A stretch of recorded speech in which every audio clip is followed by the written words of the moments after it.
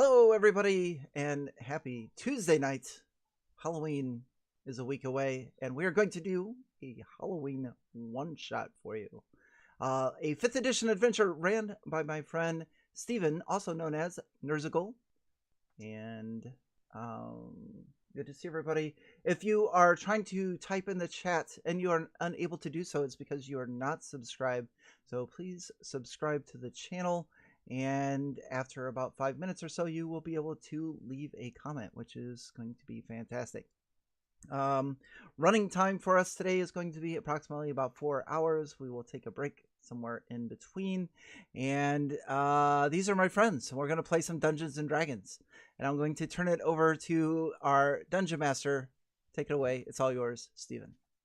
Hey everyone. Yeah, the adventure we're going to play today is the Scourge of Skalintown, which is initially the showdown in Skalintown from my Dungeon Master's Toolkit 2. All the kind of basic stuff in here is the same, but I've done a lot of these with Wally, and then even outside of the Halloween one-shots, I've run more horror one-shots with Wally. So at this point, he's done almost all of my scary content, and so we got to keep it fresh for him. So I've modified an old one. Next year, I'll try to come up with an entirely brand new one, but for now, I think this will work nicely with some scary spins on an existing adventure. This is our fourth annual, I believe. This is our 4th year in I couldn't remember this. Mm-hmm. And then I know we run a couple other ones outside of that, some of my favorites, but oh yeah. And there's time constraints, some of them are long. But you can check those out. I have a Tome of Horrifying Adventures as well. It's one of my books out there. Like Wally, I've got a book out there, but that's got 10 Halloween-themed adventures. If you want to check those out. So this one's for my Dungeon Master Toolkit too, but I got a whole book of horror adventures. If you're looking for them, you can find that at the DM's Guild. But yeah, with that, we can kind of get things started off. All right. So you guys find yourselves walking down sort of weary, hard-trodden road as the sun's setting in the distance. It's starting to hit nightfall.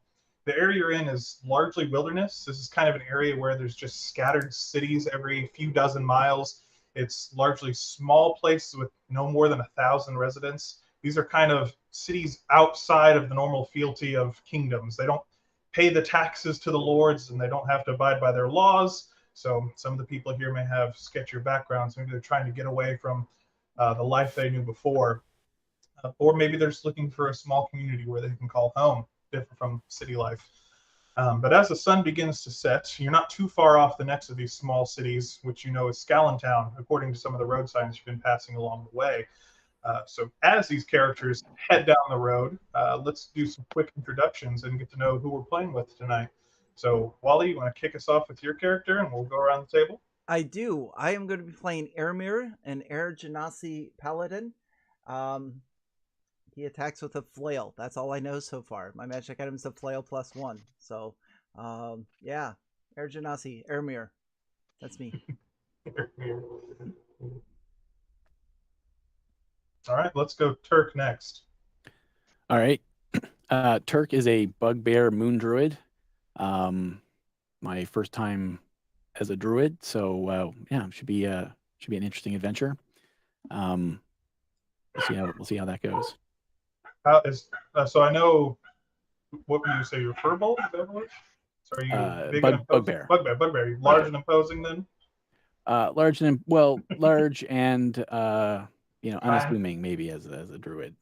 All right. Lycoris, how about your character? My character's name is Lycoris or Licorice, depends on the pronunciation. She's a Kalashtar cleric from the Grave Domain. She's basically, her body is like grayish because she has experienced something in the past, and she hears voices inside her head. Touch on that. Do we know that she has voices in her head? No, but you know that her skin color is odd, to say the least. Okay. All right. And then finally, we've got Ronan. Ronan, he served a lord years ago and died in the service, and has recently been raised from the dead. And he serves no lord, so that's why he's now Ronan. He has no name anymore. And he's basically a walking skeleton in samurai armor. So I'd seen your character image. Is it obvious that you're a skeleton, or are you like, if someone didn't know, is your armor like concealing that fact? Yeah, the armor conceals the fact that he's skeletal. All right. Is your parties? I assume they're in the know Oh. about your origins. Well, at least Licorice does. Licorice has worked it out. We've had words. Bonded over a shared experience, if you will. We keep a sword distance. Yeah, right, so- we keep each other honest. Oh, It's like, why does he always sleep in his armor? why does he always run away when I turn undead? I don't get it. Are you a paladin? I got to detect this. It's something right behind me. Well, yeah, that's Paladin. Actually, I'm not sure if I do detect as undead or not. I don't think I do. Oh yeah, because you were reborn. Yeah, reborn. Right. So Very good. maybe not the undead tag, but all right. Yeah. So that is our Yeah, ragtag. and his eyes glow blue, not the classic red of skeletons. Not like, So not like he's not evil, because you don't allow evil characters. yeah, he's been done wrong. Yeah. All right. So that's our ragtag band of adventurers. And as you all are heading down the road, I need you all to make a perception check for me, if you will.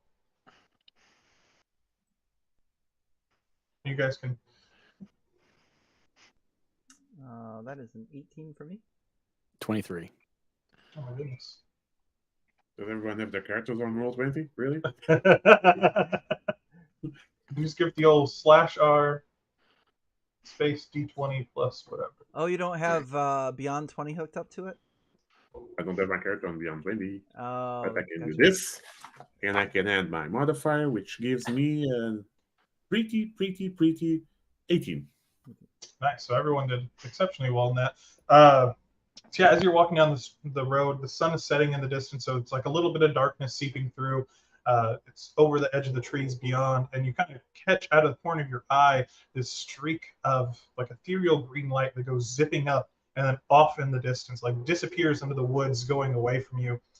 Pretty clearly not a natural phenomenon. You know, this isn't like a shooting star, you know, it's the Aurora Borealis type of thing. It's there a moment and then it's gone the next. So it's like for a moment you think maybe it's a trick of the eyes, and then you like look around, everyone notices. So kind of past glances, and are pretty confident everyone saw this streak of green energy blaze through the sky. Did you see that? Was it just me? Maybe it's just me that is seeing things. Is it over Skalintown? Is that where we're headed?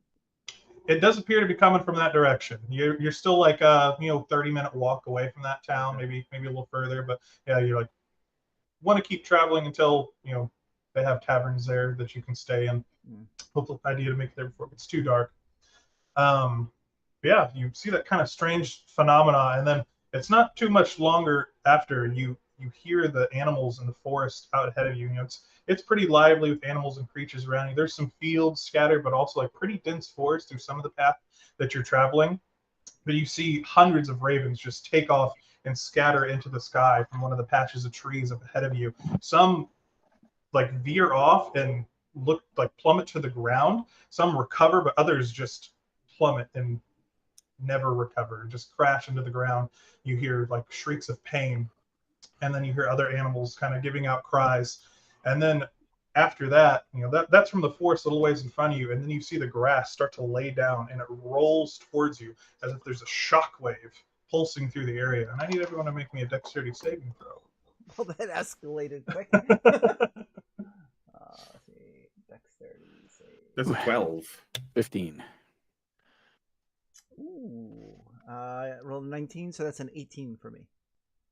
All right, everyone did fantastic. So you guys, you see the grass like lay down to that wave it's coming for, and you brace as it hits you and gives you a nice jolt backwards. You manage to keep your feet though, and after it passes by, look down, and your clothes is like ice encrusted, as if you've just been hit. Like you spent a night out in freezing cold weather. There's like little ice shards along your flesh and along your clothes. It pretty swiftly melts. We're in around this time of year, late fall, so it is chilly, but not like freezing, and so like that hits you and you feel that intense cold goose flesh all up along your body, but it's gone in just a moment. Like after that shockwave passes, you've got that layer of ice, and you can see the fields in front of you too are covered in that same layer of ice if it was an early morning in the middle of winter. Oh. I was hoping for a relaxing time at the end, but it appears that our assistance may be needed, of course. This place looks too dangerous. Let's go somewhere else. Classic. And Nope. you do note, like, after that happens, the animals are quiet for quite a while. Like, there's just, before, like, bugs in the fields and some birds whispering other, like, sounds of night, and it is just eerily silent And that's going down this road. And that's after the aura blast. After that shockwave sort of hits you, and that lasts for about a minute, and then, like, things start coming back. But in that moment, there's just that cold and that silence, and is just an eerie feeling sweeps over you because you're not used to such silence, especially out here in the middle of the forest. Yeah. Yeah. Sounds Continue like a onward, or? Well, Right. that was ominous. Mhm. Yes. All right, so you Now, guys can. continue. Not much to see here, though. But yeah, you guys continue on your journey. The sun does pretty much fully set. It takes you about 45 minutes to reach the town. You can finally see the flickering lights of Skalintown up ahead of you.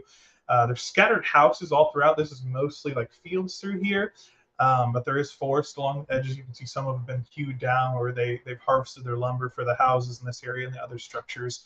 But the road that you're on converges in sort of a central cluster of buildings. You can see a tavern. You can clearly make out a church, a blacksmith. You can see some of the tools even from this distance in the town as it's illuminated by torches.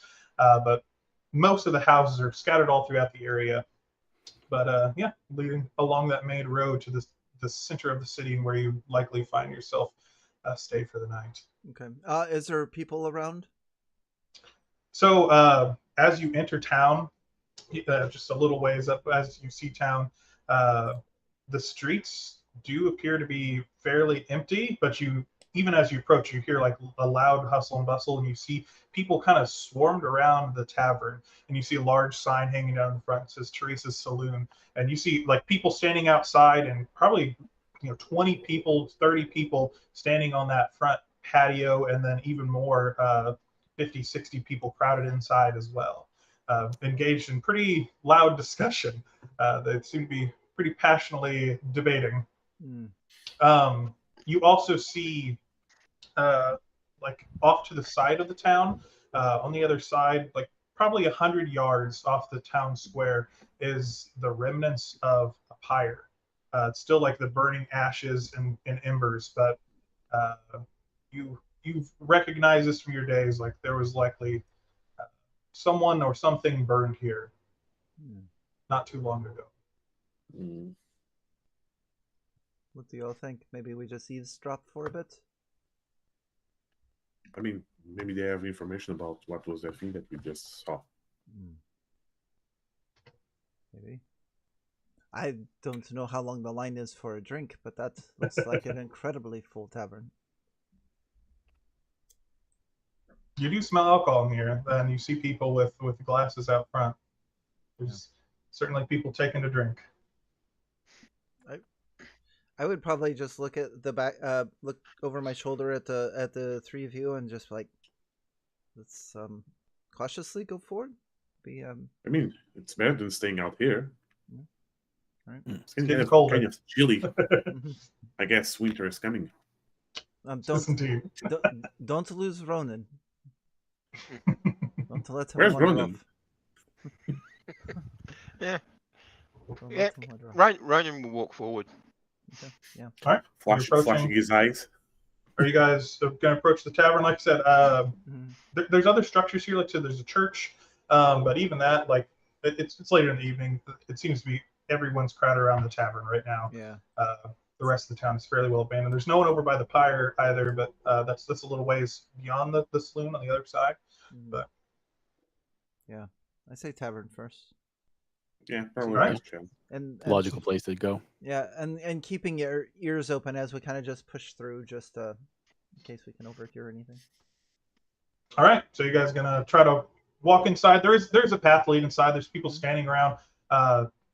There's like stand-up tables outside and people exchanging drinks, and you can hear them in conversation.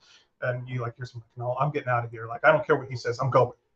But people seem to be on edge. You do notice it's mostly men of the town. There's a few women, but no children present right now. Okay.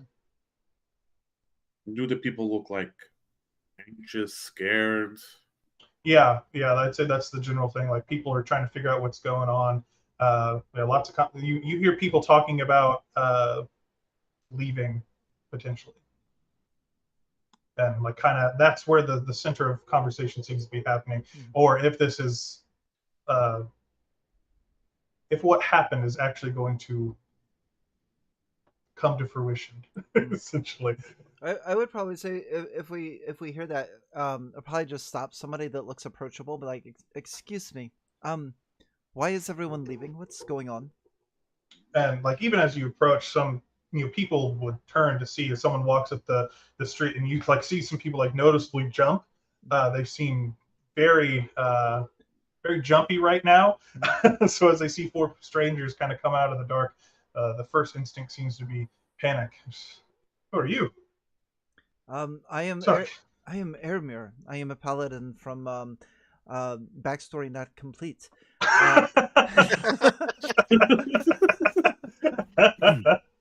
I've been there. All of the complete background story. I like that paladin.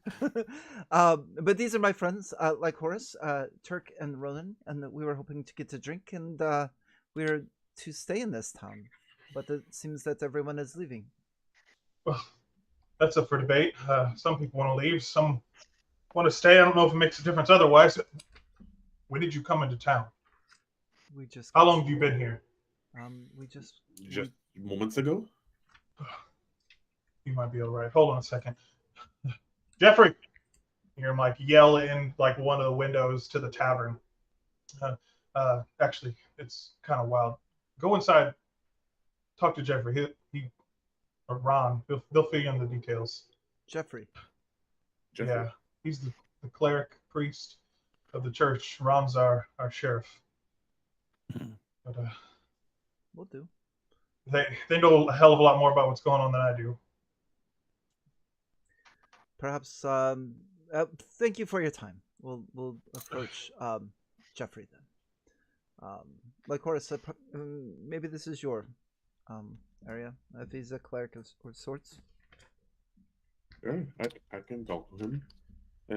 We enter the tavern, I assume. Yeah, so you guys walk. Is there anyone there that strike me as priest? Or pretty much like you open the door and you can see this place is fairly crowded. There's a lot of people are on their feet. There's tables, but almost no one's sitting down. Like there's kind of just one of those situations where people want to be up on their feet. There are a few people at the bar. You see some there's a bartender, two bartenders at work. You see people going around serving drinks. But right as you walk in, there's a couple of people like out in the middle area where it's a little more cleared out as if people are listening to what they have to say. This is kind of a forum, and you see one of them turn, and yeah, he's wearing those priest robes, like black robes. He's got a gold chain necklace with a large coin with a woman's face on it, and like a couple four-leaf clovers, which like Horace you'd recognize as Timora. It is her pendant, and he's sort of a tan-skinned man with like finely groomed, dirty brown hair. He's got a goatee that's nicely trimmed up, and he turns to look at you. He says, "Praise Timora. Did I not tell you our prayers would be answered?" He starts to walk over in your direction. He gives you like a look up and down, like a quick assessment as he looks to each of you, and then gives an approving nod of his head. Jeffrey, I assume. He says, "Yes, and by the look, I assume you are adventurers. The fortune of Timora shines upon us this night. You've come in an hour of need as my goddess. She protects, she gives." Yes, we are adventurers. We just got into town. What's all the confusion going on around here?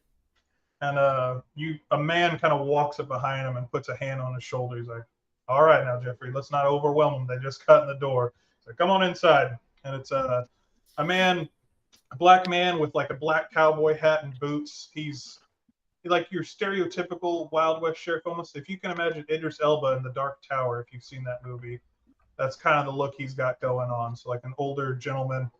He's got dual crossbows hanging at the waist, and he reaches over and offers his hand to you. like Horace, you're the first one in the door. This is Ronald Gardner, sheriff here in town. You can call me Ron, though. Pleasure to meet you, Ron. It's a pleasure same. I wish it was under different circumstances, but welcome to Skalintown. Why don't all you come on inside? Will do. Thank you for your hospitality, of course. Says, well, you've kind of seen the chaos around us. Well, these wildlands, if you've been traveling out here, you know there's people of all sorts who come out to these parts. A lot of people trying to make a new life. Not a lot of us ask questions about who you once were before coming to these towns, because people are just trying to turn over a new leaf. But one such resident we found was up to no good, we'll just say. It's a man named Volden. And, a few nights ago, some of our guards noticed him sneaking out of town. Thought he had the cover of fog, but he went to one of the local cemeteries and started digging. What exactly was he digging? Came back with a large bag. We went and checked out his home the next day when he was gone.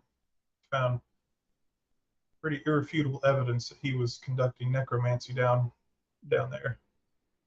And normally it's heinous magic, but even we could, potentially turn a cheek. But it was the people of this town, even some of the younger ones, that he was using for his magics, and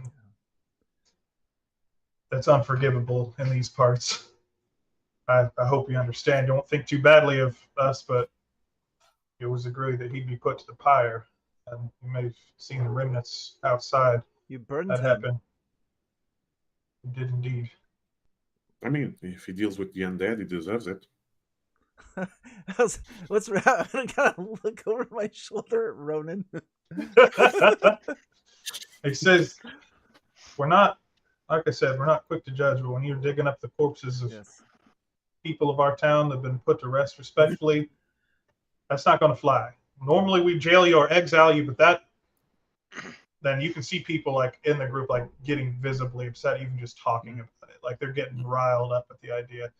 He says, we put him to the pyre, but as he burned, his clothing burned off, and there was these runes that carved into his flesh. I'd never seen anything like it.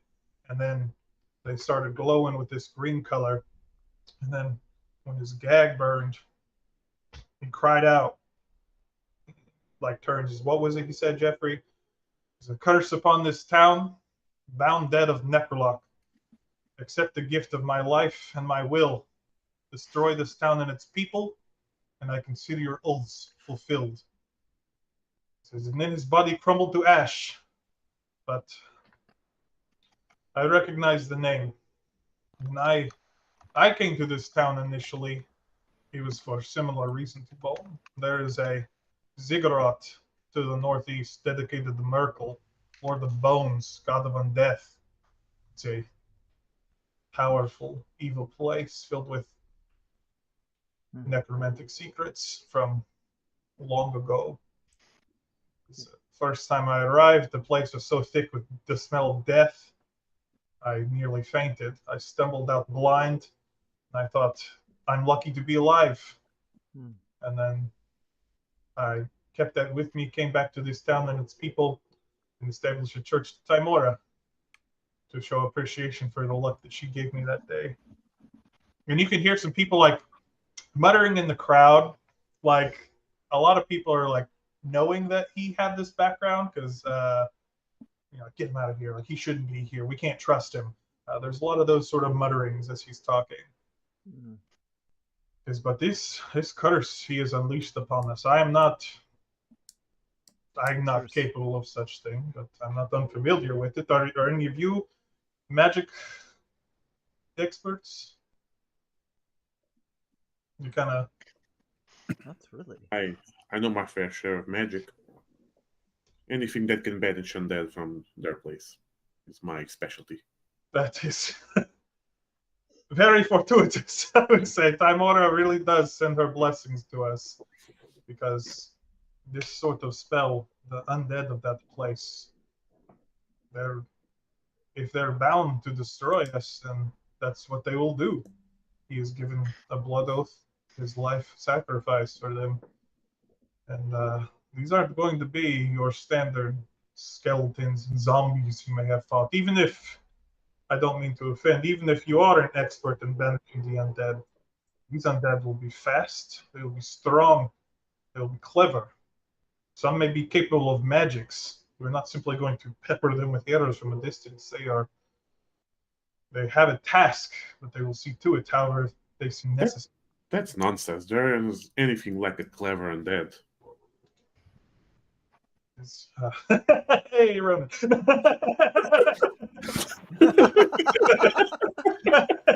Can't happen. I know most are mindless creatures, but Yeah, Ronan is just staying there silently, not breathing. Medically. Just this is what you.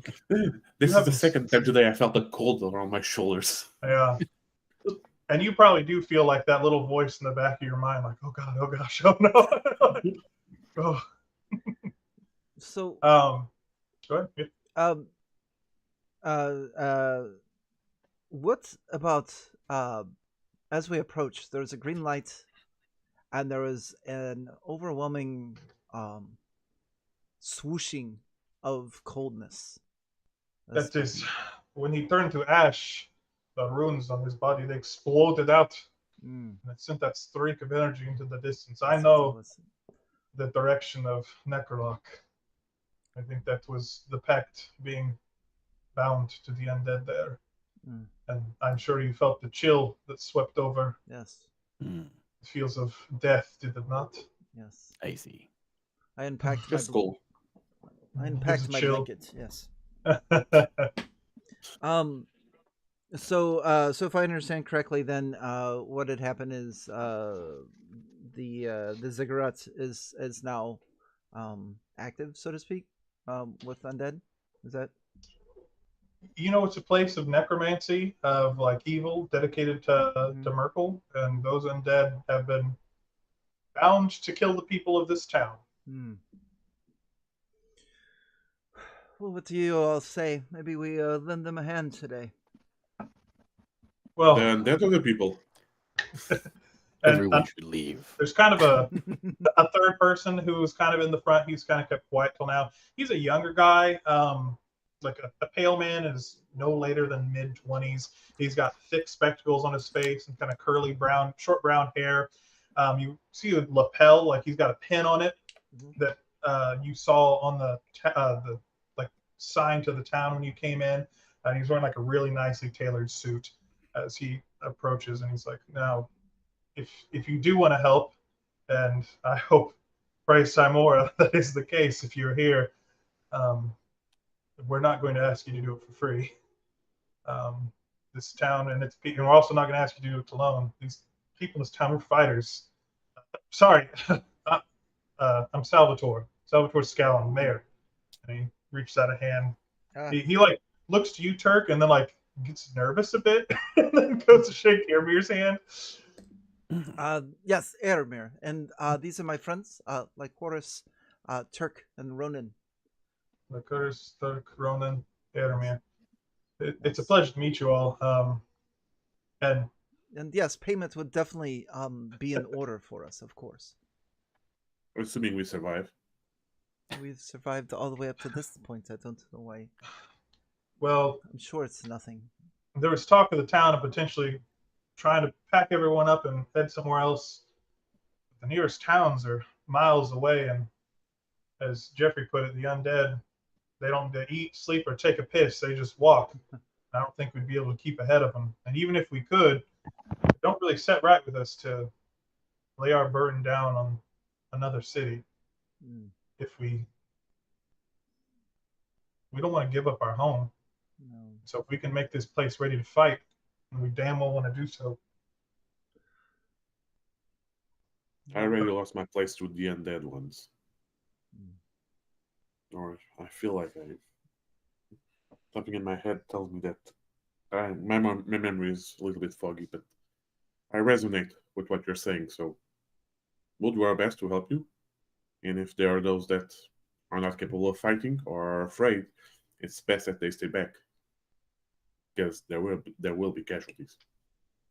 You see the mayor like nods, kind of strokes his chin. I've already got some ideas in place. Do you have any idea how many undead are we talking about? And Jeffrey pops up again. He says, "Well, I've been there before. A pact like this. I don't know what Vold managed to do in his time where he was in town, but at least dozens, if not 100. It's hard to say exactly, but I've made the trek there myself. It takes quite a while for a person going on foot. Like I said, I have to rest, I have to sleep, but undead marching endlessly, I'd say we have 3 days before they're here. So we do have time. Time is another gift Time Lord has given to us on this night.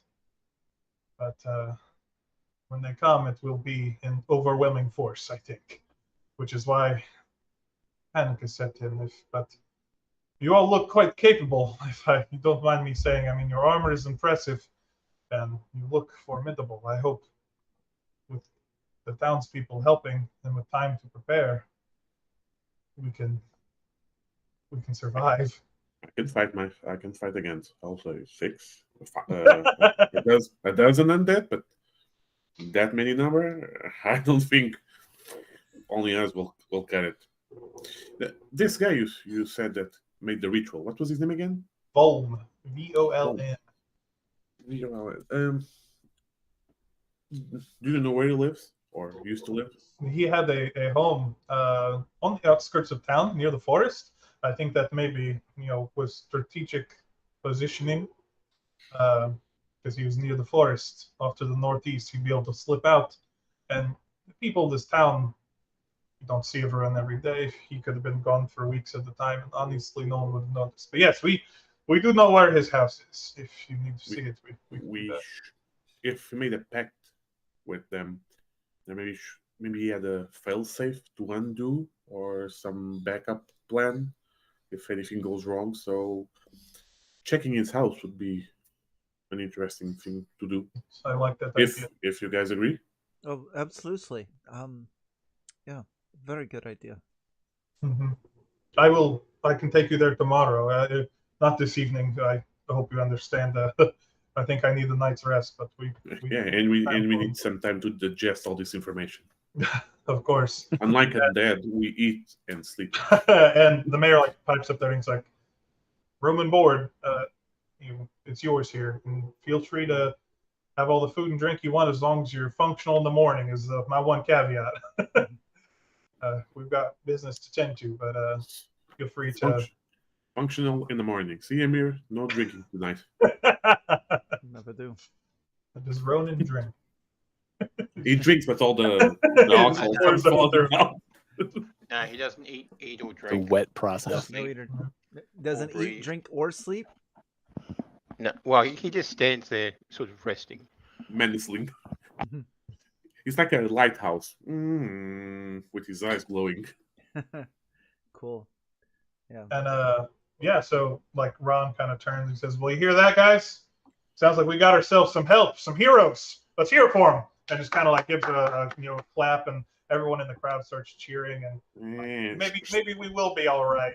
Save the cheers for after we deal with them. Maybe the fear dissipates a little bit in the room, though, and you kind of feel like those people needed that. Yeah, I'll do a little bit of hero wave. And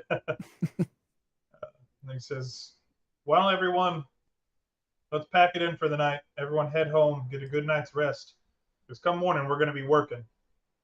And you see everyone start to gather the things, polishing off their last drink as they sit down and kind of start funneling out. Salvatore, the mayor, he turns to you again. He says, "I think I can do 2,500 gold worth of gold bars and gems from our mines in exchange for your help. And I can get you a deed to a house in our town if you want it." I think that sounds good to me. How about you guys? That should finally be the last piece that I could upgrade my armor for. There you go. Like I said, you talk to Teresa. She'll get you rooms here for the evening. But before you head off to Bones, you come find me in the morning, all right? Mhm. And I'm going to be some ideas that I've been playing with in my mind. Perhaps we can figure out what to do. Fantastic. Sounds good. Yeah, I don't have anything else for him. All right. And Ron says, I'll come find you in the morning so I can lead you over there. The manor just outside of town. But you all rest up. We'll do. And thank you. Absolutely. And more people start to funnel out into the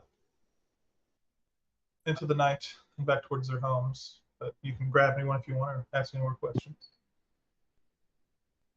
I think I'm good. So what do you guys want to do? Maybe we check out where they burned that dude alive? Yeah. We can see if there's any clues there. But I don't know if we'll find anything there that might be useful. You said it was still burning, right? They're like Smoldering? embers. Yeah, smoldering, yeah. It's burned down, but there's like still, some heat and some light. I mean, you can sift through it, yeah. Okay. Yeah, let's go check. All right. I mean, it's just outside the tavern, right? It's like 100 yards away, yeah, to the northeast. Okay. At least we can heat ourselves up after that cold wave. Yeah, I love heating myself up on dead It was nice and necromancers. warm in the tavern. Lots of bodies, nice fire in the hearth. Yeah. You guys head out of town, or head out not out of town, but well, I guess a little bit. Thanks. So you guys head let's out. go. Turk, what do Start you think? making your way that way. Oh, go ahead. Turk, Ronan, sounds like a plan. Do you have any other ideas? No, we'll see fire. Okay, Fire good. we go see fire. All right, so you guys make your way out of the tavern. You head off, kind of off the main road, just outside of the main cluster of buildings, and you see this area that's been set up. It looks like it was kind of makeshiftly put together. Like this isn't a normal thing that happens in this town, but they found a place for it all to go down. But yeah, you still see those smoldering pieces of wood. It's burned down for the most part, but yeah, do as you will. Okay.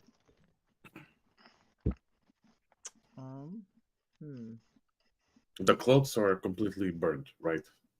Yeah, So yeah, it looks like Nice. his clothing is burned away, but there's ash piled up around like kind of a base pole. no thick. bones and such.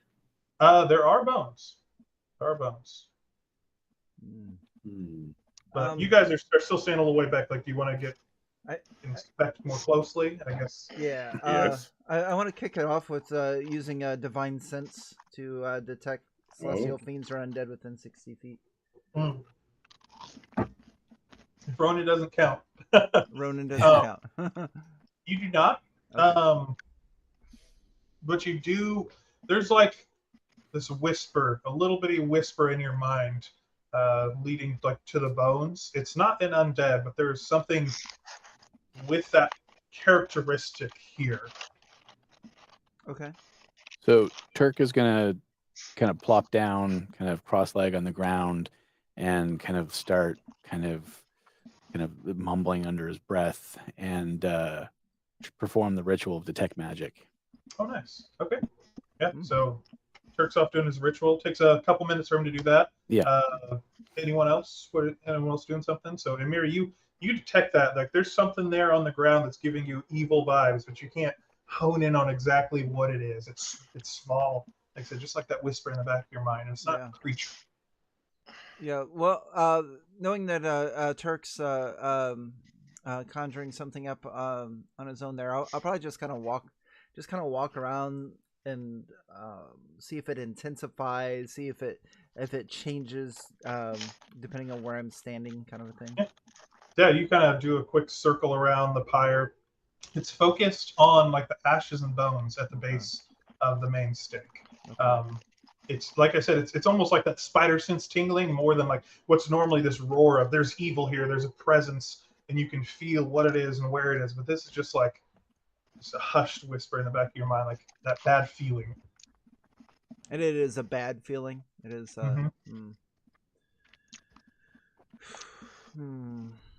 I will relay that to Not to Turk because he's busy, but I'll relay that to Lycoris and Ronan.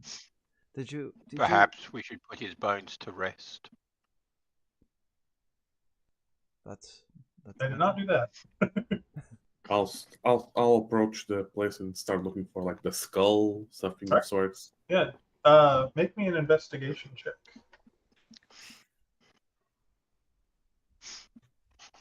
You find the skull. I mean, you find the bones that are scattered up here. Like you find the components of it. Like you're sifting through the ash, but it's a dead body.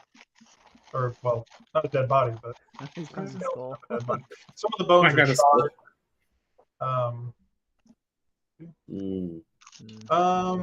You guys want to bury this? Give it like a proper burial? The skull? Sure. The bones. Pick up the bones and such. You would think that will ease his soul. You were looking explicitly for the skull, like Horace? No, I was looking for bones, skulls, the remains. Yeah. I mean, if you get to the skull, and I mean, even that you were trying to find it, you do see that there is a pendant that's like still hanging around the neck, like a silver chain, and you see like a skull, like pendant attached to the chain with some like ruby eyes. You'd recognize it as like this is probably a sort of amulet to Merkel, Lord of Bones. Does any one of you have detect magic? Doing that. He's doing. Yeah, the Turk will be with us in a moment. Perhaps we wait until. I'll gently pick up the pendant. By the way. Okay, yeah, like tenderly picked it up, and yeah, it like spins as you hold it up, and you can see like the little rubies like gleam in the torchlight. It does while I don't know, Amir, when he picks it up, you realize like that's the source of that bad feeling. That's it there. So there's bad juju associated with that pendant. Yeah. I look at them and I'm like, I have a bad feeling about this. Yes. This is just it's been spinning the whole time, and like when it finally stops, it's like looking right at you. There's like those little ruby eyes. Little look back. Turk should be done in the moment, I would think. Perhaps I wouldn't hold on to that too long if I were you. What's the worst that can happen? You remember that one time? I like the idea. Yeah, but that was just one time. But that was after the other time. And then but that time was time was different. And that time was not my time; it was your time. So we don't have time for this. Oh yeah. All right. So anything else you guys want to do in the area before Turk finishes his ritual? I think we wait for Turk. All right. Yeah. So Turk, you guys wait a few more minutes for him to finish chanting his ritual. Detect magic goes off, and you open your eyes and see the world through a new light. A whole new world. So yeah, you want to go over to the pile and search around too, or are you just looking at that? Well, I mean, I've been kind of not really paying attention to what everyone else is doing. Fair. But yeah, Turk would kind of get up and presumably see the group and see what you're still holding it? Yes. Yeah.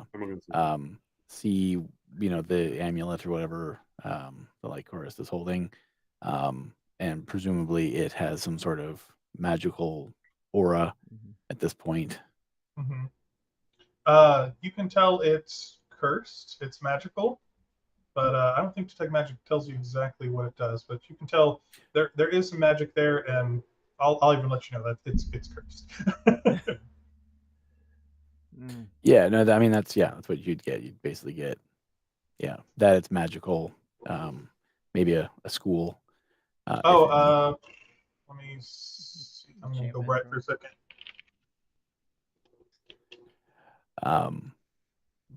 But I guess as well, I would take a look around and see if there's anything else.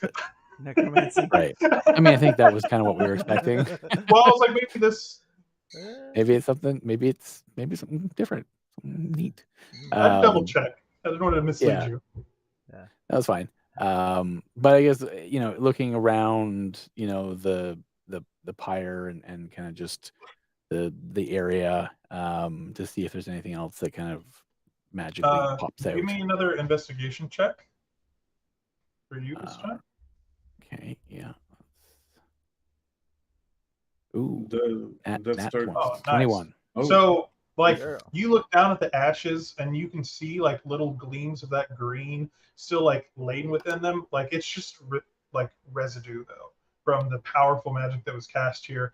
That powerful necromancy of that spell that he cast to bind those skeletons, or undead.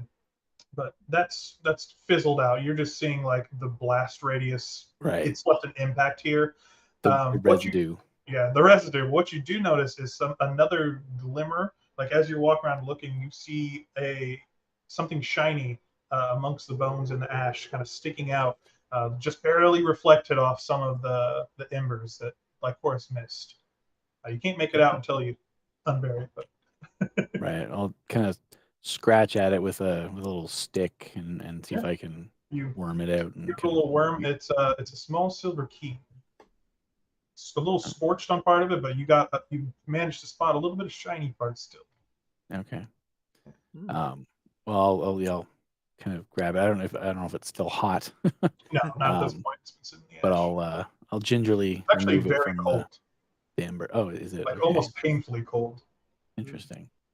Yeah. So I'll kind of tentatively pick it up and be like, "Ooh, that's cold," and kind of grip it with my little claws and pick it up and I guess look at it. So does it resonate? Is magical the key, or is it just magical. shiny? Just shiny. You just rolled a 21 or so. Yeah. You saw the key. Oh, the key. Okay, cool. Yeah. Well, and I hold it up and I don't know. I'm gonna try and give it to Lycoris or someone to hold on to. Okay. I assume it's metal. The key. Yeah. Yeah, metal key. No, I don't want. But it feels like someone put the key in the freezer for like a couple hours. Right. And you pull it out and you're like, ooh. Perhaps maybe Ronan. Yeah, how are you with temperate things, Ronan? Hot and cold. No, It still affects him. Okay. So never mind. But he'll take it. He'll take the key. I mean, yeah. I'm not a fan of metal things. So very good. somebody can. That's hold this. That was a clever find. Well done. Well done. Hey, what are the odds that the key is for his place? It might even be for something inside of his place. So when we go tomorrow, perhaps we do a little bit of extra snooping around and see if we can find where that key would be. And his magical gun locker. Yes. And what do we do with the bones and the pendant? Do we just bury it? Do we take the pendant with us? I think we find something to put that pendant in. Yeah, I don't think we should just leave it for other people to stumble across. Some kid to find. We'll just give it to somebody. Yeah, we should probably take that with us. And does anyone have like a lead box or something? Surprisingly, not my starting gear. Give me an Arcana check, Turk. Okay. Sorry, just because you detected the magic. All right. Yeah, that's not my Daniel. thing. 5. More nature magic than arcane magic. Okay. Yeah. So if we don't have anything, I'll take like some rags or what's not. And since I did hear it, I'll just wrap it up as good as I can and put it in my pack. And it does feel to like stifle that bad feeling once you kind of have it wrapped up and tucked away. Yeah.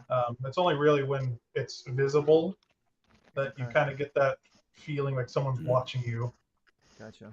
All right. Yeah. I'll wrap it again. And then put it like in one of my spare boots. Maybe put it in like a tinderbox or something. I thought about that. I was like, I'd dump out the tinderbox and then put it inside there. Yeah. There you go. We'll do that as well. All right. Cool. So who had the key and who had the amulet? You have the amulet, Irmir. Who has the key? Ronan has the key. Ronan has the key. Yeah. Yep. And then perhaps we just spend the next 10 minutes Maybe Turk can walk around with your detect magic, and the rest of us we can bury the skull. Just the skull? No, all the bones, all the remains that we find, even like little pieces of the clothes that didn't got burned. We dig a hole and we bury it all. Bury him on crossroads. There's so many rules. I forget these every time. All right. Yes. We'll do what Ronan said there. All right. So you guys maybe, But not trying to very. think of shovels. Not very. Oh yeah, that's right. We need a shovel. Anybody have any like? I'm sure Yeah, you can get I the don't shovel. have any mold earth. I'm Yeah, I gonna, mean, We have shape water. I could take that emblem and like dig with it. I mean, if you guys want to go back, like you could swing by the blacksmith and grab a shovel there if you want. Yeah. I'm sure if you went to the tavern, you could Yeah. grab a shovel. But we'll just say I you used- guys managed to get equipment to do some digging, Okay. Yeah. and you spend however long it takes to bury a body. We'll call it 30 minutes How long is that exactly? Yeah. with 4 people. Yeah. I'll look. Asking for a friend. I'm only doing this because of you, Ronan. Otherwise, I'd have left that there just so that you know. Ronan All is the wisest among us. So you bury the body, tamp down the earth, and you're not sure if it's magic, but there is a sense of ease. Cool. All right, that was a great one shot, everybody. We got it. Yeah, you We're got all- it. You buried we're- some neck. And the And, key. and now I cast Revivify. And now I cast Revivify on him, and we join him. We kill him again. Yes. I think that was it for us to check out, wasn't there? You said there's Well, a church. Should We were go gonna there? check out this church. place, but that's tomorrow, right? Yeah, We're we'll gonna do check that out this place tomorrow. There's a church of Timora right next to the tavern, like kind of off the main street. So you can even look. You guys, if you look on Roll20, you can see the tavern and then the church kind of next door to that. Okay, Yeah. the church is next door. With the stained glass windows. Where would the pyre be? The pyre is off the map a little bit to the north. It's in the dark. They didn't want it to be too close to the main cluster of buildings. Okay. Mm, So this is a church, Mm-hmm. and this is a tavern. Okay. Yep. How do I- Blacksmith How do down I move the map? Isn't it like a space bar? here. Middle click, I Right. think, or Right click, drag.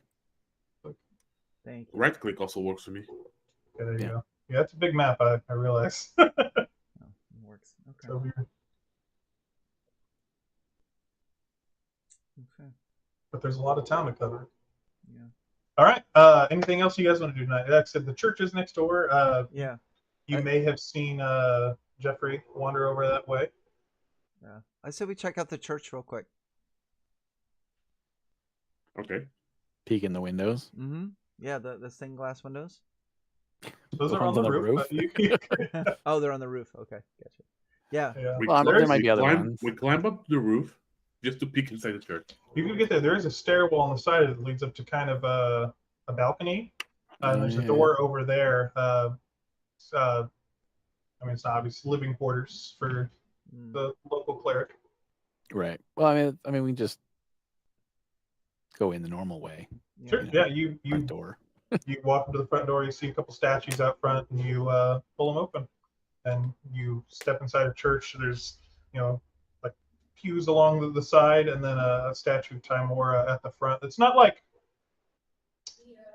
the highest of quality. You tell it's like someone just doing their best, but it's nice. Okay.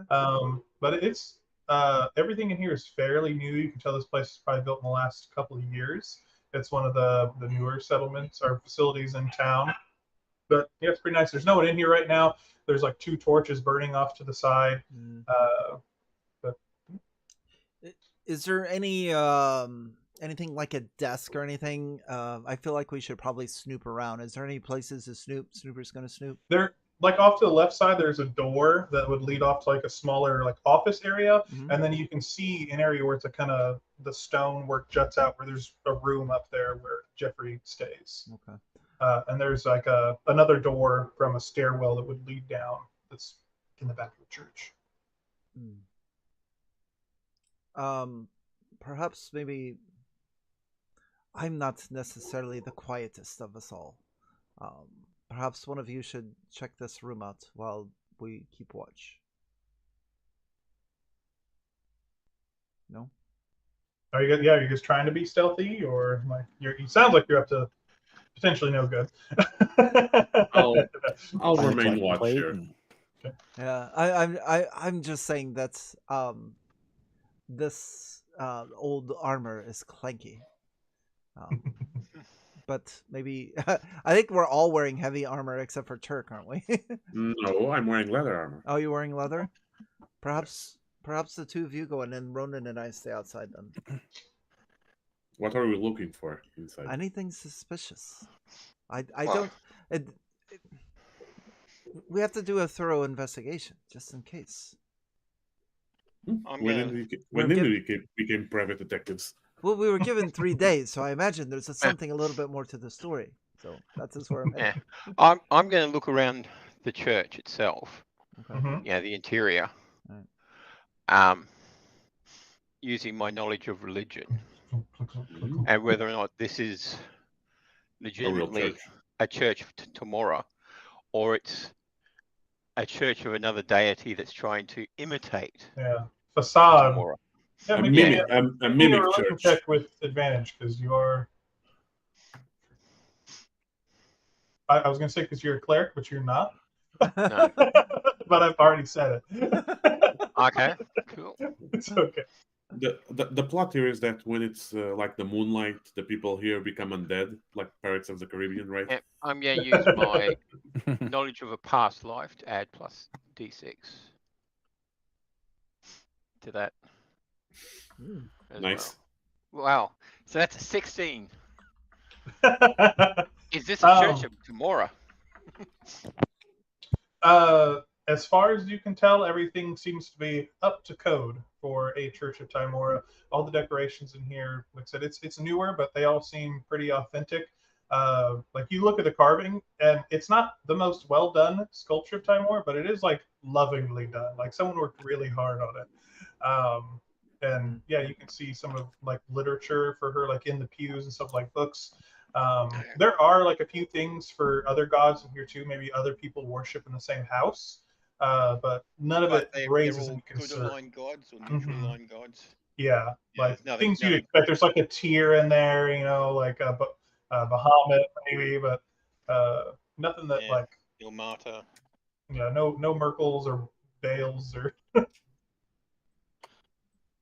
Only they don't good do gods. that in public. But you were gonna try to sneak into that back room to you? Is that still the plan, or? I suggested it. It's up to you guys if you don't want to snoop. That's I don't mind snooping. You guys head on over that way, and like I said, there's a simple wooden door. Looks like it leads to another room. You try it, and it is locked. But you can see like a keyhole. If you have the tools to do so, you could potentially finagle it open. Or if We you have a break key. it down. Or a druid, yeah. Yeah, Mouse I might be able to screw don't. into the door. I don't have any lock picking skills.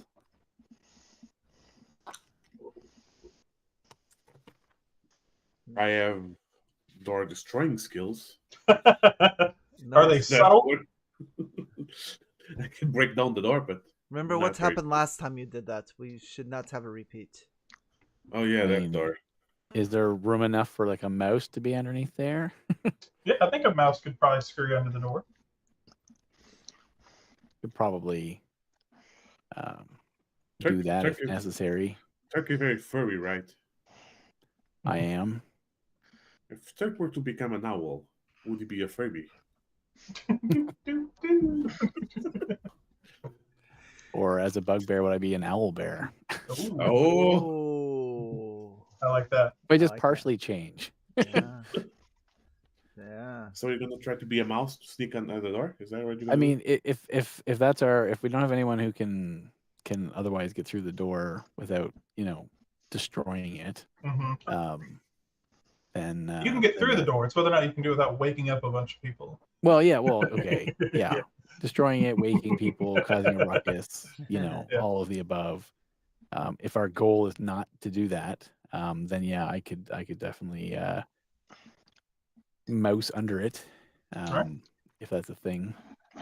Yeah, you mouse your way under the crack in the door. Like it's still tight fit, but mice are kind of flexible, so you Yeah. squeeze under and pop out on the other side, and you find yourself. It does seem to be like a pretty simple office. There's 2 bookshelves on the back. There's no light in here right now. It's like completely dark. There's a desk in here with some papers and books stacked on top of it. A couple the drawers. Then there's a few chairs lined up in here. Seems to be pretty standard office from like just initially crawling under, but there's definitely things you could investigate further. There's a window high up in here, but none like down low. Can I see, as still as a mouse, kind of having walked under the door, can I see from the other side of the door whether it'll open, like from that side? Oh, yeah. I think if you were to unshape shift, you could probably like click the lock. That's what I'm Open. saying. Like, yeah, if I turn back into my regular size, Oh, you can can I trapped. can I get out without turning back into Yeah, a I mouse think. again? Yeah, I'll say there's a lock you can unclick. You'd have to leave it unlocked probably. Mm, Uh, mhm. but I mean, I can obviously shapeshift again. I just curious. mhm. Okay. Well, yeah. I mean, if we're here, we might as well do it properly. So I'll come back into bugbear form, Okay. and take a proper snoop. Yeah, give me. And I guess I guess I can unlock the door, open the door for Sure. for anybody else who wants to come in. Okay, you guys hear a click on the door. Swings open. You see, Gone. once again, Bugbear Turk. Yeah. Right. Lycoris, maybe you join him. I'm going to wait out there. I'll join him. I'll wait for Yeah. for Ronan to get back. Okay. Hmm. So we'll snoop around and see if we can find anything of note. Yeah. I'm gonna cast light. Yeah. On, So you can see in there since there's no torch. Yeah. Like there's Yeah. sconces for torches. It's just dark right now. Okay. Or lantern, probably lantern. But hey guys, whoever's looking, give me some investigation checks. I'm helping. Let me see. 18. 13 plus 3, 16. Ooh. Anyone else searching, or is it just those two? No, I'm staying. We're I'm, I think we're the only ones in there right All now. right. yeah, I'm staying Well, guard. depends on how long it takes me to look around the church. Yeah, they'll probably be happening at the same time. And I will need you to make a stealth check, Ronan, while you're doing that. Mm. But we'll get back to that. Unless Be quiet like the dead. all right, okay. 12.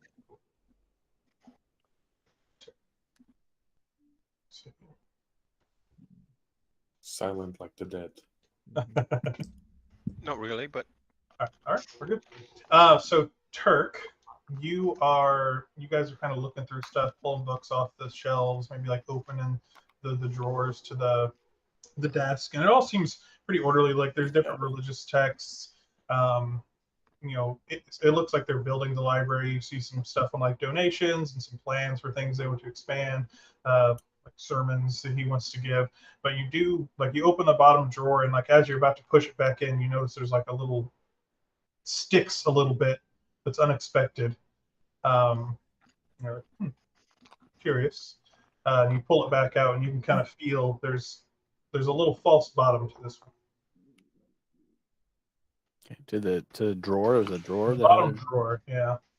False bottom. Okay. Well, then I'll see if I can lift up find the way to. Yeah, like you Get just into run it. your fingers around. There's like a little slot inside that you can get like one finger in and kind of pull up the wood. It's only about an inch deep, but you pry it back and there's just like a single book sitting there. It looks to be a journal. Okay. I will gently take that out and try not to, disturb things too much. I guess if our goal is to be undetected, but I'll take a quick scan of the journal. Mm-hmm. So there's like a bookmark in it about 2/3 of the way through. You want to flip open to the front first, or see where it's left off? I mean, I'll take a look on the just kind of open the front cover and kind of see just at the very beginning, see what's going on. But then I guess I'd probably jump to the bookmark once I figure out, like, is it a journal? Is it a book of recipes? Like, what is this thing? So you open it up and you see that is in fact a journal of like findings. There's some magic spells, like as you look through, you're like scrawled in. There's necromancy involved. You do see that this is the journal that belonged to Jeffrey Blackstone, the cleric. But you flip through, and yeah, you see like some pages are dedicated to spells. It might even have been his spell book as well as his journal.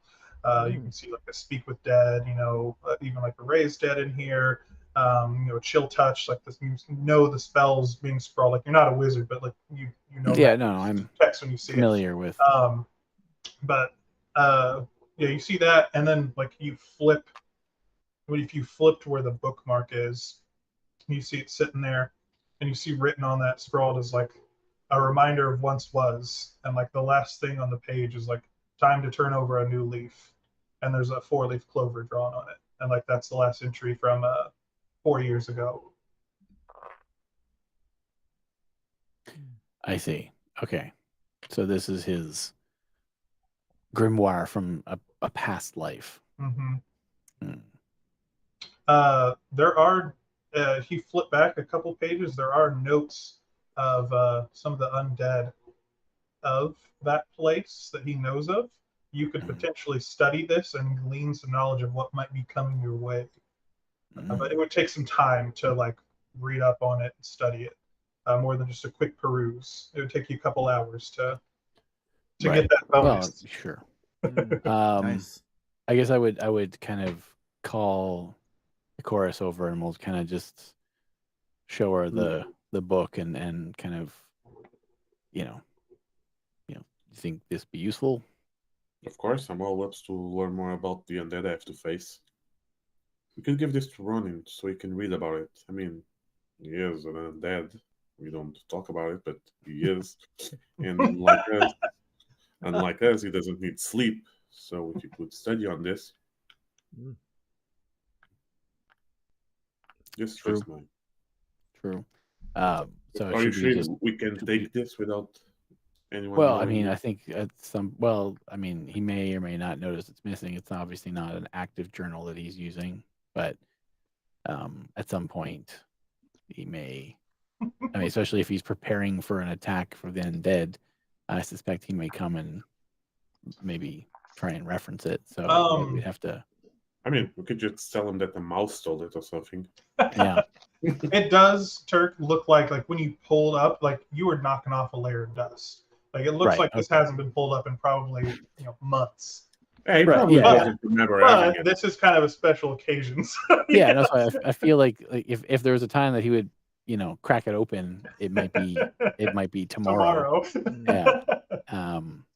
But I mean, I guess, and I mean, if that's the case, then we can come clean and say we found it and we needed it for research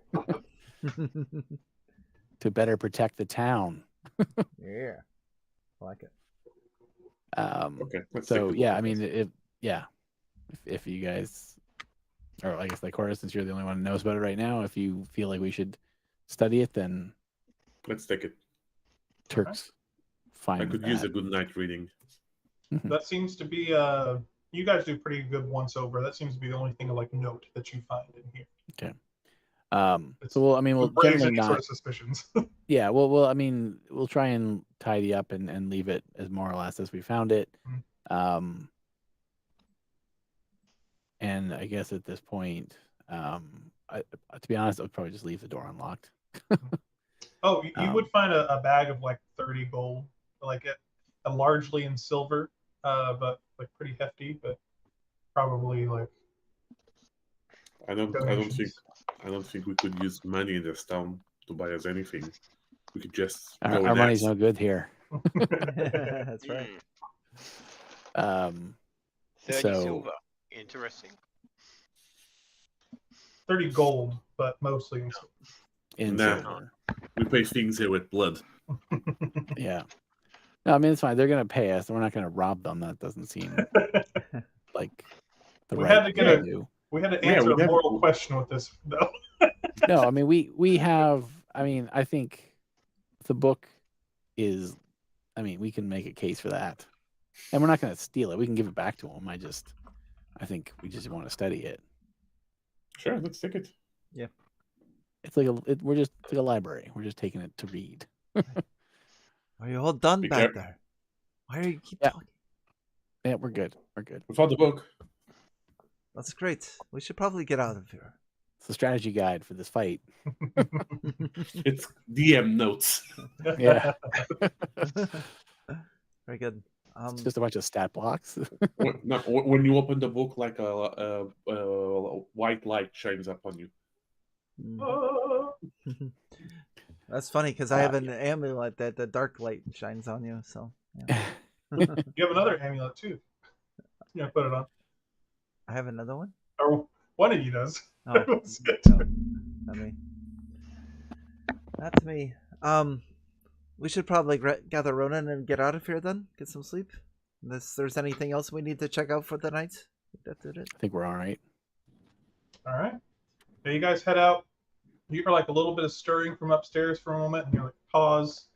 But then it quiets out, and you manage to sneak back out front and get the door shut behind you. You guys done for the night? I think so. I Yeah, I tell think so. Ronan my idea of him reading the book. Mm-hmm. Ronan, I got you some night reading. Night reading. It's a book about your family. I mean, it has undead things. Study it well. It might be important. There'll be a test in the morning. Yeah. Well, Ronan only needs 4 hours of sleep, so to speak, for a long rest. Ronan, this lady here needs 9 hours. Yeah, so I can spend the other 4 hours reading the book. All right. Sounds good. Cool.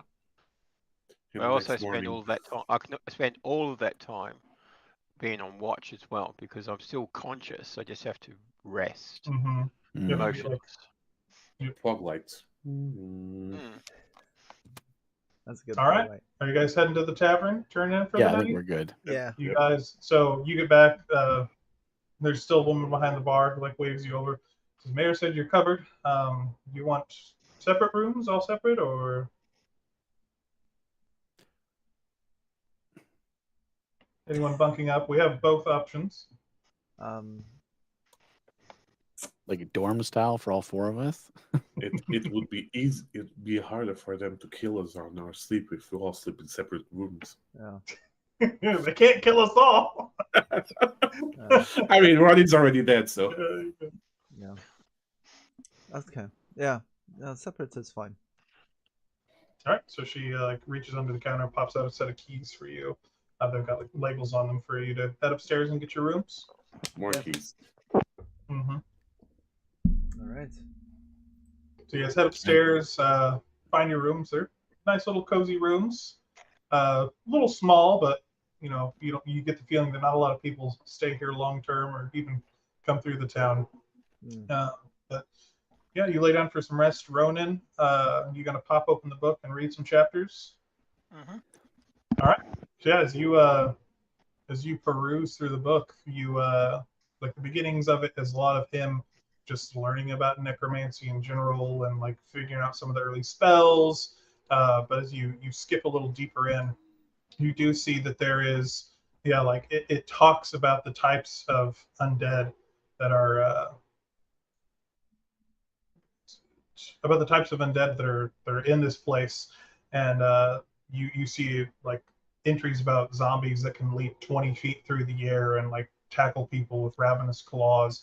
You see another entry about a creature that like has tentacle appendages that can reach out and drag someone towards them, and just swarms of zombies that act together in a hive mind and fight as one unit, even though there's a dozen of them individually. They are all but inseparable. Yeah. So you're going to have some special knowledge on what the capabilities of some of the like more powerful zombies are as you fight them as a result of these readings. There is still like knowledge here that is like you just reading someone else's notes. There's a lot of like shorthand and details and clues that there's probably more to be learned if you went to the source. So Jeffrey would be able to teach you more than what this book uncovers about these undead. Jeff, anything else anyone wants to do at night, or are you gonna get some rest? Just get some rest. All right. Everyone lays down for sleep. You wake up bright and early the next morning, or whenever you want to. As you all gather together, head downstairs. Even as you walk downstairs, you see the sheriff, Ron. He's sitting there at one of the bar stools, and he raises up a cup of coffee as he sees you come down, and then gives you a wave over. He's like got a mouthful of food, and you can see a big hearty plate sitting down in front of him.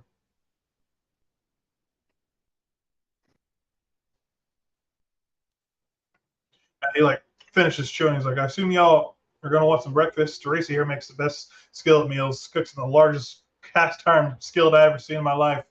And you see like the woman from last night, a little half elf, like blushing a bit. She's like, Mayor's paying for everything, so wherever you want, I get you steak and eggs or skillet meal like Ron here. Long day ahead of us. All right. Yeah. So she heads to the back and starts making you guys some meals. Ron like turns you, says, y'all have a pleasant evening in town. I know it's not a whole lot to see, but hopefully you'll start to love this place like we all do. Yeah, it's a little bit dead at night, but the mornings are a lot more lively, and you can hear like people.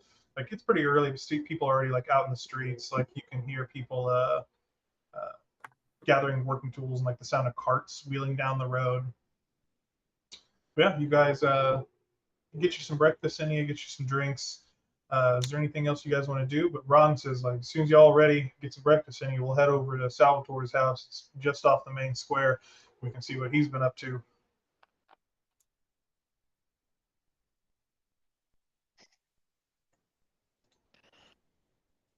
All right.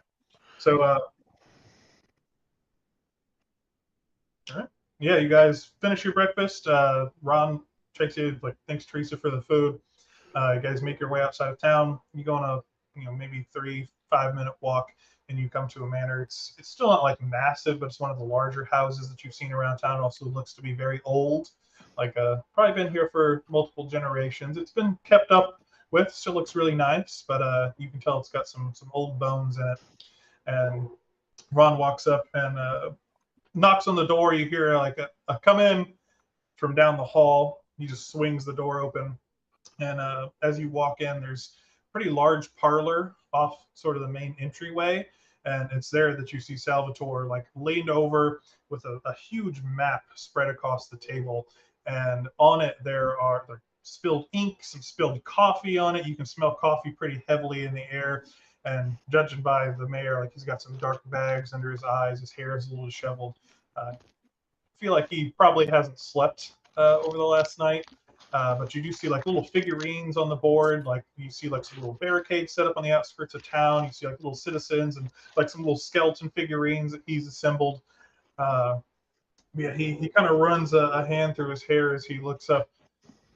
Good morning. Why don't you come on over? What you got there?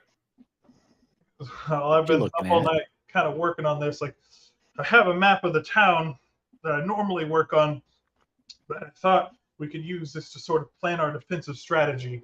As he's like pointing down at different stuff.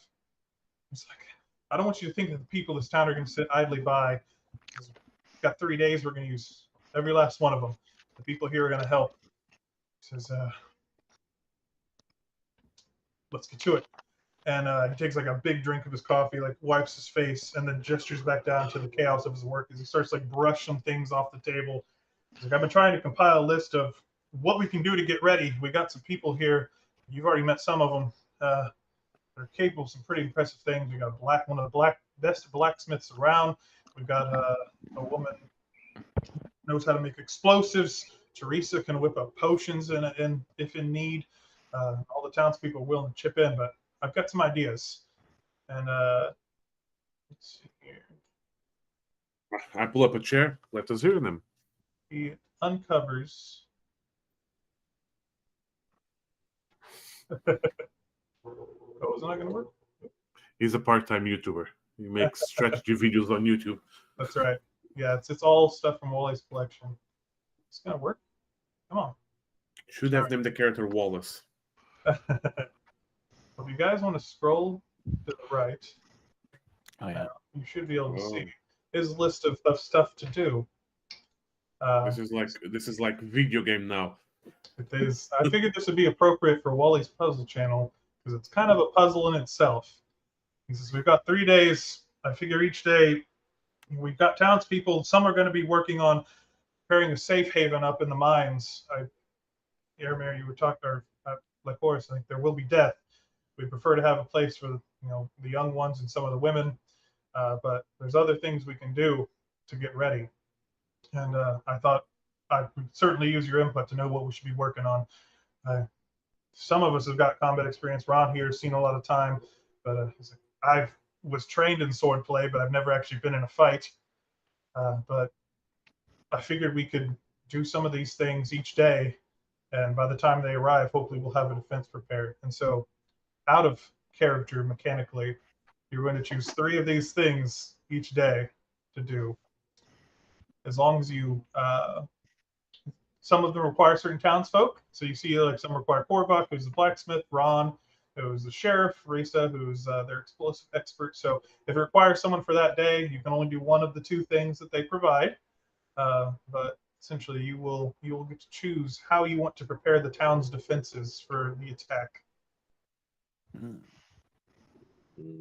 I can tell you more details about what each of these things do. I put like short descriptions, but like you can make explosives with Risa. So those can be either little mines that are hidden and explode in a localized area, or a large barrel that's more obvious but explodes in a big radius. You can make healing potions with Teresa. You can, like I said, gather undead intel with Jeffrey using his trusty books. You can I prefer to gather intel with Ronin. Craft explosive, thrown explosives that you can use in the fight. You do know there will be a lot of enemies, or dig tunnels beneath the city to have escape routes, or potentially sneak attack routes. You know what I would do in this case? I'm gonna say this as a player and not as a character, okay? I would pick I'm the townsfolk and have like Ronan teach them how to fight the undead, and we'll do like craft weapons and train the townsfolk, but have Ronan give them the intel he knows. So, yeah, for each of these, you can help. So if you have it, one of you guys can help. You describe me how you do it. There'll be a skill check, and if you succeed, you get extra bonuses for each day. So that would be a great example. If Arm the Townsfolk, Ronan's he's a fighter. He's going to show them how to behave with swordplay. He'll make a check that corresponds to that, maybe, performance perhaps. And if he succeeds, then you'll get extra bonuses to those townsfolk. And if you, like I said, if you want to know specifically what they do, I can give you details. But this is where I thought some of the fun would come in with you guys deliberating what you want to do, or if anyone in chat wants to chip in. We're also meant to check the guy's house, right? You are. Yeah, so essentially you'll give instructions. You might be able to help with some of those, but you will have time to go and I would see assume that will be the custom activity. That could indeed be that. I won't take that one from you. I really like that idea. So I will let you guys, like if all 4 of you go, you won't be able to help with the other activities, because those will be like dedicated for the day. So you can try to get those extra bonuses, but if you'd rather go investigate the house, you kind of sacrifice that for the day. Is how so I won't take it away as one of your actions though. We all don't need to go investigate the house. Like Yes. one or two of us should go. We Just can Well- split the party. Yeah, I love it. Why Well, do I Well, hear a laughter in the training background? training the townsfolk. Wouldn't that be athletics? Yeah, athletics would be a good one. I only say that because that's one of my better skills.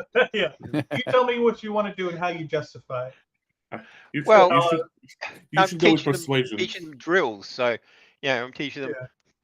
lunge back, lunge back. The usual montage. Where they Mhm. run at the straw dummy with a pike. And then up Back. and down the stairs. And I then, can see Ronin going like, you need to learn how to use this, otherwise you become like me, and then he lifts the mask. So I will give someone the key for his room or his house. I'll take the key. All right. While right, I so train what them. other things are we gonna? So this is day one. We're gonna Day one. arm the townsfolk, I guess, and / train them. All right. Yeah,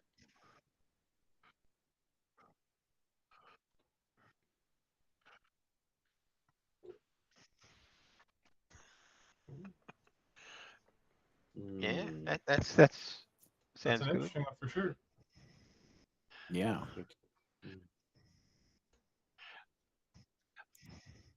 Thou shalt I'm throw the not holy that kind hand of holy grenade. cleric.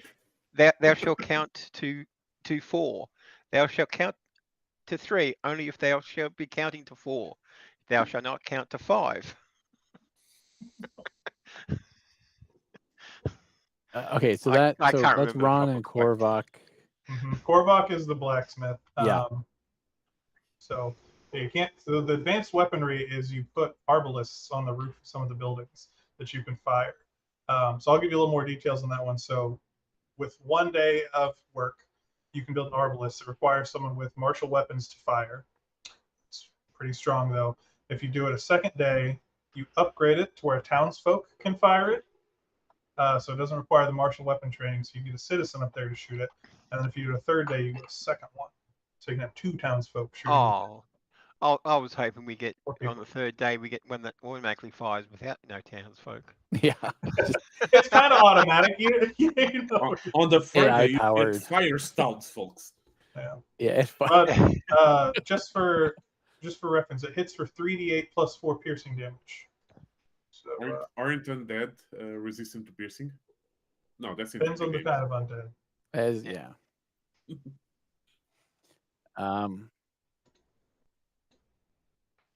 So Yeah, do we? but if we arm the townsfolk, we don't get Korvac Yep. for that. So what? I guess the question then becomes, what does arm the townsfolk give us? So mechanically arm the townsfolk is on initiative count 20. You deal 1d6 damage to 2 targets, or sorry, 2d6 damage to 2 targets chosen at random. On the next day, it's 2d6 plus 1 damage to 3 targets, and then 2d6 plus 2 damage to 4 targets chosen at random, and then you can enhance that. Feel like I'm playing Hearthstone here. But they don't miss. The arbalist can miss. Oh. That's just automatic damage that happens to random enemies. So you don't get to choose the target, but they also don't miss. So it's kind of. Yeah. Yeah. And then whatever bonus I get Makes sense though, because for we're basically taking Ron and Korvac out of the equation for that, and Ronan, I guess. Maybe. Barricade the town. I'm guessing provides some sort of defensive bonus. It's 150 foot of barricade. So it's 25 hit points, 15 AC for each 5 feet. So you guys can just put that wherever you want on the map. So you can surround, like I'll let you guys draw 30 squares worth of wall. I see. So if you want to funnel them in, choke point them, you can use that. Yeah, I do kind of like the idea of some form of barricade. Do we because we have a general notion of which direction they'll probably be coming from, right? Northeast, which we're just going to say is the top right corner, is where the ziggurat is. Yeah. but there are woods kind of surrounding the town. They could theoretically come from other directions, but yeah, that's Yeah, no, I get that. Mhm. That's they're a probably not coming from the possibility, south. You can surmise. yeah. Okay, well that's a Well, we could probably spend possibility. one day and just put like fences between each house, so the buildings are part of the barricades, and then just barricade within there. Because if we've only got 30 squares, You're saying like 30. 30 is a lot of squares. yeah. Yeah, I mean, yes, I mean we could, I guess, in theory, I think with 30 squares, we could kind of connect all the buildings to kind of create a Yeah. massive barricade. fortress, essentially. And then just Yeah. have one way in, so that Yeah.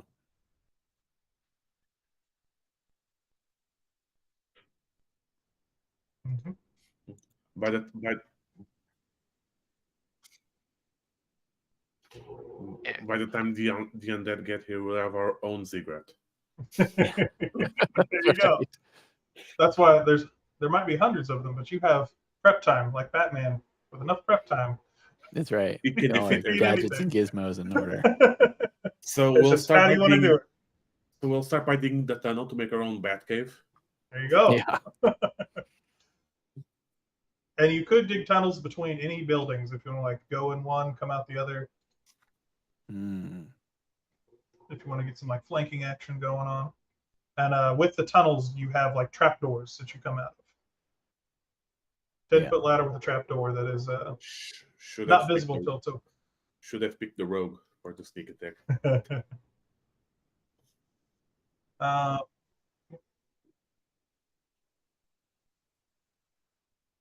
I mean, since I'm still up with the arm of the townsfolk, makes sense in terms of utility and story, because if they're gonna fight, they'll need to be armed. So that will take Ron and Carver out of the equation. Okay, so then we can and also takes out Ronin from the equation, because we'll be helping them and teaching them. Okay. So who's going to check the guy's place? Me and Turk? Just Turk? Just me? Nobody? Well, I was to say I don't mind going. Not super keen. I mean, I guess if we wanted to detect magic, then I should go. Yeah. And but we should definitely take advantage of, was it Risa? Yeah. To create some form of explosives. I mean, Admiral has his explosive personality, so I think he can work out. So I'll give you guys more details on those. So you can make explosive bombs that are just like a little grenade. They deal bludgeoning and fire damage in an AoE. Shrapnel bombs are the other options, where they deal less damage, less piercing damage, but in a wider area. So the explosive bomb's got a 10-foot 10-foot AoE. The shrapnel bomb's got a 20-foot. But you can make 6 of those with one day's work. So 6 of any combination of bombs that you want. And for the detonated explosives, you can make barrels that you set up. It does a fireball's worth of damage, but you either have to set up a fuse to detonate it after a certain amount of turns, or shoot it with like a firebolt or firing arrow, or you have mines that you place that are invisible. And when they explode, they do tremendous damage, but it's only to like the target that's standing on it. So the barrels do an AoE, but they can cause collateral damage, stuff like that. But you get 3 of those per day. How big is the area effect of the 20 feet on the barrel. 10-foot radius. But it does 10 foot radius? 10-foot radius, 8d6 Right. damage, fire damage. but you can either shoot it with an arrow or you can rig it with a fuse for 1 to 6 turns for a kind of a remote detonation or a delayed Alright. detonation. Well, okay, I've drawn on a basic idea, my idea of the defenses. The brown is the barricades. The X's are where we place those big bombs. But we place them like 10 feet away from each other so that we can set one off when a mass of undead are there. Then we set them all off when they're all sort of bunched up, and just go boom, boom, boom, boom. You know, set one off, and that one sets off the next one, next one, next one.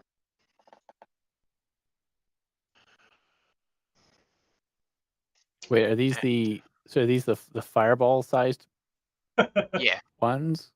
yeah.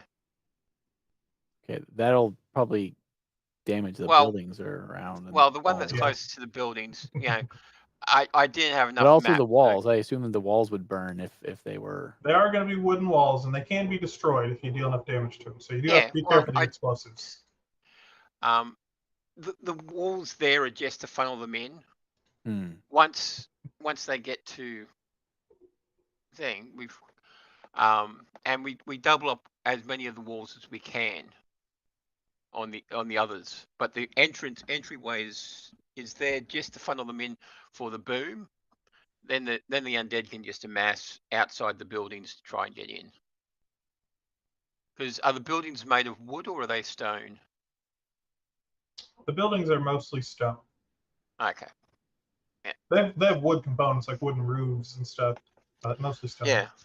And we board up the windows as well. Well, the exterior windows anyway. Yeah. No need boarding up the interior windows, because if they get in that far, then well. It's true. Yeah. So what's day one gonna be, guys? We'll get that one locked down. Well, yeah, day one, barricades and explosives. Barricades and explosives. Well, I was gonna say if we're doing barricades, we should probably get Korvac to make the arbalists. Yeah. So we can only do 3 things. Three Why can we things only do each 3? day. Why only 3? Yeah. Because it's a game. Because that's what's allowed. Constraints breed creativity. Do all the things. But there's 4 of us. Each of us can be running one thing. Yeah. It's fine. We just so- with activities don't have the same NPC. So barricade the town, construct advanced weaponry, and then one of the explosives, I guess, or do we want to All right. brew healing potions? Detonator explosives. Yeah. Yeah. All right. We want So- the barrels, the All fireballs. barrels? Yeah. How many fireballs how many explosive barrels do we get? You get 3. 3 explosive okay. barrels. That- Yeah, that's all right. Let me see here. No, well, and I mean, yeah, barrels are good for, yeah, when we get a bunch of creatures clustered together, we just need to. We'll probably don't want many more than that.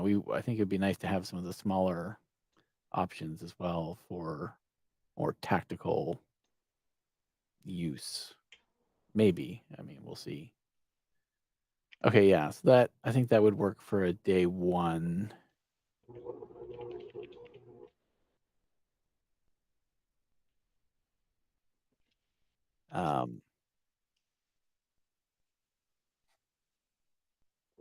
Yeah. So where would you like your arbalist to be?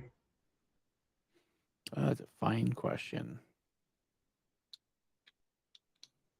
Up high, probably on top of the church. Church What's is the at range on it? It is far. Let me check. Okay. Like 90 feet, I want to say, or 100, 150 feet maybe. Okay. So the church would Oh, probably well, be 150, 600. Very far. Okay. Or we could do it low, and then you could shoot and just keep on going through the undead.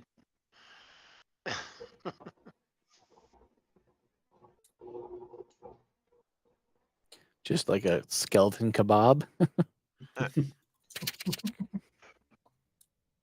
Don't have a token for it, so I'm going to represent.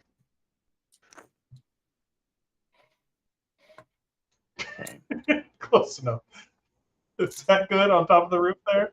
Yeah, that looks good. Why is there a large chicken leg on the roof? That's, yeah, don't worry about it. Let's see here.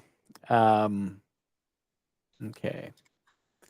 And then, so I guess that's day one. So then day two, we want to arm the townsfolk then, or? Yeah. Okay, so that's Yeah. We'll go through the day first, and then we'll come back for tomorrow's planning. How about okay. that? So we can, we'll break do, away, and maybe stuff happens. Who knows? Right. So sorry, and so we can help with some of this stuff. Is You that can help. Yes, if you're traveling out to see Volan's house, you won't be able to help. Jeffrey's also going to show you where it is, so you can get help from him to learn more about the undead. It'll give actual benefits. Unlike like Ronan's gives you information, his will be like bonuses to your attack and damage rolls against okay. undead. So, and additional information. Just so that one seems a little more enticing. +1 bonus to your attack and damage rolls against undead. You know the AC values of the zombies, and then second day you get special abilities, but you already know that. And then third day is +3 bonuses, and you get a D4 to all your saving throws.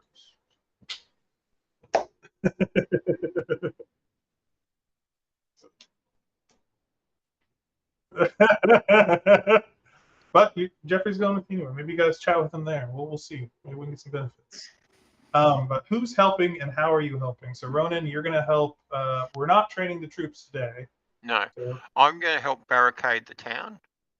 all right. And I have proficiency in carpenter's tools.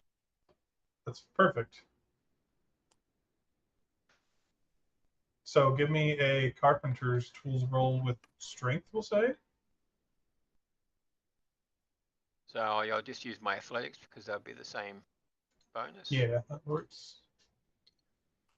We're looking for a DC 15 here. I'm going to use my ancient knowledge. Oh shoot! I should give you guidance.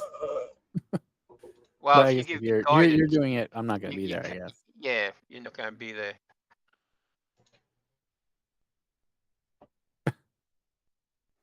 Did we get it off the one That's again? 10. Yeah, so unfortunately, Ronan's helping out. Well, he's not quite skilled enough to make the big boost in difference there. Did I The people help? are Make scared. sure we'll figure out we have the exact 30 because I think we got more than 30 going on right here. But we'll do that while we're exploring the house. We can have Troy redraw some of his lines. Is anyone else? So who's going to Volan's house and who's staying behind? We have another person who can help, unless 3 of you want to go to the house. I think Turk will go to the house to detect magic. Okay. And then, like Horace, were you going to go as well? Mm, Airman. I'm not sure I will help much there, unless.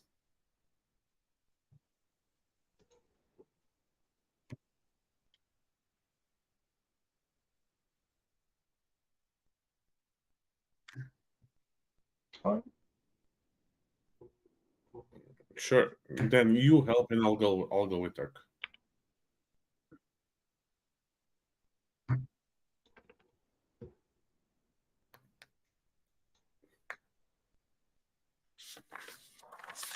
I have that. I have Eyes of the Grave. As an action, you know the location of any undead within 60 feet of you.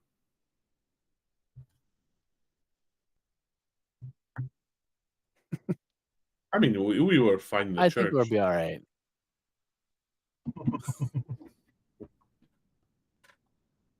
Unless the house is a mimic.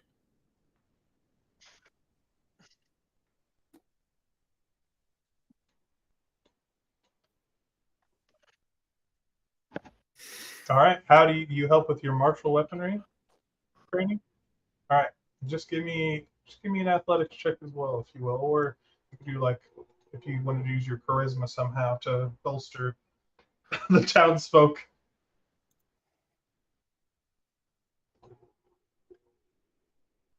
All right. It is nice.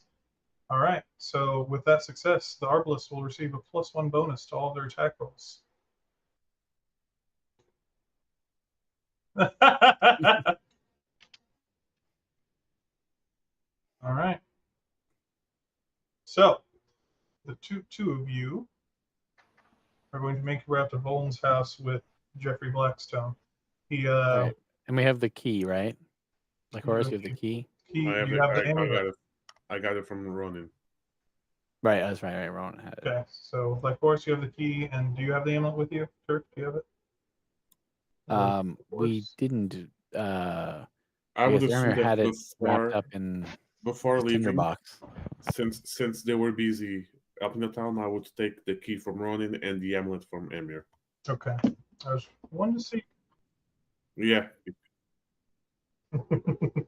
Yeah, the shady amulet one.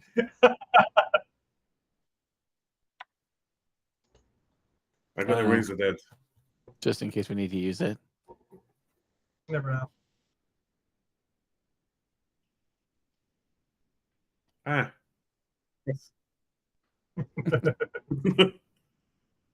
All right. So you guys meet up with Jeffrey. You kind of make your plan with the mayor. You know, he's like nodding as you talk about barricades and arbalists, and he's like, "Oh yeah, so these seem like excellent defenses for the town. We'll get things in working order right away." And he's like, "Ron, let's go start constructing those walls." And he's got everything drawn out on his board. It looks just like our little map here. He's got his own little chicken bone arbalist drawn on there, using his coffee stains. But you disperse into the town, and two of you, like Horace and Turk, you go to find Jeffrey, and you find him. You maybe ask some townsfolk, and they tell you that he was in the church last you saw. And as you meander inside, you see that the door is open to the office, and he's in there, like looking around. Hello? Missing something? And you like see his head like pop up as he's like looking down. And oh, hello. Come on in. It's a pleasant morning to you. I hear the townsfolk already bustling with activity. I think the mayor is putting us on the right path. And you seem like he like opens another drawer and looks, and he's like concerned, like confused. It's like I could have sworn. It was like, sorry. Missing? Looking for something? Yes, I have a book. I told you in tavern I used to practice some necromancy myself. I have notes of that time that I kept in my bottom drawer as a reminder, but I can't seem to find it. Could be Timora telling me that perhaps I do not need it any longer, but I could have been useful information. I feel guilty. But sorry, you wish to go to Voln's house. Yes, I can lead the way. It's not your problem to deal with. Maybe one of the undead already took it. Right. Undead should not reach this place for a long time still. It must fall. But what about mouse and all those things? Are they able to reach Well, this place? he's like, Voln may have known about my book. And maybe he turned into a mouse and stole your book. It could have. He was a The undead mice. They're the worst. They're a problem. Yeah, but don't worry. You can tell us about the things that you remember while we go. Well, the house. if Voln took it, it may be at his house. He may have wanted to glean my necromantic knowledge. Maybe in the sure. cellar. There's more. Could be. We should stop by the barricade building on the way. All right, so yeah, you guys head out of the church and start making your way outside of town. You know it's going to be like a mile or so outside of town to this place, but you do see people already like moving boards and stuff, gathering nails and equipment. You can already hear people assembling some of the barricades. Ronan's people trying and failing to build barricade. He's helping. He's just He's not helping. quite Mulan montage, Right. I guess that would be the training. Turk will kind of briefly stop by where Ronan is and grab the book from him surreptitiously. The journal. Mm-hmm. Right, he'll give you the journal. You discreetly snag it from your friend, tuck it away, and make your way outside of town.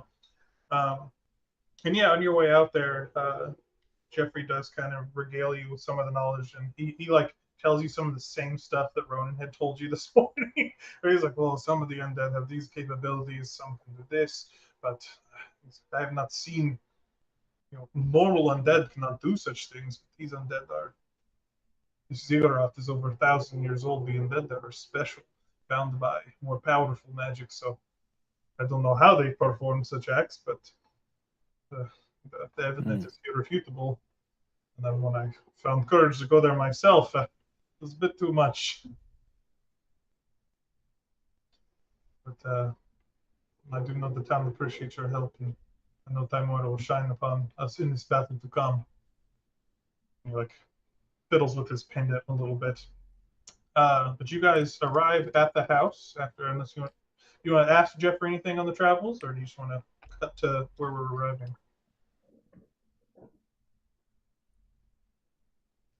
I just want to ask him, why did he delve into necromancy arts? This is, let's just say, troubled childhood. I was orphaned, but taken in out in Baldur's Gate by some, let's say, questionable folks who practice those magics themselves. So peer pressure. Mm-hmm. I mean, when it's the people who are raising you, I suppose you'd say peer pressure, but it didn't feel like pressure. It was more like, this is just the way life is. I didn't know there was necessarily another path for me until it was presented. Seeing these people out here opened my eyes to possibilities, not being around all these followers of those who strive for this undeath. Was revealing. I understand, and you took the right path. Remember, kids, don't do necromancy. It's a dead-end career. Got him.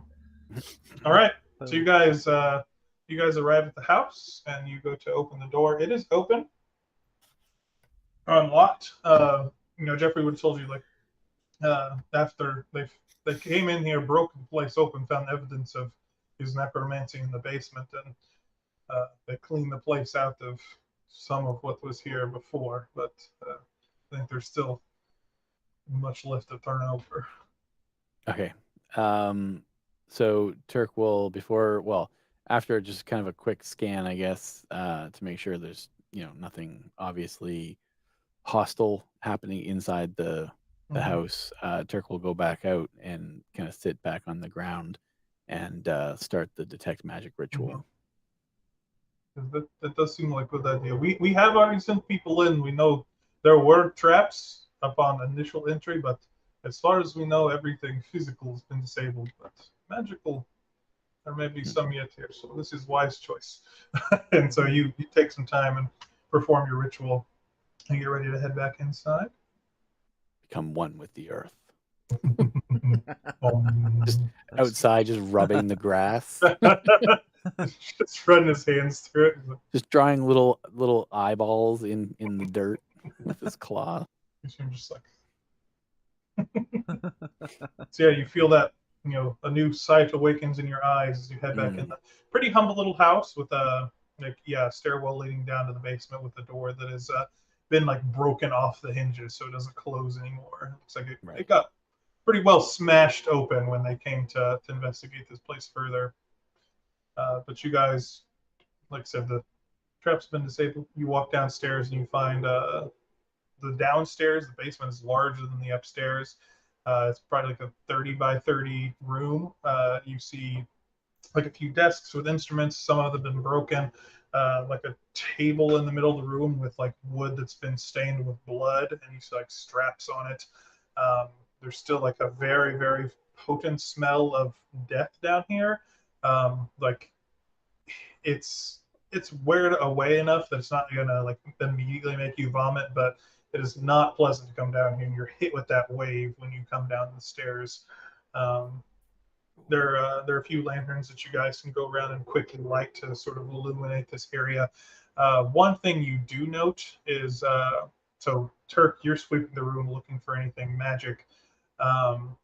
The one thing that pops out to you is a skull sitting inside like what looks to be a bird cage, and there's like a little label in the front that says Walter.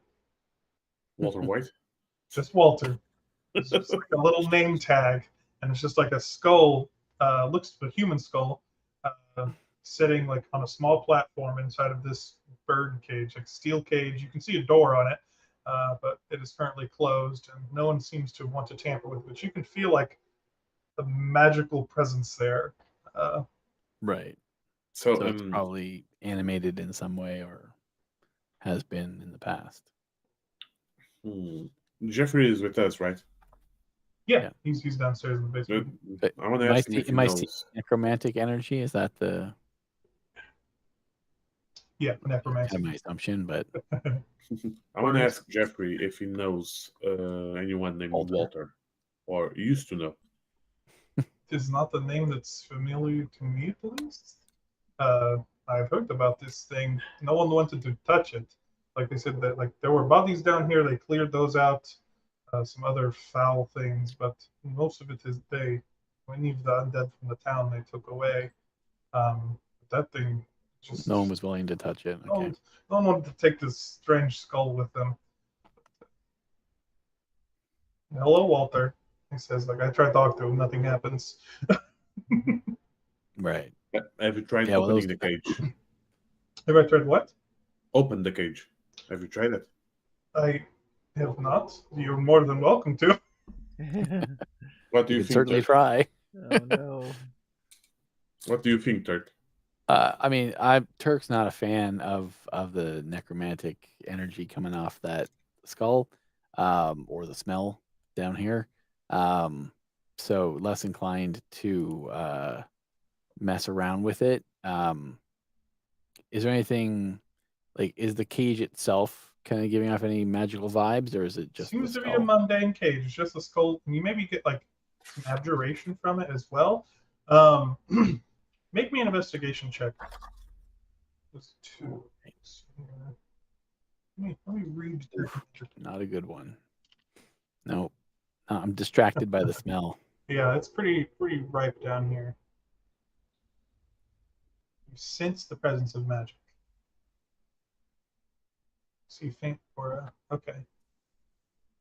Okay. Well, Alright. The key we have.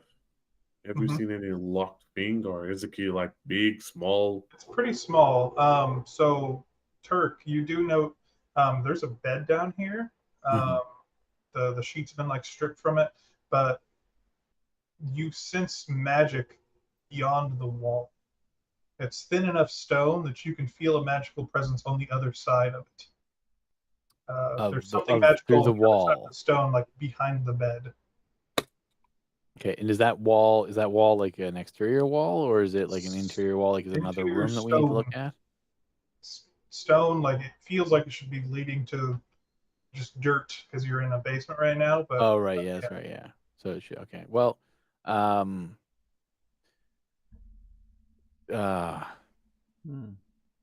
okay. Well, I'll indicate that to the others. Not really the best person to be breaking down a wall. Not my forte. what was your investigation's pretty bad. Well, I don't know if investigation was bad. We can have Jeffrey try to help too. But yeah, so I mean, we can. I mean, Oh. in terms of I'll have NPC help. that's much better. he But like in terms walks. of like, I mean, I can tell that there's, like you said, there's an aura of magic. But yeah, I wouldn't have been able to, I guess, find anything unless we need to bust down the wall. So Which... I assume you tell people like there's something over here. Oh yeah, no, definitely. Yeah, definitely. yeah. I've been So, like, narrating my whole experience. Yeah, Jeffrey goes over there and he's like looking around. And he says, "There's scuff marks on the floor by bed as if it has been moved. You come help me, Dirk. Let's just try to slide there. Slide the bed? Because it's like up against the wall. Oh, okay.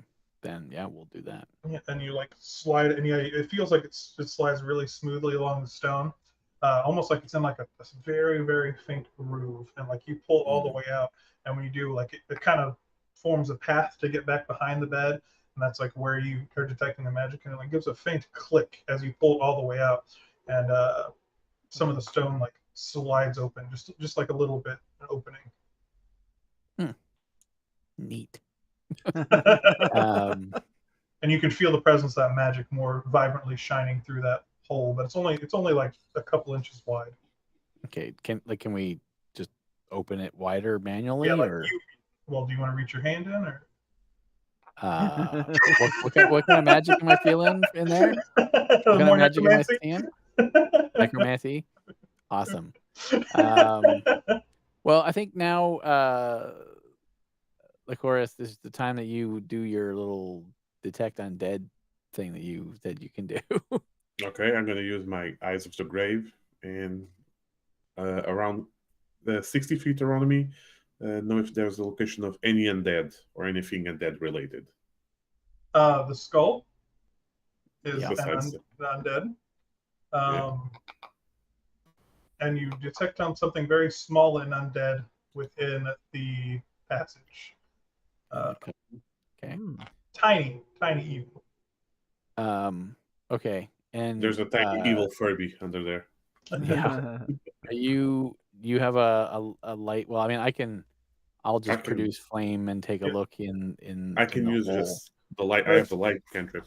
Not sure which one would be better. Light, lantern, whatever you want, and like kind of like hold up, look in there, and you can see like there's a handle to like kind of grab and pull open. Like this slides open further, and there's some sort of path like cubby back there.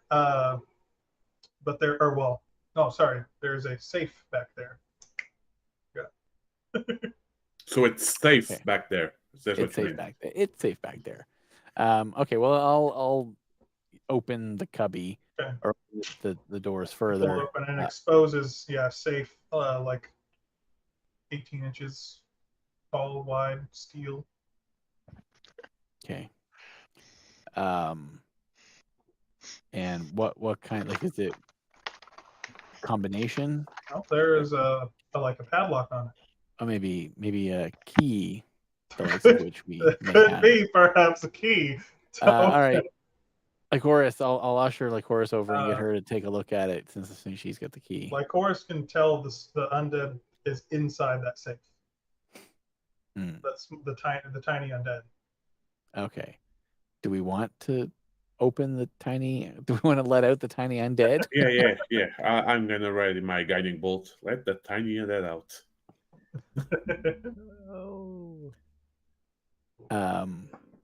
Okay. So sorry. You want me to open it? I said that I passed the key to Turk. I mean, I need both heads to cast guiding bolt. Yeah. Sure. All right. Well, I mean, that's fine. I grimace as I take the key, and it's still cold, I'm guessing, and I will. Okay. So there's a padlock. So does the key open the padlock then? Yeah, and then it'll pull open. Okay.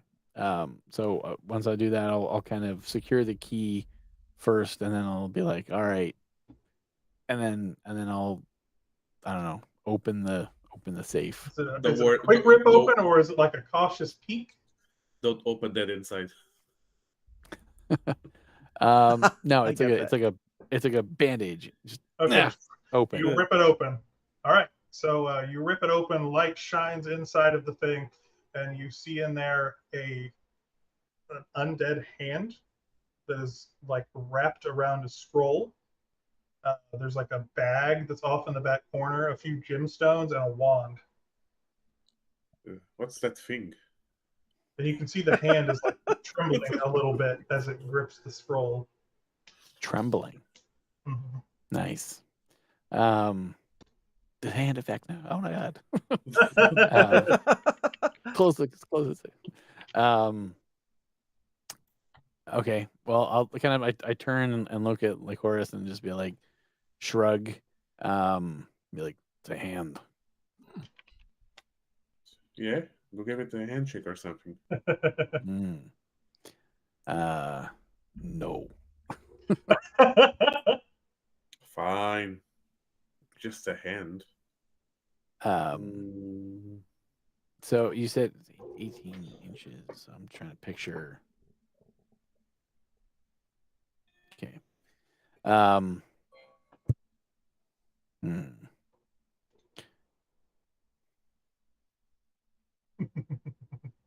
Yeah, it's just a hand, human hand, severed at the wrist. Right. You see like a little bit of like muscle sinew And coming out of the back, holding holding a scroll. Scroll. And you do see there's a ring on one of its fingers. With your Does it look like a female hand or a male hand? male, for sure. Well, I mean, maybe you can't tell, but like it seems more masculine. Larger fingers, but still looks human. Hairy? I don't know. But the ring is magical, the scroll is magical, and the wand is magical. Right. The hand is undead. Are they all giving me like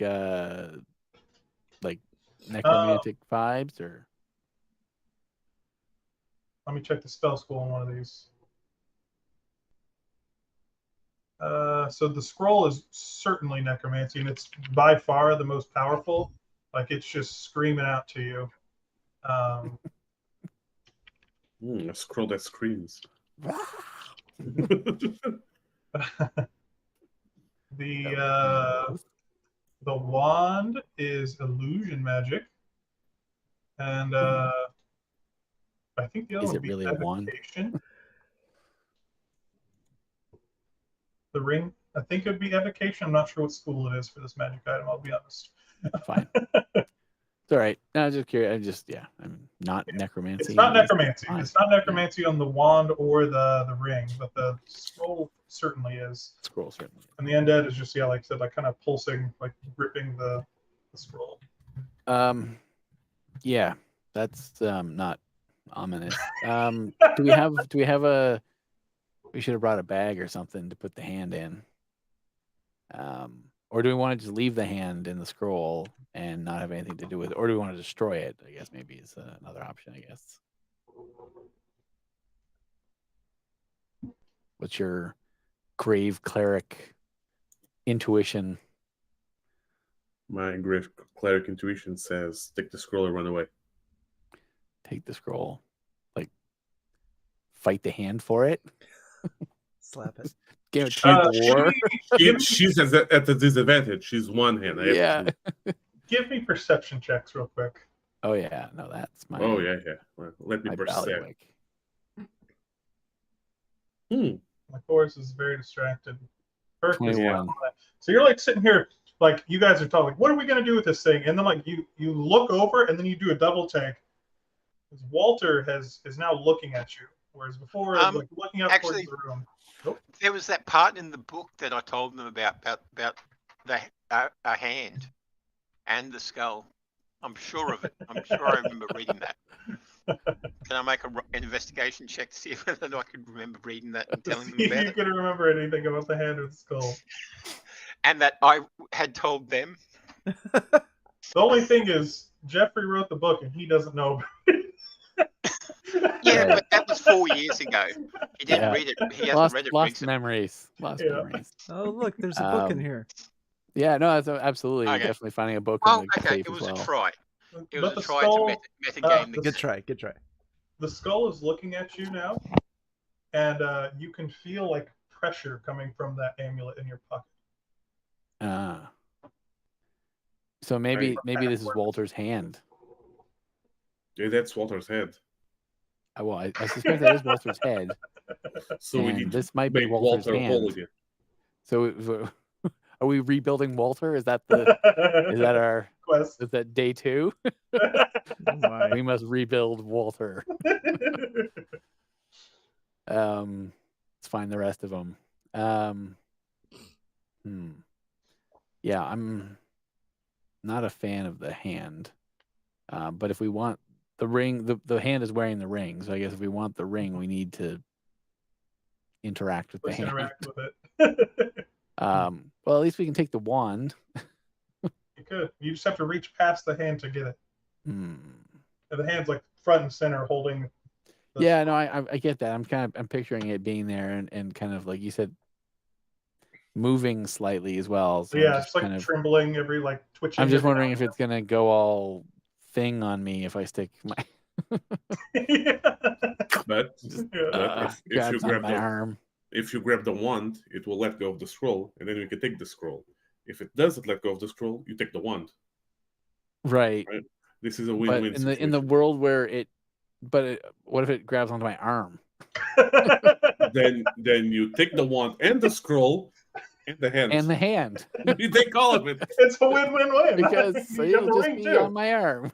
That's just what I have now. That's hilarious. Walter, I just have a Walter hand attached to my arm. So you can use a stick to drag everything out. Is looking at us. Yep, and you can feel like before, like the amulet gave you bad vibes, but now like it's like exciting. Is it Like also trembling? I mean, you can feel it, its presence in your pocket. Whereas before, it's like, there's an evil presence, but now you're just like, oh, it's like it wants to be used. It's buzzing like a phone. Yeah. I'm getting a There you call. go. You're ready for your table at the restaurant. Oh yeah. Oh damn. Lights and buzzing and all sorts of crazy. Okay. Okay, so it's an amulet. Mhm. So now we need to find Walter's neck. You got a neck, right? Well, yeah. Yeah. Wow. But I'm not wearing any amulets. It's like, why is it looking at this? Did you do something? He's like kind of backing away. Is Walter saying anything or is he just looking? He's looking at you. You can feel his magical presence, but he's not saying anything right now. But you can definitely feel like a connection between him and the amulet and the hand.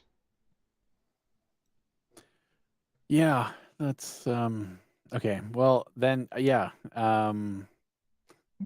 Like Horace is like, I dare you to touch it. The hand. Yeah, any of it. I don't think whatever's in there, we need that badly that I need to touch the hand. Yeah, well, I'm like, all right, I'll get the wand. It's tiny hand, but it's very, very suspect. Maybe yeah, I'm not keen on touching the hand, but I'll go and attempt to grab the wand. And I look back to like Horace, like you got me if something happens here, right? You know, and I'm halfway down the stairs. And I'm like, yep. You're back outside. I turn around and No, post Jeffrey, and the course are gone. I'm still looking at the skull, and I'm like, yeah, I got you. Don't worry. You could always talk to the hand. You walk up, and as you do, like you see one of the fingers uncurl and like give you a slow, like trying to draw you in as you approach the safe again. Or like, are you gonna just reach past it? I mean, you can snag the wand really quick. Like, I mean, it's shallow safe. Like you can reach in and grab it in a second. Oh, to have mage hand at this point. What were we thinking not having mage hand? I tell you. What do I have? I guess I could conjure some animals and send a squirrel. See how many elks I can get into that. How many badgers can fit in that safe? Yeah, let's see. Well, I mean, yeah, I don't know if I want to mess around with this, especially if we get. What CR would be the hand if you were to fight it? I Hard mean, to I say. could. It's certainly You know what? not. I'm gonna go in. I'm gonna do like one of those like, yeah, try and grab the wand All right. Make me really a fast. dexterity saving throw. Or a sleight of Dexterity. hand check, whichever you prefer. Let's Let's do sleight of hand. do That feels sleight of close. hand. Yeah, they're both the same. It's just my +2. No. Oof. Nope. Okay. So you reach in and like you're like, and you go to like snag the wand as quick you as you did do can. guidance on and yourself. As you do, I the could have done hand guidance on myself, but I didn't. releases and it snaps onto your wrist and takes hold and holds on tight, and you can feel that ring kind of digging into your flesh. You do grab the wand. Yeah. Awesome. All right. So, and it dropped the scroll, right? The scroll, yeah, it did drop the scroll. It like Okay, clatters so- to the floor in front of the safe. So it's like, oh, so it's like we said. So now I have the wand and the scroll Mhm. and the hand and the ring indirectly, I suppose. And the book. Book. Look what I found. It just like falls onto the floor. Like, oh, this was in there. So Yeah, what do you do? so I turn around and like, I kind of indicate to like Horace, and I'm like, what? So you turn on, you say what, and the hand's like holding onto your hand, like it's strong, but it's not like particularly like painful. But then it like starts crawling down your arm and heading towards. Where do you have the amulet? I don't have the amulet. Oh, you don't. You don't have it like Horace I have does. the No, like Horace has it. Oh, so it's just gonna keep holding on to you for now. Okay. Touch. It's gonna go rooting through my pockets. It was gonna. Yeah. Not wearing any pockets. Okay. Let's so this thing is gripped onto me. And You can feel your flesh starting to turn like cold, and you can feel some pain setting in as it grips you. Like Okay. like looking at it, like I mean this pretty quickly happened, only a couple seconds, but you can like even see like the skin starting to like darken around where the fingers are digging into you. Okay, so can I produce flame and try and like burn it off of me? Yeah. So you produce a flame, and you're just gonna like hold it right against the hand. Well, I mean, I can attack with the produced Yeah. flame. So if you want, I can do that. But Give me a damage roll. It's like it's attached to you. It's hard to. Actually, no. I'll make the. Cool. Actually, you will try to dodge. I assume that's a failure, though. 25. No. Oh, that's for the attack roll. Okay. Yeah, that's definitely a hit. Roll me some damage. All right. Oh yeah. 8 8 damage. fire damage. All right. So like, yeah, the hand's gripped on you, and like you go to produce the put the flame up to it, and it like drops off your arm. As you hit the floor, and you just grab it, and like burns in your hand as like melts away the flesh, and there's like a skeletal hand there, and it like fights for a moment, and then goes limp, and like the bones disassemble and clatter to the floor. Yeah. And Okay. and you hear like a screech of pain in your head as the skull like rattles in the cage. But the ring is also now laying there on the floor. Yeah, no, that's what I was hoping, that it wouldn't like be destroyed in that. So excellent. Like, well, I got everything. See, it wasn't that hard. So yeah, I produced the book and the ring and the scroll and the wand, and then we can, I guess, try and see if we can figure out what they are. Sure. There's also 2 large jades in there worth 100 gold each, and a bag of 500 gold pieces. Booyah. Back to the stakes. Nice. Don't forget your friends. Yeah. So yeah, you need to spend some time with each of these items to know exactly what they do. The spell What about the scroll. book? Huh? What about the book? Which book? The book that we found in the safe. Oh, of course. I'll turn to Jeffrey and be like, "Is this the book you were looking for?" Of course. He's like, he did have my book. He's like, I knew it, the thief. And he walks over and takes it. And he's like, and he like turns to the back and like looks at his bookmark and like holds it up to like holds a hand to his chest. He's like, with this, I can feel you in the knowledge of the undead. Like, I just need the reference. He's brilliant. Thank you. Okay, so yeah, so I guess we would need to attune to the items in order to kind of understand them. Is The that spell scroll? No. But you could try to read it. Give me Arcana check if you want to just like try to figure out what this is. okay? I will guide myself do it, first, then, There you go. and then I will Arcana. Goddamn Arcana! every time. I don't think I can guide myself enough to dig my way out of that hole. Can I try to read the scroll? Yeah, go for it. I can also cast guidance on myself. There you go. I can cast guidance on you. Do you have guidance? Yes, I have. Sure you do. So that's a 14 plus 3 from Arcana.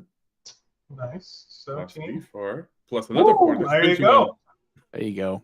You're Um, rocking the Arcana. so I don't think you can cast it because you're not a wizard. I'm a cleric. That's the same spellcaster thing. Might be. This is a scroll of Finger of Death, That's handy. which is a 7th level necromancy spell. It's very powerful.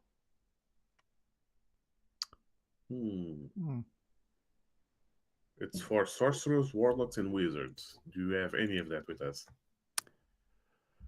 Nope, not this time. Oh well. Maybe if you hadn't destroyed the hand. Should have been a monkey paw. It had the Finger of Death. Hmm. I mean, we still have the skull. It's true. We can take it. You can. You want to carry the skull, Turk? No, I don't. You can feel sadness from the Aw. skull. Oh. Sorry, Walter. Just Sorry. not my Nothing bad. personal. Hmm. All right. So you guys have raided the secret safe of his lair. This seems to be everything else like was kind of cleared out. This seemed to be where like his stash of special things was. Yeah, you got Okay. Walter's Let's there if you go, want to mess with him, but you've also got some magic items you can interact with. Okay, well, let's go see how that wall's doing. All right. You guys head back to town, and yeah, by the time you get back, it's a little later on. They've got like half the wall constructed at this point. There's still some work to do for sure, but you see a Ronin out there on the front lines, hammering away with everyone else. But yeah, things are really Well, coming from along. my role, they probably see me being told, no, go there, go and get the wood for us. You can carry it. Yeah. Like, do not touch that. If you touch that, everything will explode. A woman's voice crying out, pointing at one of the citizens. Hmm. Place it carefully into the barrel, as carefully as you can. It's like securing the lid to one of these large barrels Oh my. over in the All right, yeah. building. Yeah. All right. So, yeah, you guys kind of finish out the day working. They're constructing those defenses that you wanted. You got the arbalist up on the roof. There's a bunch of crews there, and then a lot of work going into building the barricades. But you guys, anything else you're going to do before we hit evening and have our wind down for the first day of work? Nope. Well, not for Turk, anyways. I will. I mean, I guess I would chat with. I mean, like Horus would already know, but I guess would chat with the others, explain to them what we found. We found this ring, the spell scroll, and the Turk really got a grasp on the situation at hand. That check for you, Walter.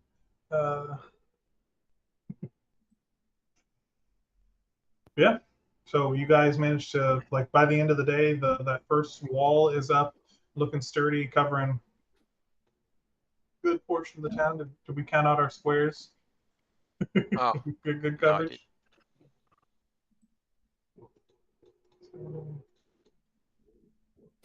Oh, we might. I think this is a courtyard down here. We definitely got more than 30. Where's the courtyard? Like here? Well, I'm just no, sorry, down over here. I was wondering whether we need 2 feet, like 2 squares down here. Oh yeah. We only have 30 to deal with right now. We only got 90 total if we do that all 3 days, right? Yep. That's if you want to do it all 3 days. Yeah. So we'll probably need to concentrate on the northeast section.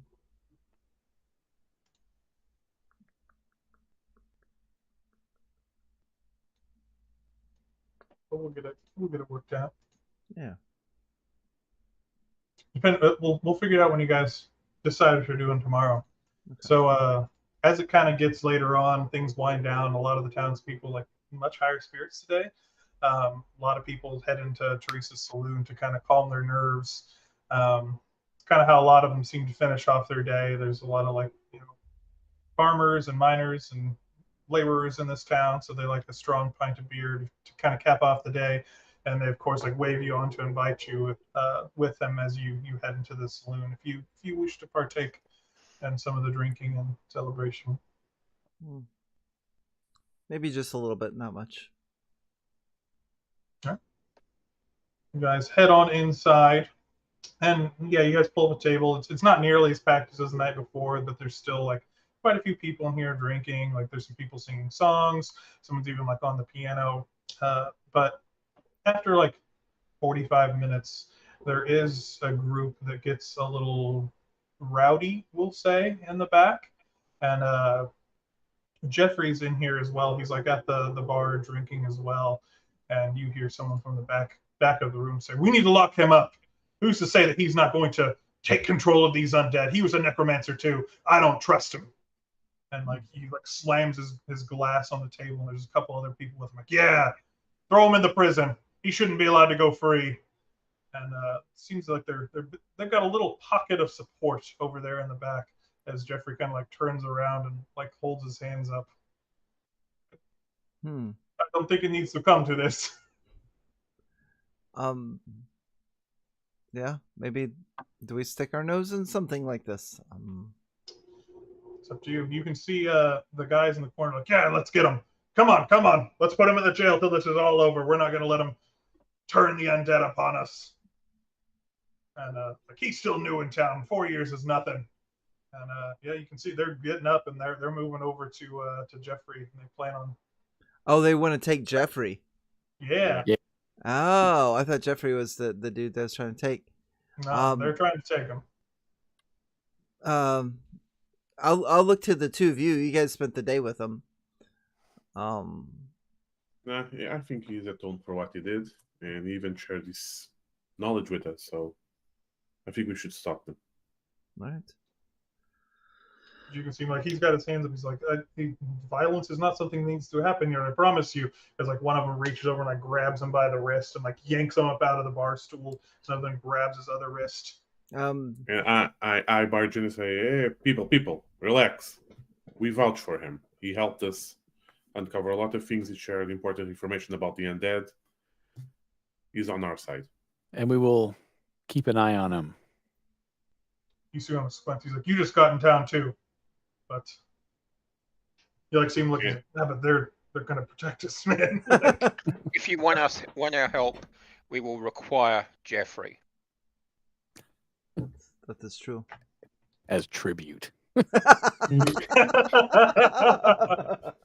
see, like one of the guy who's like got his arm grabbed, who kind of like made the first cry. Like kind of looks over to you, looks over at Jeffrey. Like he gives you the up and down, like assessing the situation. He's like, yeah, you make a good point.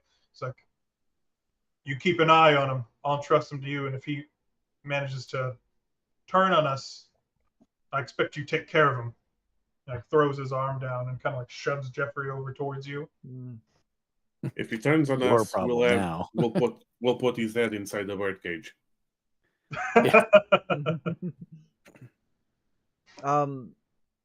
Still don't trust him. Yeah. If that is diffused, I would probably ask Jeffrey, be like, so what brought that on all of a sudden? No one knew that I practiced necromancy until last night, when I fortunately knew more about Necrolock and what it was. Obviously, I mean, I had that aspect of me, but I kept it private from these people. So obviously, when undead descend upon the city, they think, former necromancer, he's going to turn on us. I can't even blame them really, but hopefully I can prove myself when the time comes. If you need me to stay with you to a piece, I can. But, or you're welcome to stay at the church if you would rather. But No, we'll need your help. I do owe you my thanks. Actually, because as well, it's already been an interesting night. What do you say we share a drink and I fill you in on some of the details of how we can better kill these things? Okay. And he like pulls out his Perfect. journal and cracks it open. Perfect. I wanna just like give like a little signal to Ronan, be like, you read that, so if he gives us like any false information. He's like, can you believe Right. Bolton stole this out of my office? He flips it up. The tenacity, Yeah. the gall. And yeah, he starts, as the evening progresses, he tells you not only about what Ronan found, but like some more intricate details of how to fight these undead and things to expect, like just better ways to fight the undead. And as a result, you will receive the benefit of one level of enemy intelligence Yay. for this night. So you will receive a +1 to all of your attack and damage rolls against undead, and you will know the armor class of any of the special undead that you fight. Nice. That's pretty handy. Cool. That Yeah. is really handy. Okay. All right. Let's take a break here. What do you think? We're getting a little later on. Yeah, I think I'm good with that. You guys want to take a quick 5? Yep. Okay. All right. That's it. We'll be back in 5 minutes. Okay. Don't turn off the cameras, man.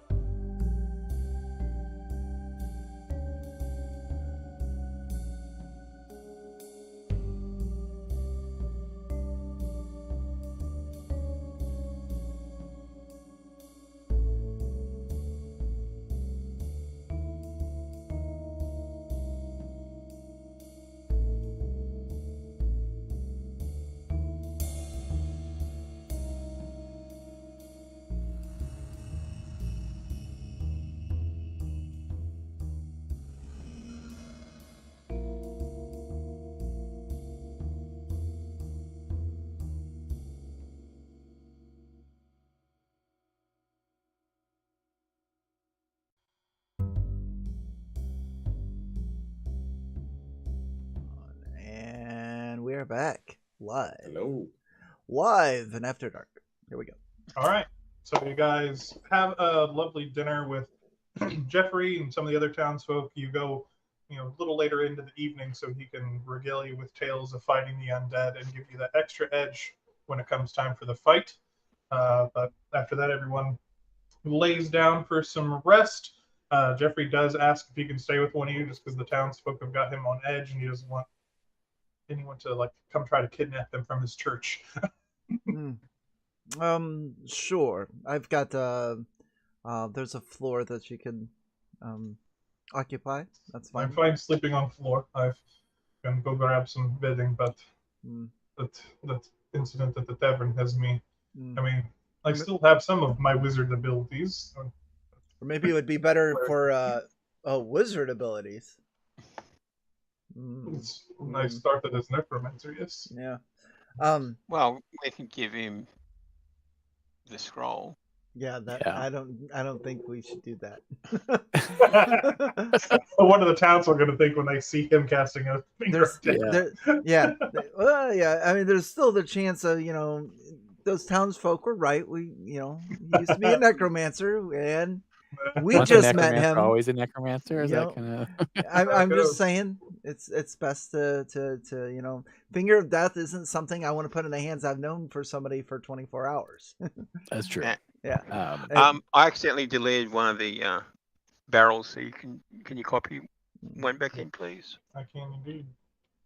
And with that being said, maybe Ronan should, since he doesn't have to sleep, maybe it'd be better if Jeffrey was within Ronan's eye. Yeah. His blue eyes.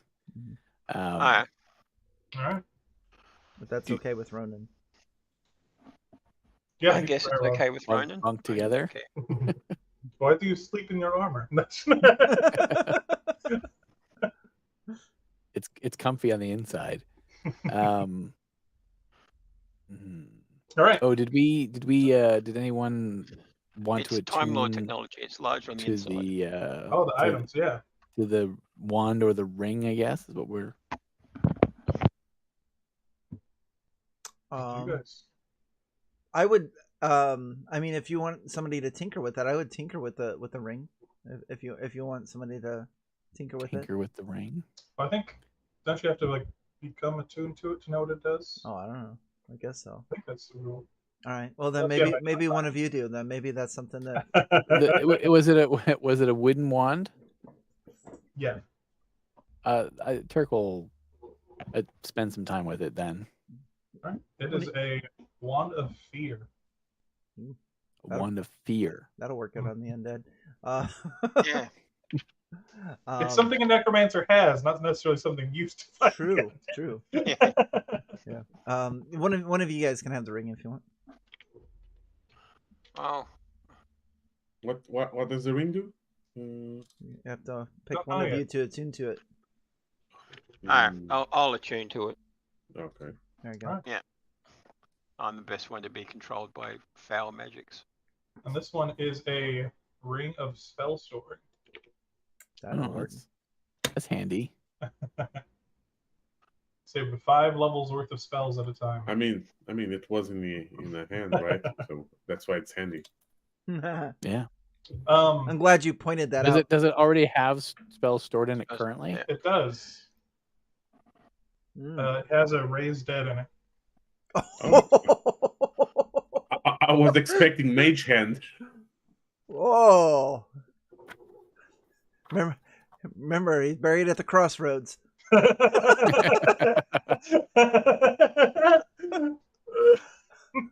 do have his skeleton. I have animate the dead and speak with the dead. Raise that. I thought you said animate. I think is it. I have the spell animate the dead. Oh. I think it is animate dead. It's the 3rd level. Yeah, animate dead. Is it animate dead or raise dead? Is there a difference? Yeah, There's a mega difference. Oh gosh. Raise dead is more OP. It's a Please 5 level. Please let me raise dead, please, because I have a really terrible idea. Oh no. It's can't go supposed to wrong. be. Raise Dead's a 5th level You- spell, you- It's though. supposed to be animate dead. You did say raise dead. I Come on. did, but I forgot. Didn't realize. No, come on. Keep it at raise dead. You can't. All can't. It's a 5th Okay. level spell, though. You Yeah, can't that's cast okay. 5th level spells. The last Store up time, fifth levels. the last It time can't. Forik Okay. begged No. for something, he ended up stuck inside the doll. Yeah, no. This It'll be better this time.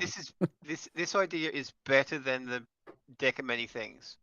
Oh It is boy. incredibly better. There we go. This could end this one shot in one. I Holy! think I know what he's sweet. doing. That's what Okay. he wants to hear. We are going back to that dead body of the guy. We're going to raise him because he gave his life for the curse. If he's alive, he cannot. Right. They're be just gonna show up cursed. and be like, "No, this ain't real," and then leave. And the deal that he made is going to be null and void. I don't think that's how bargains work. Here. That's right. The green like- energy already blasted off. Yeah. I like the thoughts. I'm ready to fight some zombies. These are interesting ones. The spell closes all mortal wounds but doesn't restore missing body parts. His flesh has been burned away. He's just a skeleton. If If the Uh. creature is lacking body parts or organs and integral for its survival, its Oh, attack okay. the spell automatically fails. Mm. Damn. is he missing vitals? Yeah, he's just bones. Oh yeah. He's missing. He's Most missing vitals. bones and everything. Missing. I thought So when they let's burned just go back the- to Anime Dead since it's not going to work anyway. Yeah. So you have to rebury it. Damn. Whoops. Missing some pieces. Oh, It was a Damn. good idea. damn it! It Glad I was, burned the body. It's right there. It's right there. yeah. Why'd you have to read up on the spell? I was getting. All right. So you've got a wand or a ring of spell storing if you want to give that to a spellcaster. And then a It wand doesn't of need to be a spellcaster. Yeah, but you can cast Animate Dead using here. Yeah, I might. Oh, okay, yeah. Well, why can't it still be raised dead? Because if someone dies, we can just bring them back to life. Sure. Oh. Like Horse has. Oh, well, no, Revivify. it takes an hour to cast though. Damn. I will probably end up offering the wand to somebody else to attune to, or whatever that process would look like, because it's likely not something that I'll use in the course of combat. I think we would probably just store it away because I don't think any of us can use it. It's got to be a sorcerer. Not the Sorcerer. wand. No, you can just use it to either cast command or a cone that can cause frightened. Okay. Yeah, I'll take it. Yeah, but because if I'm wild shaped, I wouldn't be able to use it, Mm. so it just doesn't seem super practical. Yeah, I'll take it. Unless you want it like Horse, I'm good with it. Yeah, you can take it. All right, I got it. One up All here. right. So you guys do some attuning, and then get some sleep in, rest up for another day of hard work in the morning. Mm-hmm. So similar to the day before, you wake up, head downstairs, get yourself some breakfast, and head over to the mayor's house for plotting. Unless there's anything else we want to interject. I was just trying to. No, I think roll we're good. this along. Yep. Nope. right. Ready. We got day 2. No. Do I get inspiration from my idea that didn't work? Sure. They're there. Can- yes. Oh, Can I you were pretty devastated by the fact that it didn't work. can I get inspiration and then give it to Forik? All right. So, what's the plan for today? You've got 3 more options to choose from our list here. Yeah, I I think think we need to warn the townsfolk.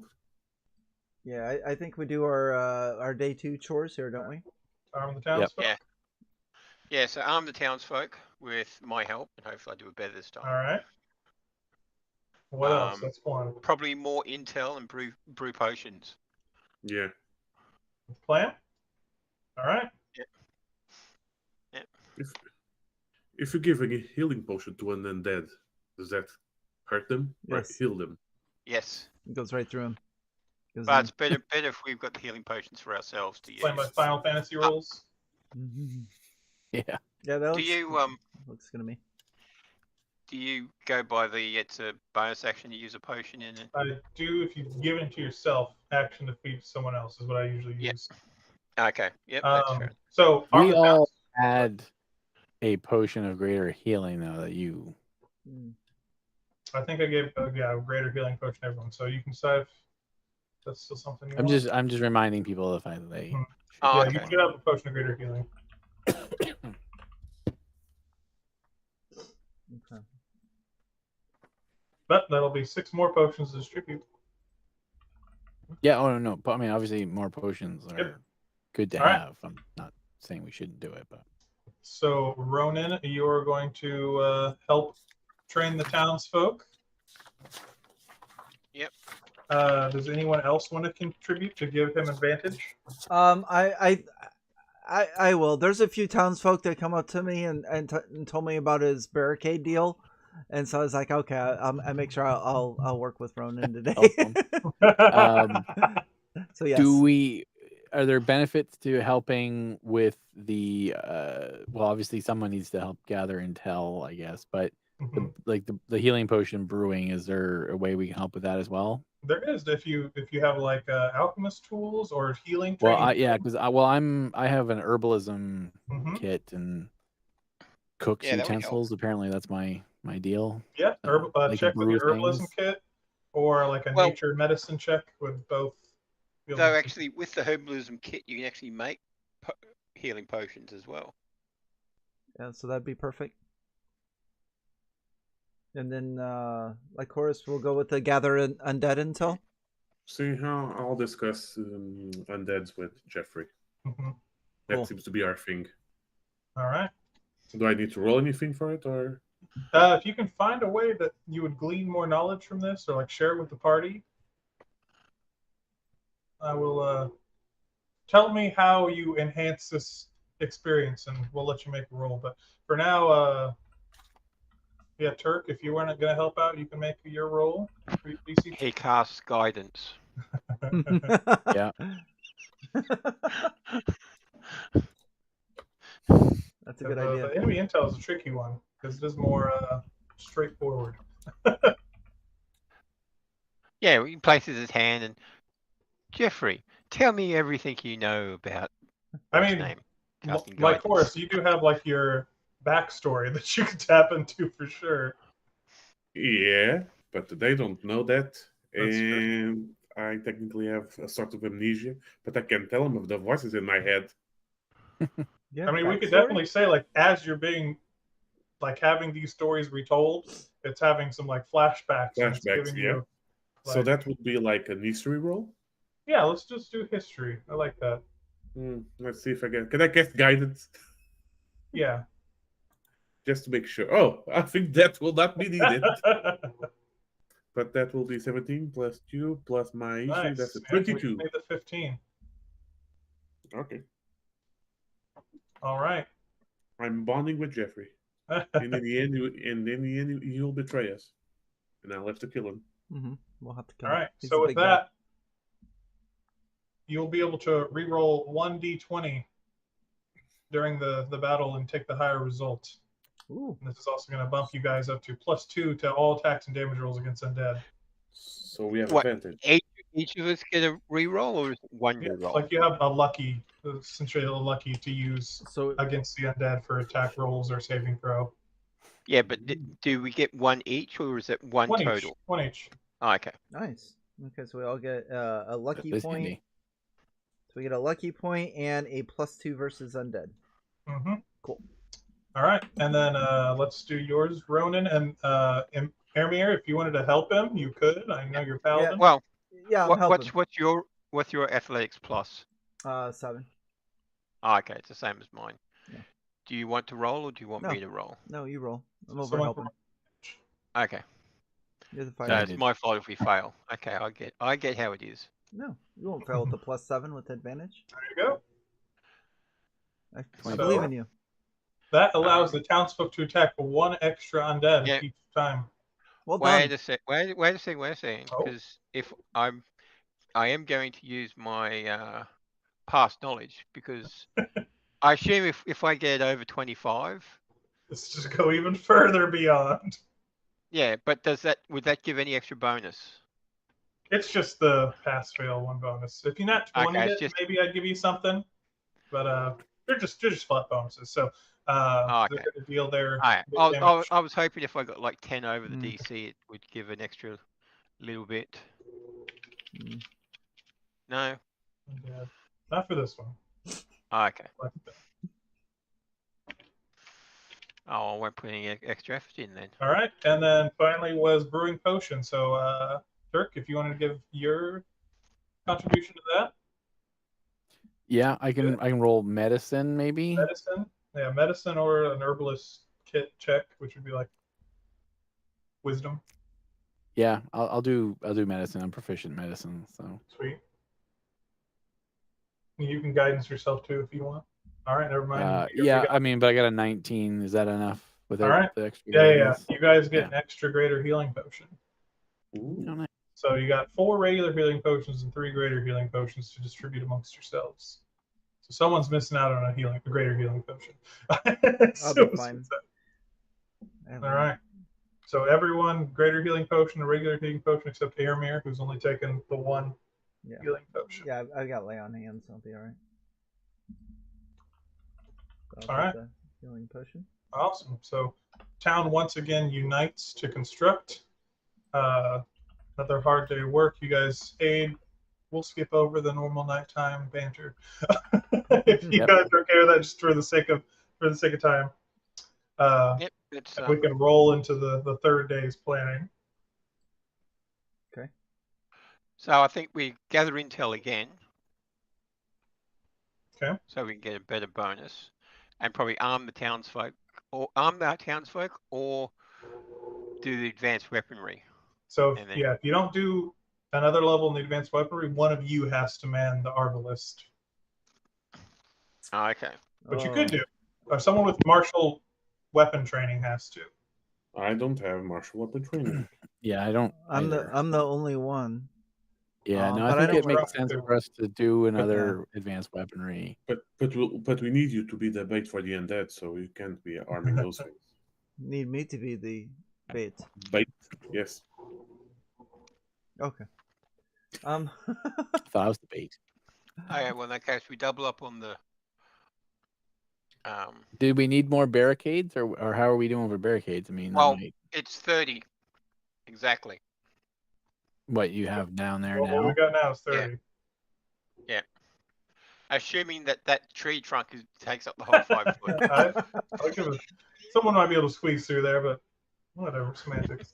Well, the presumably the two that it was connected to the tree, so yeah, I guess Mhm. you could. I don't know. Yeah. I'm fine with saying it's Yeah. a full barrier. And the what sort of barrier is around the alfresco area at the tavern? What sort of fence is that? Is that just a small little fence? Oh yeah, like the area out front. Yeah, that's like decorative. Okay. It's not going to hold back an army of undead. Okay. It's like waist high.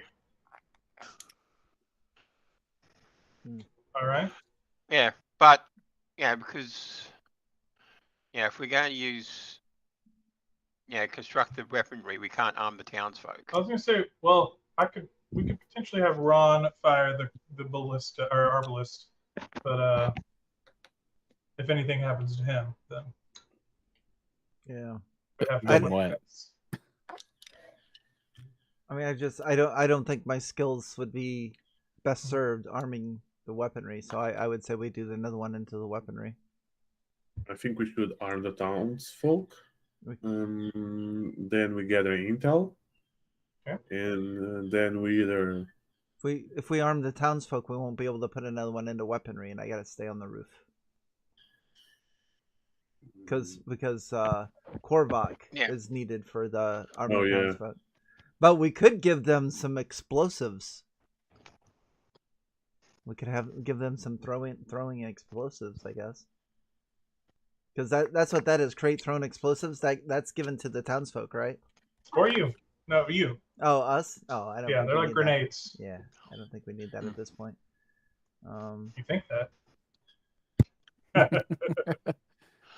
Well, Sounds like maybe we do okay. want them. We Maybe do we do. construct advanced weaponry, so the ballista can be run by townsfolk. Yeah. Yeah, that's gotta We be do. done, unfortunately. We do explosives and set up another 3 in the killing zone and gather intel I like it. so that we've got more bonuses against the undead. That works for me. So townsfolk are going to do a little bit of damage. The ballista will do big damage to one thing. The explosives will hopefully thin out the herd, and the intel gives us more damage. All right. Cool. I like it. That agreed. How are you guys Good. helping with these? Or I'll do the advanced weaponry again. all right, give us that roll. And I'll help. Okay. So you get advantage this time. I needed it. 17. Nice. All right, that's on the weaponry. It gives an additional +1 bonus to the ballista, Nice. or arbalist, and it can now be fired by a townsfolk. Cool. It's handy. And then, are you guys going all in on more explosive barrels, or do you want any gunpowder mines? Yes. The gunpowder mines with a single target. Bigger damage with single target. Yeah. Yeah. And how do they trigger? They get stepped on. They get stepped like on. landmines. They're like invisible versus like the explosive bombs are fairly obvious. Right. Not a super big concern, but yeah. Well, can't we bury the explosives, or is that? If you bury in the barrel, it's not going to have the same like explosive radius. Makes sense. No, that's fine. The barrels are fine, and I can fling a flame at them from my produce flame. There you go. I've got 60 feet of range on that if need be. Yoga fire. Yeah, and then is that true? Oh, 30, only 30 feet. All right. So you guys want 3 more barrels then? I mean, yes. All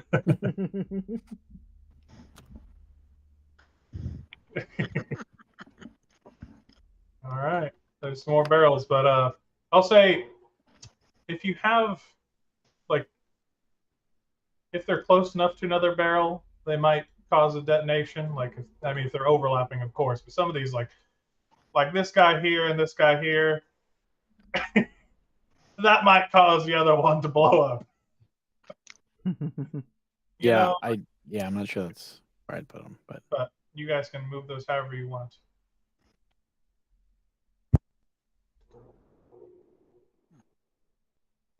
Oh, and was there any other assistance that wanted to be given for the day?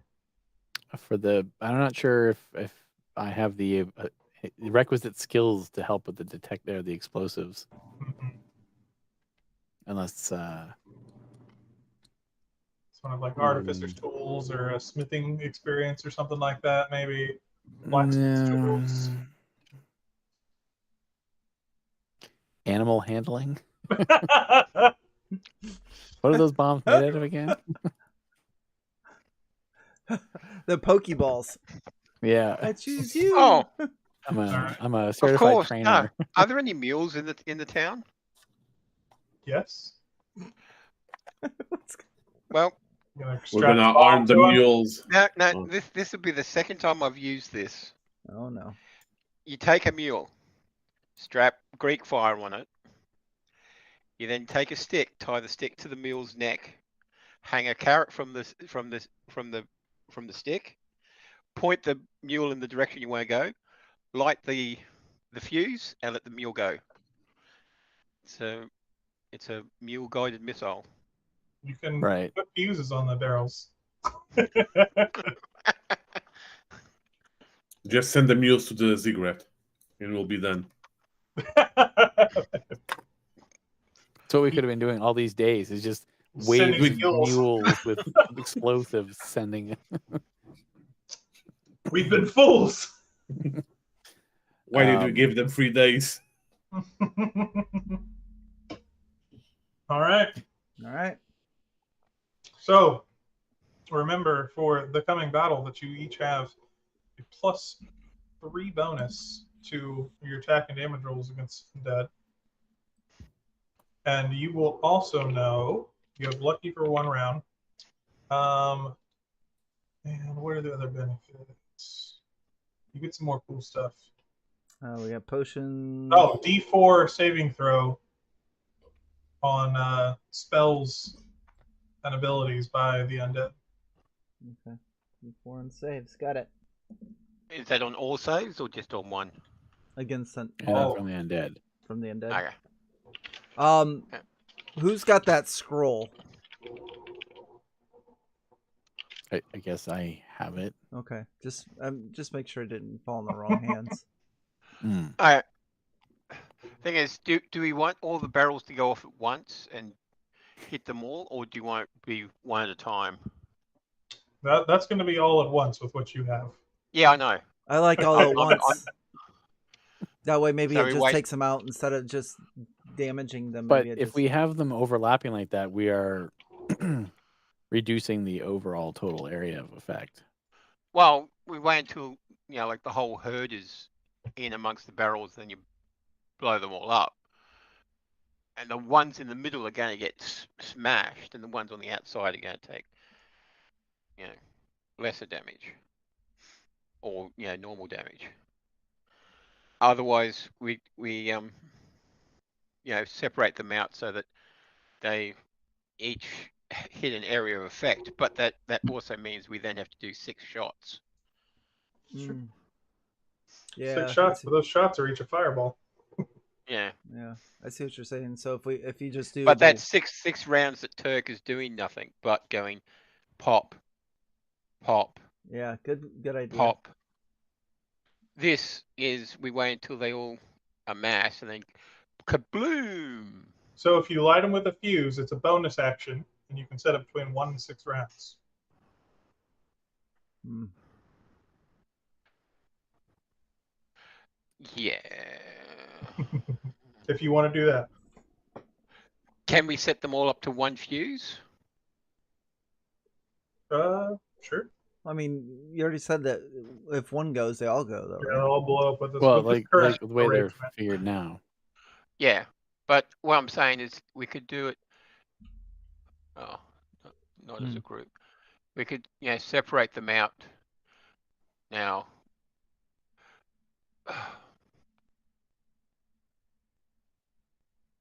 Okay, they aren't actually going to be overlapping the buildings like they are here, but I don't have The space to go up. Yeah. So if we have it like that and have 1 fuse in the middle, that you then light, they'll all go off in like 2 rounds or something, and you run back, and the undead will come chasing after you. Yeah. We could do it that way as well, and we'd get more. Well, hopefully we get more. Depends on how big the group is. Mhm. I'm thinking it's going to be not a compact group, but they're not. I don't think they're going to be spread out all over the place. Who's Not got once, that? not once they get to the barricade, anyway. Who's got the emblem? The Merkel? amulet?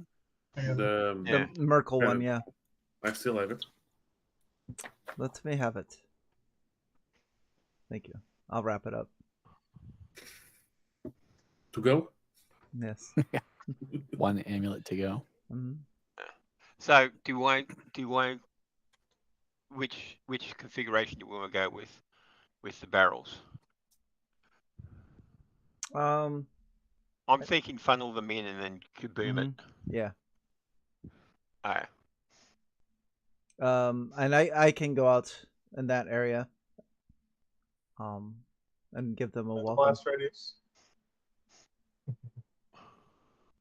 I mean, what's the horizon look like? I mean, how are would we be able to see them coming? Yeah, like there's quite a bit of like field between you and the woods. Mm. Like they'll have to travel for at least half a mile of open field to reach the town. It's cleared out in every direction. Okay, I think that looks good then. So I can once I see them coming, I can lure them in. But I want the emblem or the amulet just in case they don't go to where we want them to go, and then I may pull that out. Use it as a lure. Yeah. Is that the plan? Yeah. All I right. think so. We good? All right. Roll it. All right, where are you guys going to be positioned? Because we're getting towards nightfall. So it gets later in the day, and I forgot to mention this earlier.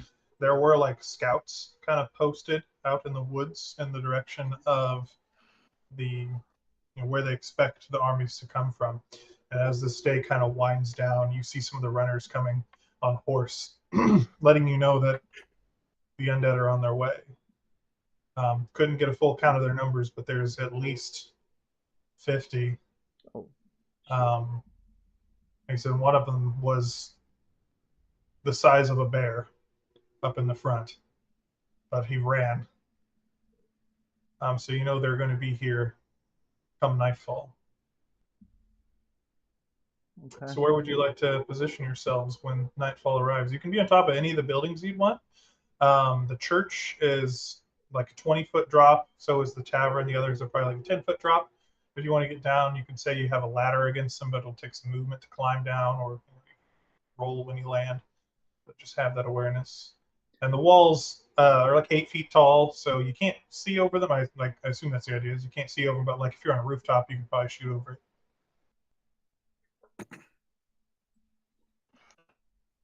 So wherever you wish to be. So our intel, they said that there's one like a bear that was it like way ahead of the other ones.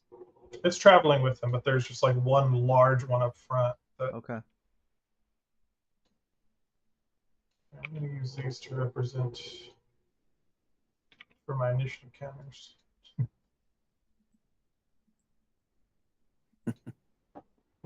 All right. Where's the initiative?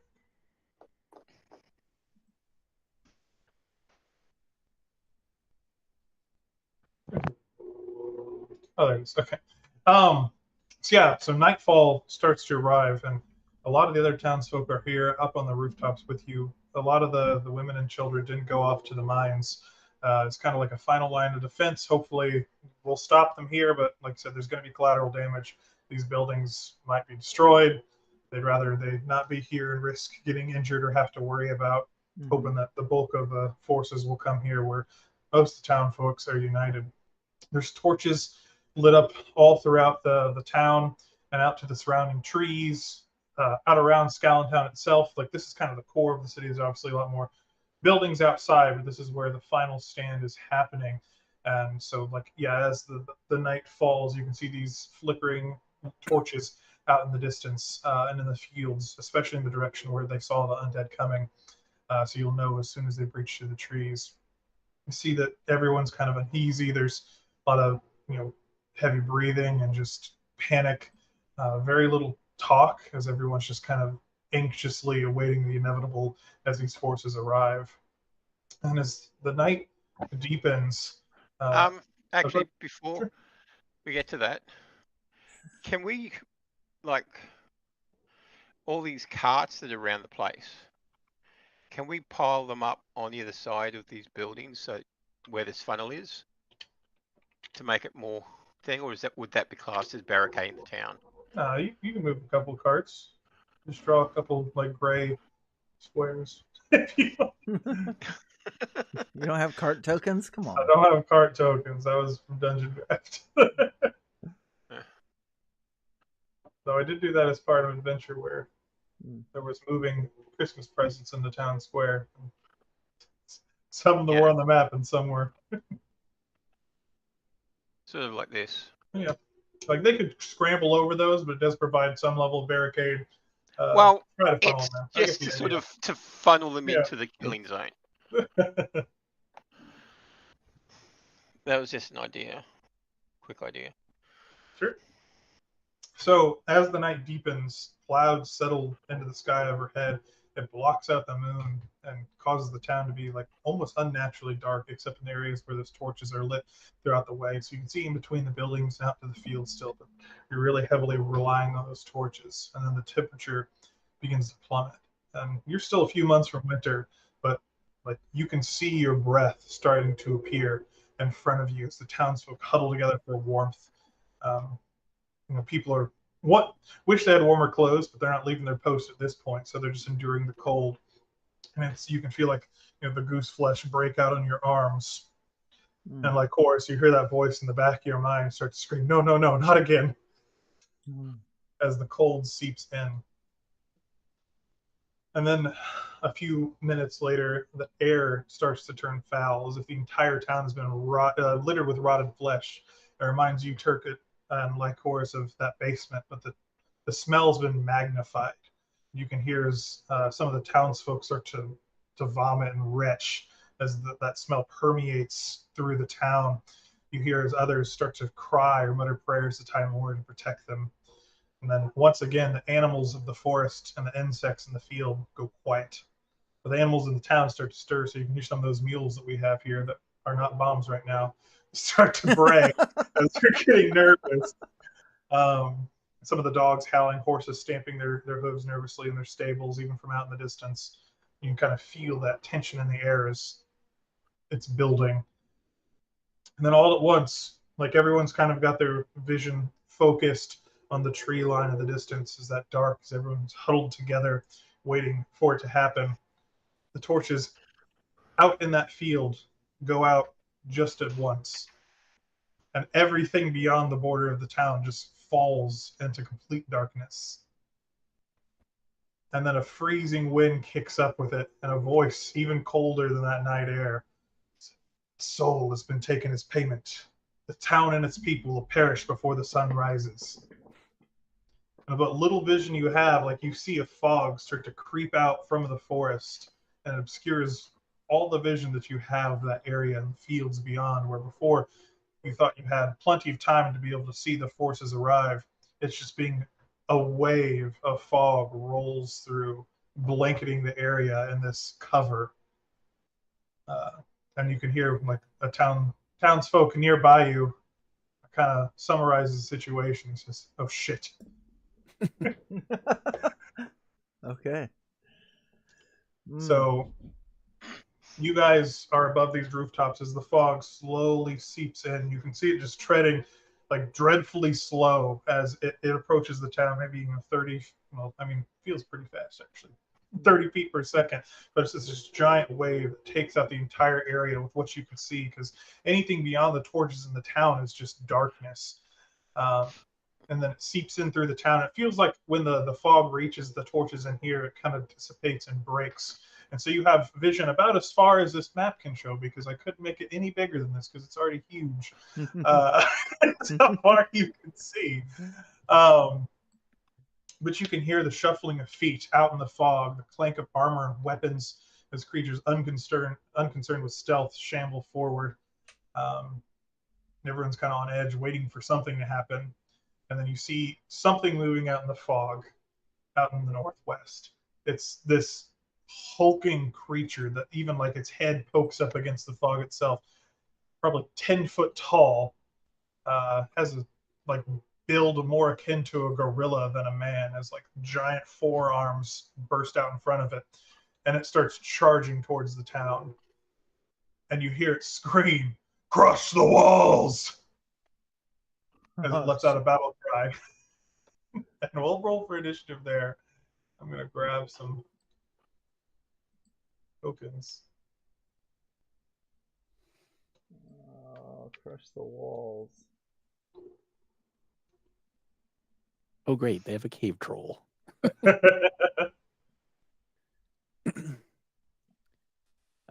guess Are we sort of rolling for initiative now? Are we? Yeah. All right, go for it. My God, the zombies have hoodies. They do. They're all miles away from us. I need to add to the initiative order when possible. Oh yeah.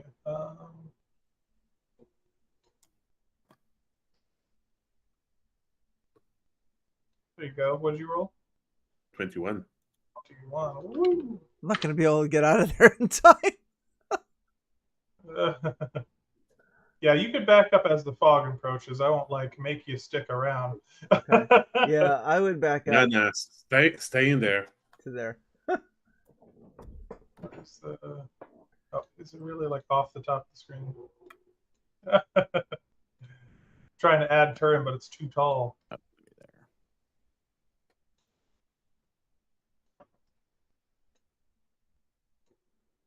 Oh, they're coming from the northeast. I thought they're coming from the northwest. Northeast.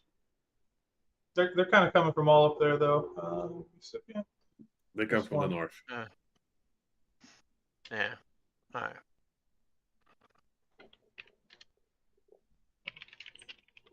Shit's going to go down.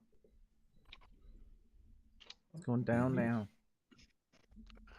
It looks like Forrest is gonna kick us off.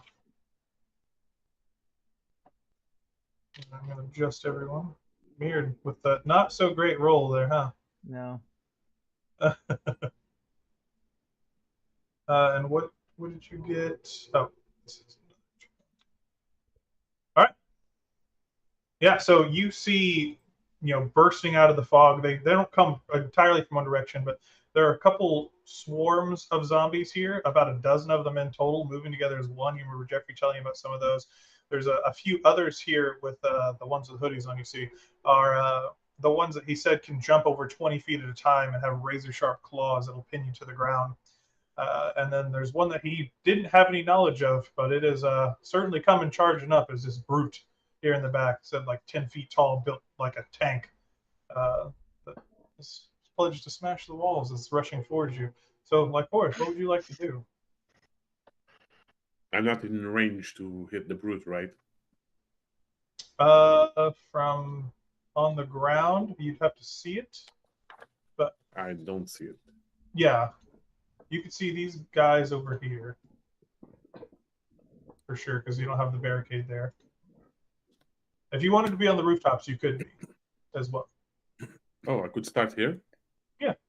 Okay. And over here, would I be able to see the brute? Yeah. Yeah, we kind of keep this off as they appear through the fog, because the fog gives itself a berth around the town, and they eventually have to show themselves. And as they appear, I want to hit the brute with a guiding bolt. all right. Well, as the fog comes in, I want to light my lantern revealing. Does it reveal anything in the fog? What does the lantern revealing do? It reveals invisible creatures within 30 feet. It does not reveal any invisible creatures, especially from where you are, at least. Yep. Okay. Can I have an aura of 30 feet around me, please? I will. I can get you. 30-foot radius or 15-foot radius? 30-foot radius. Nice. So See how that bright would be, this is. for me, that will be a 17 to hit. All right. Can you guys mind? There you go. 17 to hit. Yes. On the root is a hit. As the guiding bolt, it comes out of the fog, and you're at the ready, hands up, lash out, and it strikes into him as his body starts glowing with that radiant energy. Give us that damage roll. And remember, you get a +3. So plus 50, so it's 24. Sweet. And That he's is a glowing. hell of a hit. Jeez. Good roll. Oh my gosh. As it reels back in pain, lets out a roar, and you see its eyes focus on you as it rips some stones out of the dirt. Oh god, he's gonna throw stones. We'll go. One of the townsfolk is going to fire the ballista. Does someone want to make the roll? see here. It is a. If you want to give me control of the dude, I'll do it.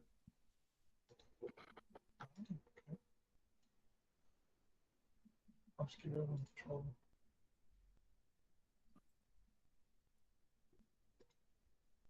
It is a. I gotta look it up again real quick. A D20 plus 8. Thanks to your bonuses. And what are you firing at? Let's see here. Boy? Can we see that dude that far? You can. All They're right. all kind of. These are the enemies you can see that have come out of the fog. They kind of rushed in at once. Oh wow. I would probably say this dude's he's gonna go for this dude up here in the north. So that's like a full squad of zombies, like a dozen of them. No, running never. as one. Yeah, never mind. He'll go for the brute then. All right. All right. And you get the roll with advantage because there's a guiding bolt. Okay. So it's 2d20 plus 8. Oh, I thought I could just click and roll on him. I guess I can't. 2d20 plus 8. Yeah, sorry.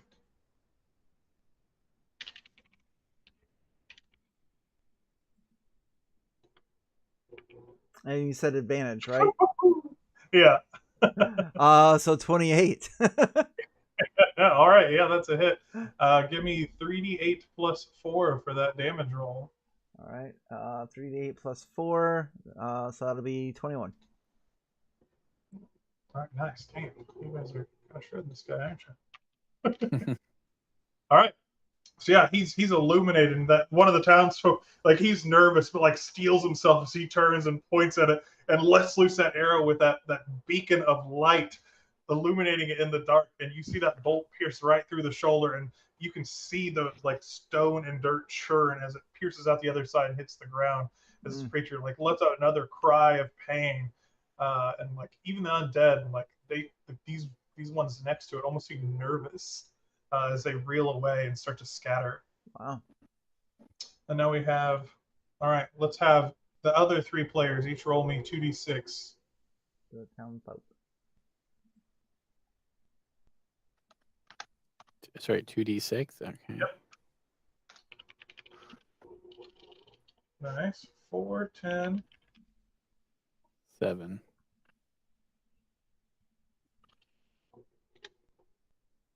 So it's all 3 of the same one.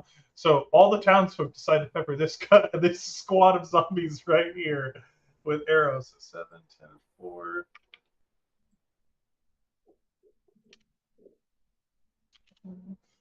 And you see is like they've got the crossbows that you guys saw that like Korvac worked together with the Ron, constructed them light crossbows that they've been trained to use. They're standing up on rooftops as they pepper arrows down on the battlefield. Some of them miss, but it seems like everyone shooting at this little squad right here manages to take hold as arrows and crossbow bolts pepper into these creatures as 3 of the zombies fall down dead as the others continue to clamber forward. It is the brute's turn, and he is going to rip out this giant boulder next to him, and he's thrown it at Lycoris. Ouch. Sure you want to be on the roof? Yeah. It's a 14 to hit. That will not hit. All right. Yep. And then he is going to charge forward.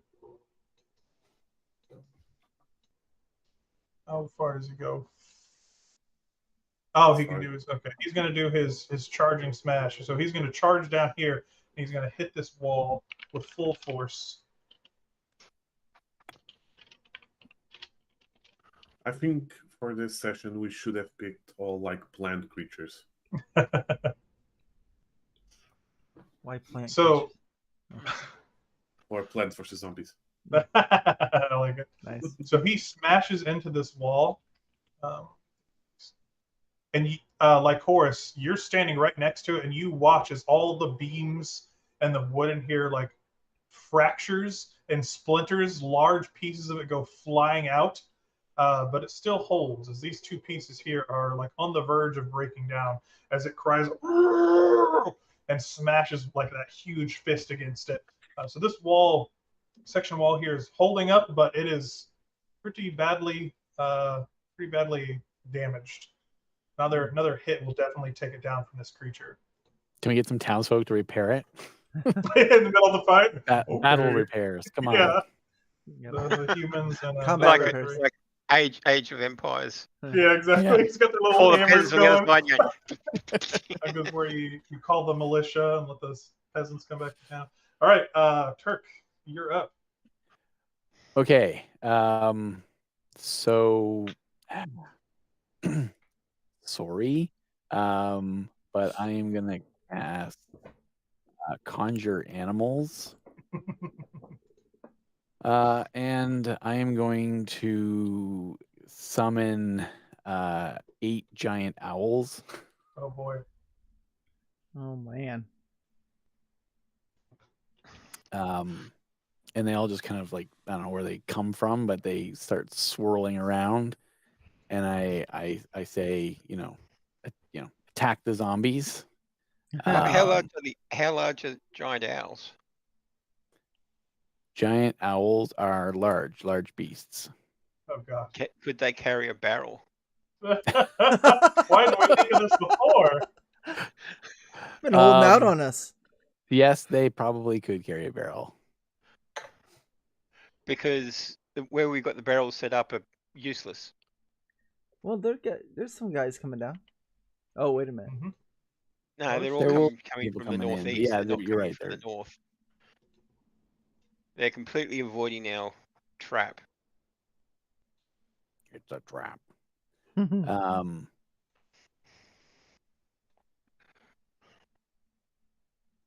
Yeah. I mean, I could get them to All right. carry a barrel. You mean like Even if light it's it and even then if it's two drop- two per drop. barrel. if it's what, sorry? Well, I mean, Yeah, there's even if you have to use two per barrel. the zombie many hordes are owls. coming down the channel.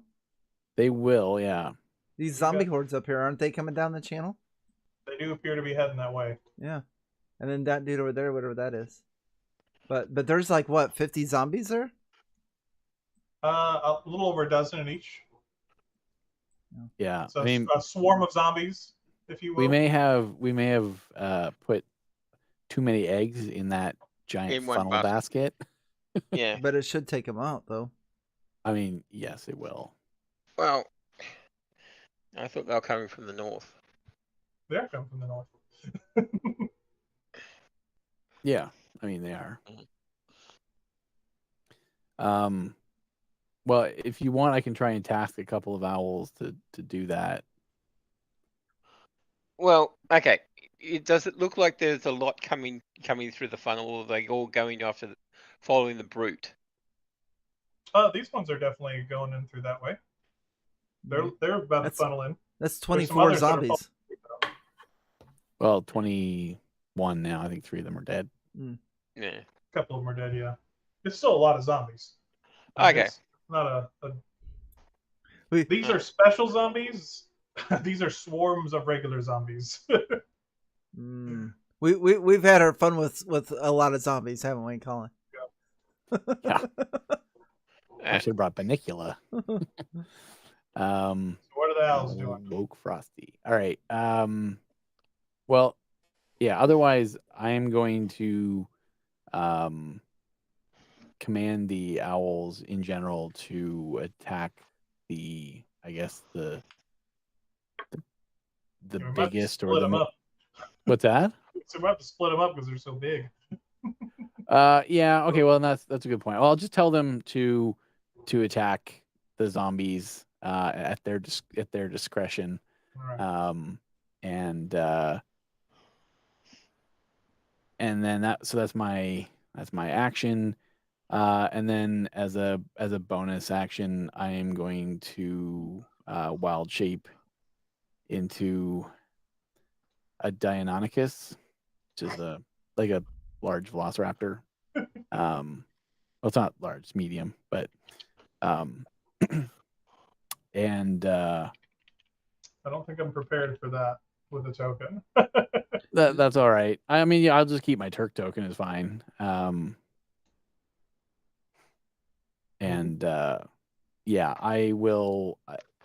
Since I don't have any more actions for it, he'll just stay on the roof All right. and kind of move up to kind of the peak here and just kind of keep an eye on kind of the best direction that he could possibly. Yeah, he's gonna stay on the roof for now. Nice. All right. Do your owls go now, or do they need to get added to the initiative count? They are added as a separate, but one, not each individually separate, but one, I guess, one turn order. Let me see what their initiative is. Let me they roll, +2. Okay, I might as well roll for them.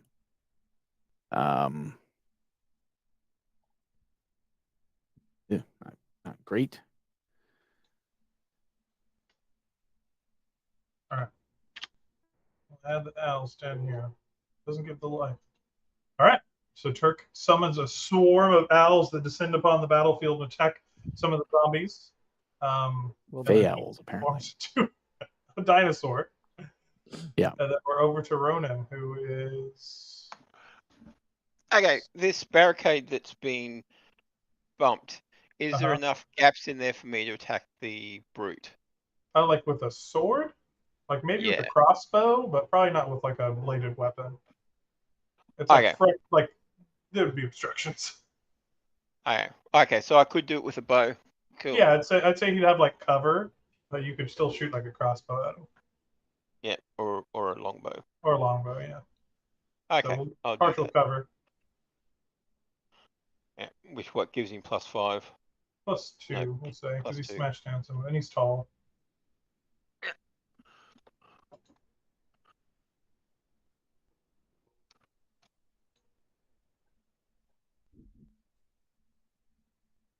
Yikes.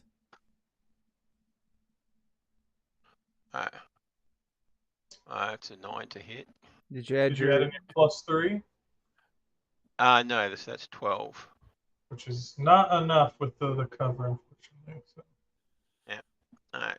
Second attack. So one strikes right into the boards here. Yeah. And second attack, one more is enough to hit him. Only so just. 11 damage. All right. As you use your knowledge from Jeffrey to find that perfect vital spot and hit him in the chest as he's about to land another hammer swing on the wall. Anything else, Ronan? You can tell this creature's getting bloody. It's hard to tell with zombies, but it's definitely taking some hits. Looks just awful. Yeah.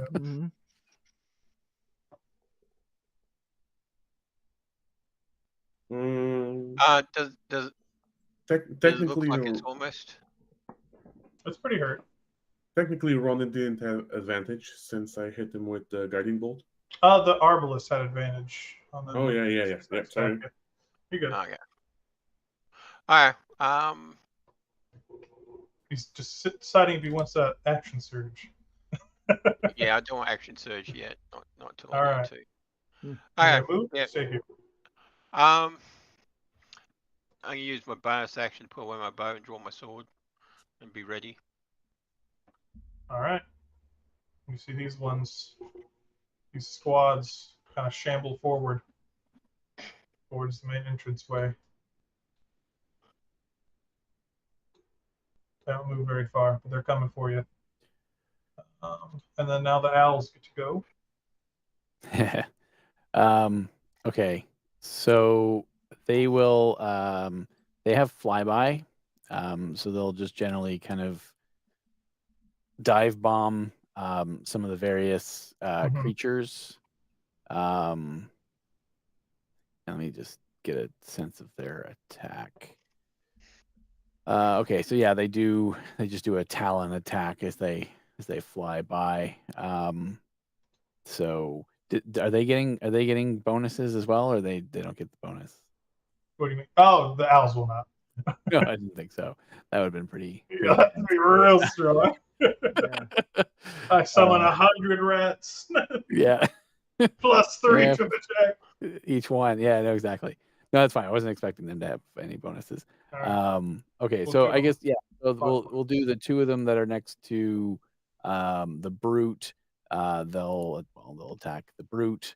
And let me roll couple of that. So we get a 13, Let's hit. and I guess I'll just roll the. I'll roll another one. Ooh, 12 on the other one. So Oh, 13 so will hit. They both hit? It does have the cover for this one, so yeah, it does. Oh, correct. Yeah, that's right. Yeah. Okay. So let me roll. Why does that keep closing? All right. Let me roll their damage.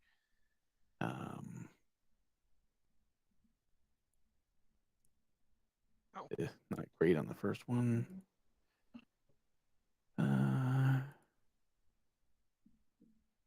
Okay. So it's a total of 15 damage, and that is probably slashing, I'm guessing. All right. Yeah, slashing damage from those Ooh, two, that's and they strong. will fly away and circle around. He's still It's still up. kicking. All right. Couple more of them will come in. I wish I should have a way. Okay, wish that side panel wouldn't keep closing. All right.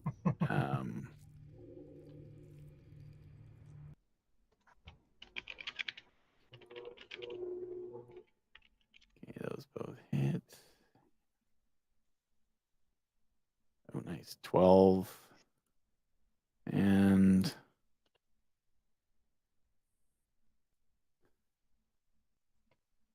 all right, 22 damage from those two owls. Damn. That is crazy. Yeah, I so know. the first one doesn't take him out, but the second one's swooping down, like talons tear at this creature's back. It gives out a cry of pain, and it collapses to the ground, still smashing against the wall, unable to destroy it. Nice. All right. Damn, 4 more owls. Who needs Fireball when you can do 16 d6 per turn? Right. Yeah. Right. 8. That is. I mean, yeah, I did a little bit of druid research. It's like conjure animals is way overpowered. The fact that for 2d6 plus 1 is insane. As I know. Well, and that's CR. why would you do one? Why would you do 1 CR2 when you can do 8 of anything? I mean, it really. I mean, even yeah. Anyways, all right. Like I said, let me quickly grab. So I guess these guys will attack the hoodie zombies. Mhm.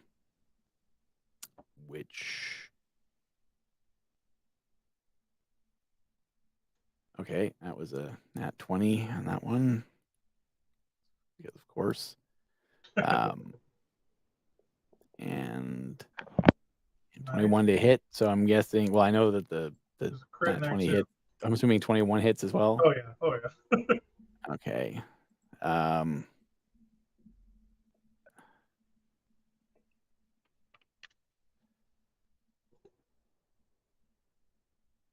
does one of the crit? So 46. Yeah, let me roll. It's okay. It's dead. Okay. You go. That's 2 more owls, right? Owl over here. Yeah, okay. And then okay, so and then we'll let me do that. Oh, that one's only a 7 to hit. That's probably a miss. Wow. Oh, that owl is out of the club. All right. Oh, this one's gonna make up for it with a 22 to hit. That's a hit. And then damage. Sometimes. 7 slashing damage. So Al tears into it, but this creature is still standing. Now it's flying away.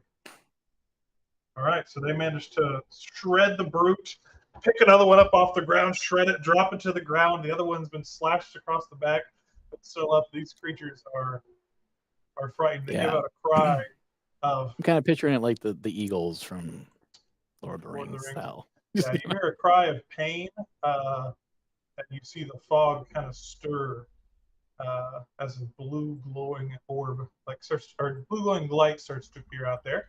But for now, these guys are going to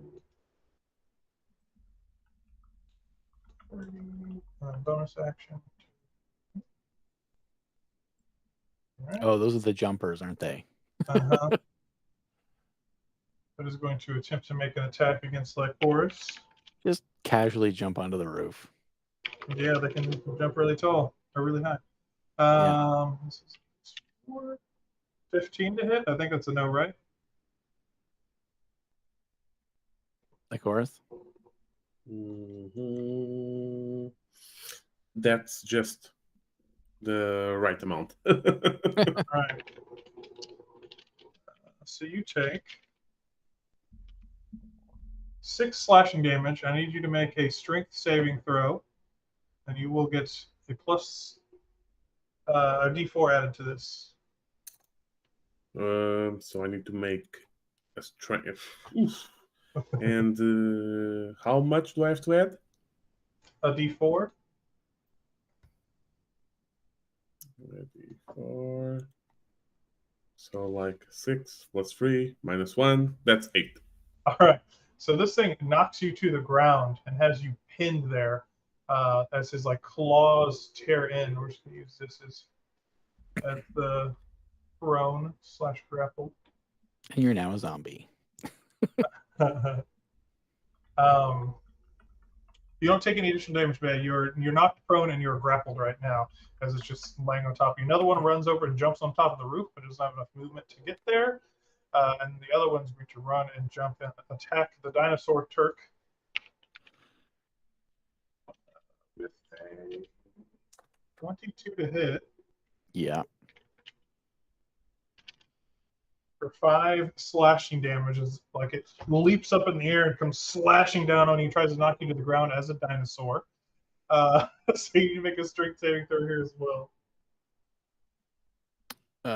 Okay, strength saving throw and but dinosaur strength saving throw. That's true. That's And maybe better. a concentration check. I'm not sure. No, I will do. I do have Warcaster, and I'll do that in a second as well. Mm-hmm. Okay, plus a D4, which I'll probably want. Okay, 14 on the strength. That is enough. You're not knocked to the ground as this creature jumps on top of you, tears in its claws, tries to bring you to the ground, but as a dinosaur, you're pretty strong. And that was it was only 5 damage, so 14 is enough for more than enough. All right, and now we're over to Ermir. All right. I'm looking up for Turk to light, do the produce flame to light these things on fire, and then I see that he's a dinosaur. Grab the lantern from You're gonna have to do it. post and throw it. You are right next to a lantern. Yeah. Yeah. You mind if I? All right. Hey, can I borrow that? No, the lantern on the post. Oh, right Throw next my to you. lantern and revealing. Oh. Oh, yeah. All Yeah, right. there's lanterns just like. Yeah. one, like, right If behind not, I will light a torch. Yeah, there's one like right here. Yeah. Yeah. I'll use my action to toss that out there and get things rolling. All right, and the intent is for an immediate explosion. Well, yes. it's a fire. It's going to go kaboom. Yeah. Yeah. All right.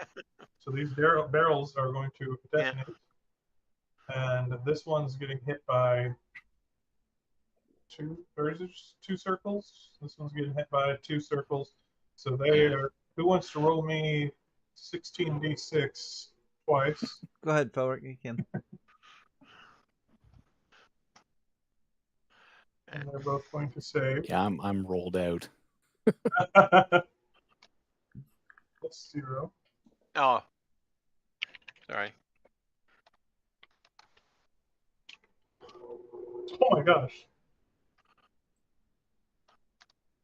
So that's actually a total of 53. 53, okay. Yeah. And then the other?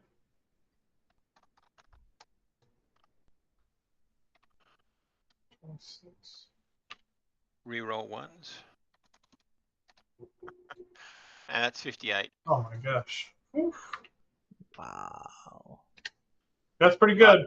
Zombie. So Yeah. all these barrels, boom, boom, boom, boom, boom, boom, like cascade, explode. Fire rains down, and you see is just bodies and bodies and bodies fly to the wayside out of these It's raining piles. zombie. This pile over here, embarked in blue, now has one zombie left, and it's like on fire. This one over here has like 2 zombies left. They're charred and burnt. Like they saved, fortunately, so they're just on their last limb, like barely anything left to fight. Okay. Uh. I will just come out here to meet them. That'll do it for me. All right, my chorus. I'm grappled by a zombie. You are. Being grappled, can I use my channel divinity or not? Sure, yeah. You can pretty I much wanna- do anything to butt I want to use. I want to use turn undead. Each Yep. undead you can see or hear within 30 feet of you must make a wisdom saving throw. So these 2 for sure. How many feet? 30 feet. I don't So think this they'll- one as well. The DC is 14. I'm going to give you a +3. Okay. For So it's 17. Oh my god. Well, this one Cool. fails. The other 2 succeeded. That is insane. Which one failed? This one. Okay, so he's gonna go away. Bye. Yep. Have a good So time. they start to run, but the one on top of you, unfortunately, is undeterred, as it seems. But it is hurt. It has been scratched across the back by a pack of owls. Can you send one of those owls to help me, Turk? Oh yeah, they're coming. Well, they have an instruction to attack the zombies, so they'll be back. So as a bonus action, I'm just gonna cast my spiritual weapon. Nice. It's a scythe, So, as I'm gonna harvest some zombies. Oh well. Why are there more magic cards here? Oh, I was playing Liliana on the other side.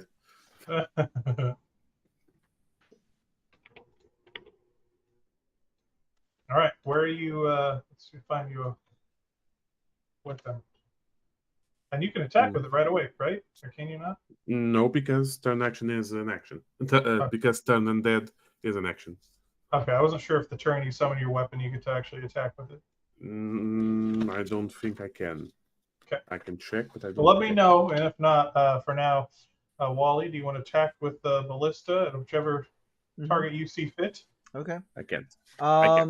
So up on the roof there, I can see that one is pinning down like Horus. Mm-hmm. Yes. Can I aim at that one?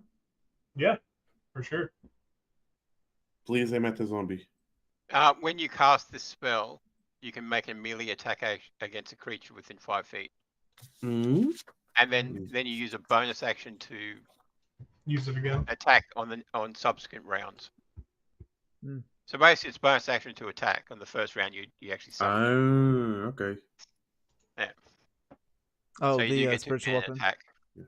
So you would have attacked. You would attack that. Yeah. So that give zombie that's then. a D20 plus numbered. So that's plus like 7 or something at least. Yeah, plus 7. All right, so that'll hit. Actually, plus 10, right? I'm going to give you the bonuses for this. Okay. So it's 1d8. Plus your spellcasting ability modifier. Plus 3. 1d8. Actually, my spellcast ability modifier, yes, plus 3. So it's So 6 plus damage. 6. All right. Yeah. Are you adding the additional plus 3? So 3 plus 3 plus 3. So that's 9 All right. damage. Which is exactly enough damage. So you summon your scythe, have that holy blade curve over and cut him across the throat as he falls off the side of the roof dead, and you are unpinned. You're still prone, but I guess you can use your movement to stand up if you'd like. Yep, I left him speechless. There you go. You did. So I retract my previous statement, Wally. No problem. I'm going to this dude here is going to shoot the one up there by Turk. Mm-hmm. All right. And that's with advantage, you said? Not this time. It's just a +8. Okay. Because last time was from the guiding bolt. That is only going to be a 12. All right, that is a miss against that creature that nimbly dodges out of the way. It's more that guy just isn't used to shooting this kind of weaponry. Yeah, that's exactly. All right, and then 3 attacks on the townsfolk. Everyone else, give me 2d6 each.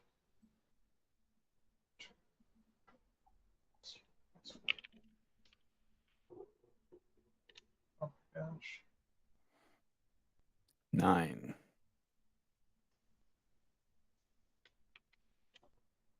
Not very nice.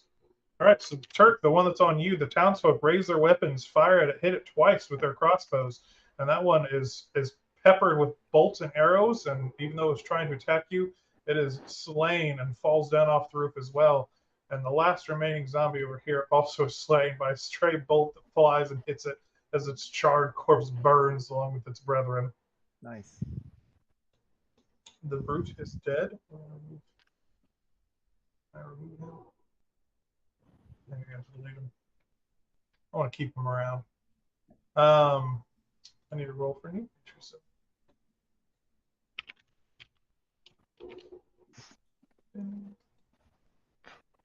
Oh god.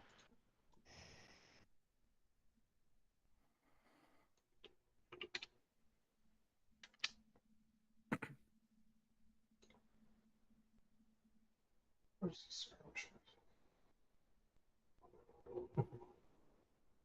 There it is. Okay.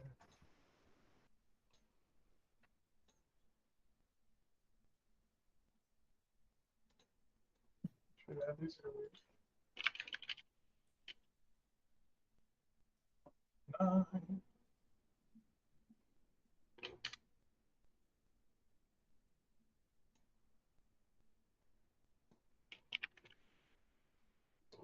$17.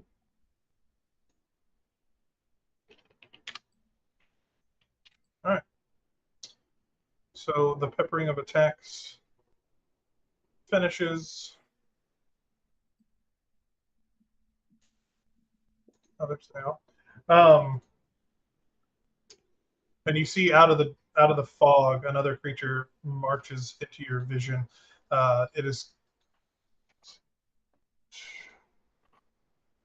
It looks to be a skeletal mage.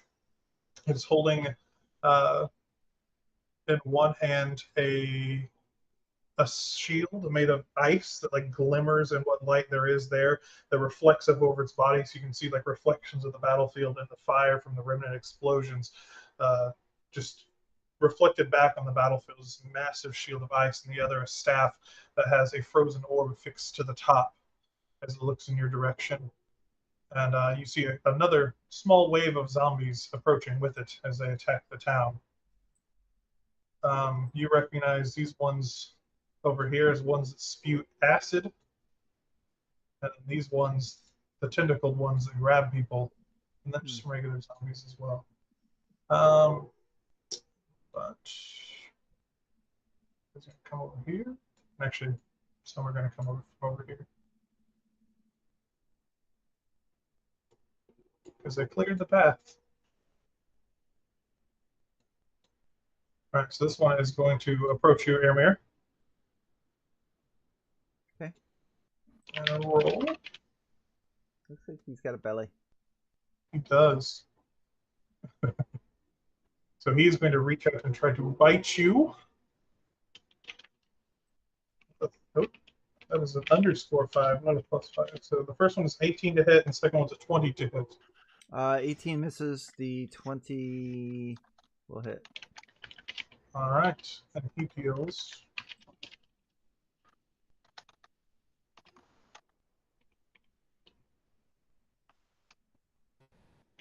Oh, I did. Deals 14 damage, 3 of which is acid. Dang. As he like like a mouth opens up and it bites down on your shoulder. These sharp teeth, but mostly it's the acid dripping into your body that you feel as it bites and then takes an arm and wraps around you. And you also are grappled, similar to the ones that was tackling earlier. You're not knocked prone, but it does have hold of you as these teeth are latched onto your body. Okay. And I think we're over to Turk now. Okay. So Dino Turk is going to kind of come and I feel I can make a 10-foot jump. And then I'm going to run over to the acid guy here. And I think from where I started, that would have been a 10. How many feet do I need? 20 feet towards the creature. Would you consider that to be a I mean, you move could at least jump 20 down on feet? the side and then like charge. So you're like here, you could like 5, 10, and then just. I'll give it to you. Okay. So it's holding on to Airmere, right? Yeah, it's like got his teeth sunk into his arm. Okay, well, it needs to do a strength saving throw. Is it only if you hit? It is only if I hit it with a claw attack, which I will be making right now. So first claw attack, that probably misses. That is a miss. Yeah, that's Oh, okay. it is 12. Right. That's right. That would be 12. Oh, that's still a miss though. On this guy, Yeah, he's okay. got kind of a little bit of beefy armored flesh. Fair enough. All right, well, that's okay. I get 2 claws. So this one, What was it hit? 20, 22. Yeah, And then, he's not quite that beefy. yeah. Okay, and then let me roll the rest of it, and I get a bite, which will also hit, and then I get, and because I hit him with a claw attack, he must succeed a DC 12 strength saving throw or be knocked prone. Yeah, Rolled it. so I'm gonna say he lets go of you, Aramir, and falls to the ground. Thank you. All right. Oh, thank you. As you see, like a splash of acid go flying into the air and across the battlefield, falling into some of the scorched marks from the barrels that exploded back here. Mm. So, and let me just, I'm rolling so we've got a 8 on that claw attack that I hit him with, and then a 13 on the. Isn't because he's now prone? Wouldn't the bite be a critical? Could be with advantage. Oh, with advantage, yeah. You can roll again and hope for a 20. All right, yeah. Let me do that then. Where's the bite? Nah. Okay. All right. But if he gets knocked prone, I do get another bite. So I will roll. Nah. It's a miss. Oh, with advantage. Oh yeah, because he's prone. And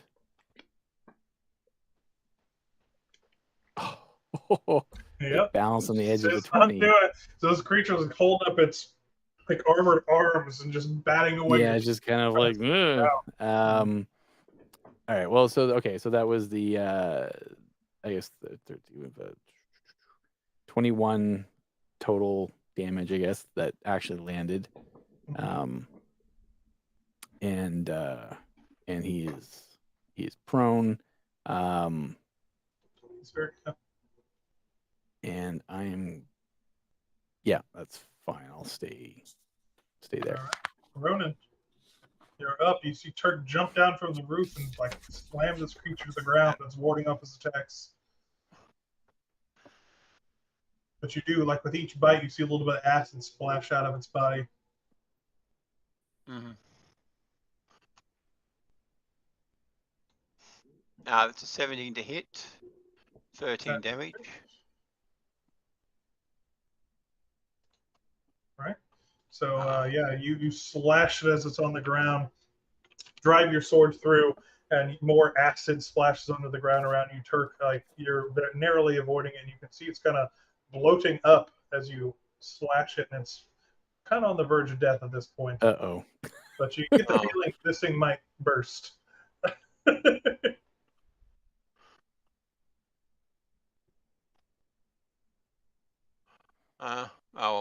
We're going to take a heap of damage for that. All right. And that's another 11. That is enough to kill it. So you drive your sword through again, and I need the three of you to make dexterity saving throws as acid splashes out to the area as it dies and erupts. Its stomach just bursts forth as acid spews. That is 10 damage. It is a DC 13. So if you failed, you take 10 damage. On a success, you take half. 7. Yeah, you do get a D4 added. So Yeah, that's with my But- D4. can't quite get there. What was the damage again? 10 acid damage. 10. What was the DC? 15 or 13. Sorry. Okay, yeah, no way I'm making it with Mhm. a 5 with a 6. And Turk, I do think it's another concentration check for you. Oh, yes. Yeah. Let me grab that.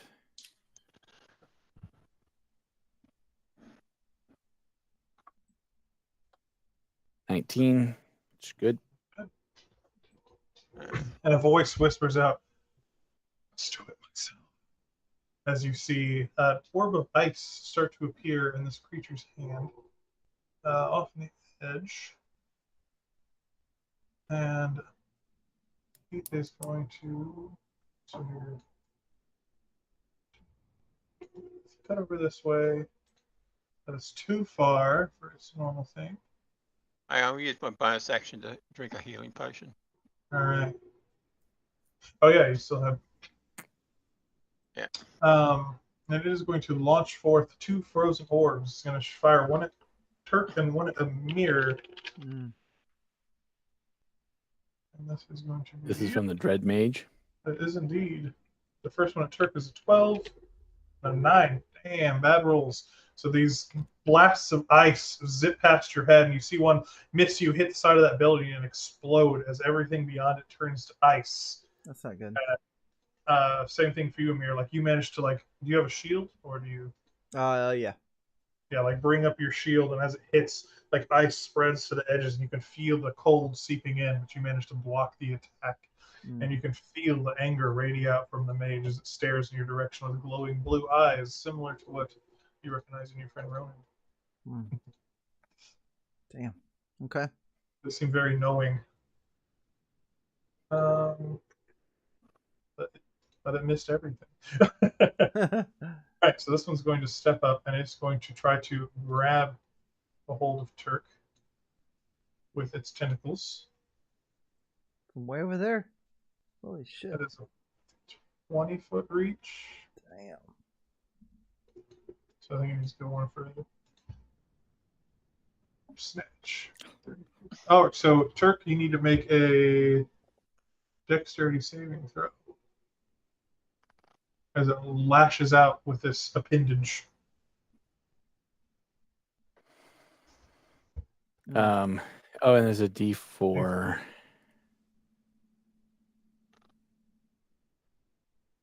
All right, that is 13. just enough that it tries to wrap this tentacle around you and drag you, but you manage to dodge out of the way and shake loose before it's able to do so. I'm all slippery from acid as well. It's going to shamble the rest of the way forward and try to claw you. I would prefer not to, but here we are. So 9 and 21, I think 21 hits, and that is 8 slashing damage as it tears I'm you. going to use interception to block that Nice. damage. So 4 damage is intercepted. Very nice. Well done. Like Horus, the other one's going to try to lash out at you and pull you off the roof if it can. And you can make a dexterity saving throw as well. That's 14 plus 2, Oh, yeah. You're good. 16. Okay. All right, those guys have been feeble in their efforts. The swarm is going to shamble forward with its very few zombies and also try to attack Turk.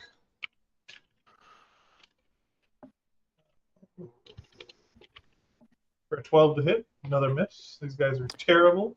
And it's over to the owls. Oh, good. Start shredding. Oh boy. Okay. All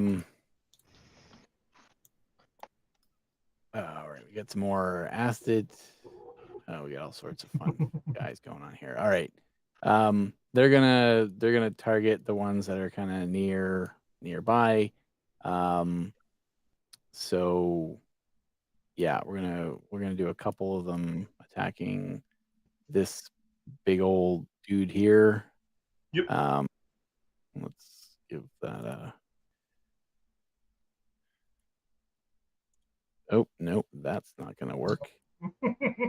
That's Another. a big old fail on that one. All right, let's. Oh, that's much better. There we go. That is a hit. 20 to hit. And then the damage on that is 9 damage. As it splashes, and you see a little spray of acid leak from its body as the talons dig in. All right, and so then we're gonna do more. 10 to hit probably doesn't hit. As a miss. No. Additional damage. Yeah. Oh god. Oh, Those sorry, owls. those owls are. It's Another got one these bite. armored arms that's holding I know them, it's batting them clearly away. a much more formidable foe than even the brute was, I guess. Mm-hmm. The brute was a lot of health, but low ACs. Yeah. Okay. Okay, there we go. There's a hit. There's a dirty 20. And the other one roll. Ugh, another miss. Okay, Miss. we'll roll the damage on. Okay, another 9. He's still standing. Still standing. Okay. He's a beefy fella. Turns out it takes more than 8 owls to kill him. Yeah. Who How would've many thought? owls did it take to the scent now? 8 owls in one round, even. Oh, there we go. Oh, Crit. that's shifted. A crit. This owl knows what's up. It's probably the same owl that crit before, isn't it? Probably. It's my crit And owl. then another 2d6. Yeah. Oh, sorry, minus. So 18. Still alive. All right, that's okay. I've got But one very, more very owl. hurt. Last owl. It is. Oh no, it's not. No, it was the 5th owl that did it before. No, 9. Right. Misses. 9. So it manages to barely keep its feet. Wow. 8 owls. Yep. Of course, they didn't all hit. So, in fact, relatively poor showing. But All right, these zombies are going to shamble forth, heading towards the wall that they want to finish breaking down. These ones are going to head over here. One is going to be able to attack Turk for 10, which is a miss. it is. All right, and then there's one of these guys left who's going to jump over and try to pounce on Lycoris. Again. Again. You're so For an 8, pounceable. it's another miss. Mhm. Yeah. And then I think that's the last of those. So Airmere, you're up. I survived. For now. I'm going to bonus action use my greater healing potion.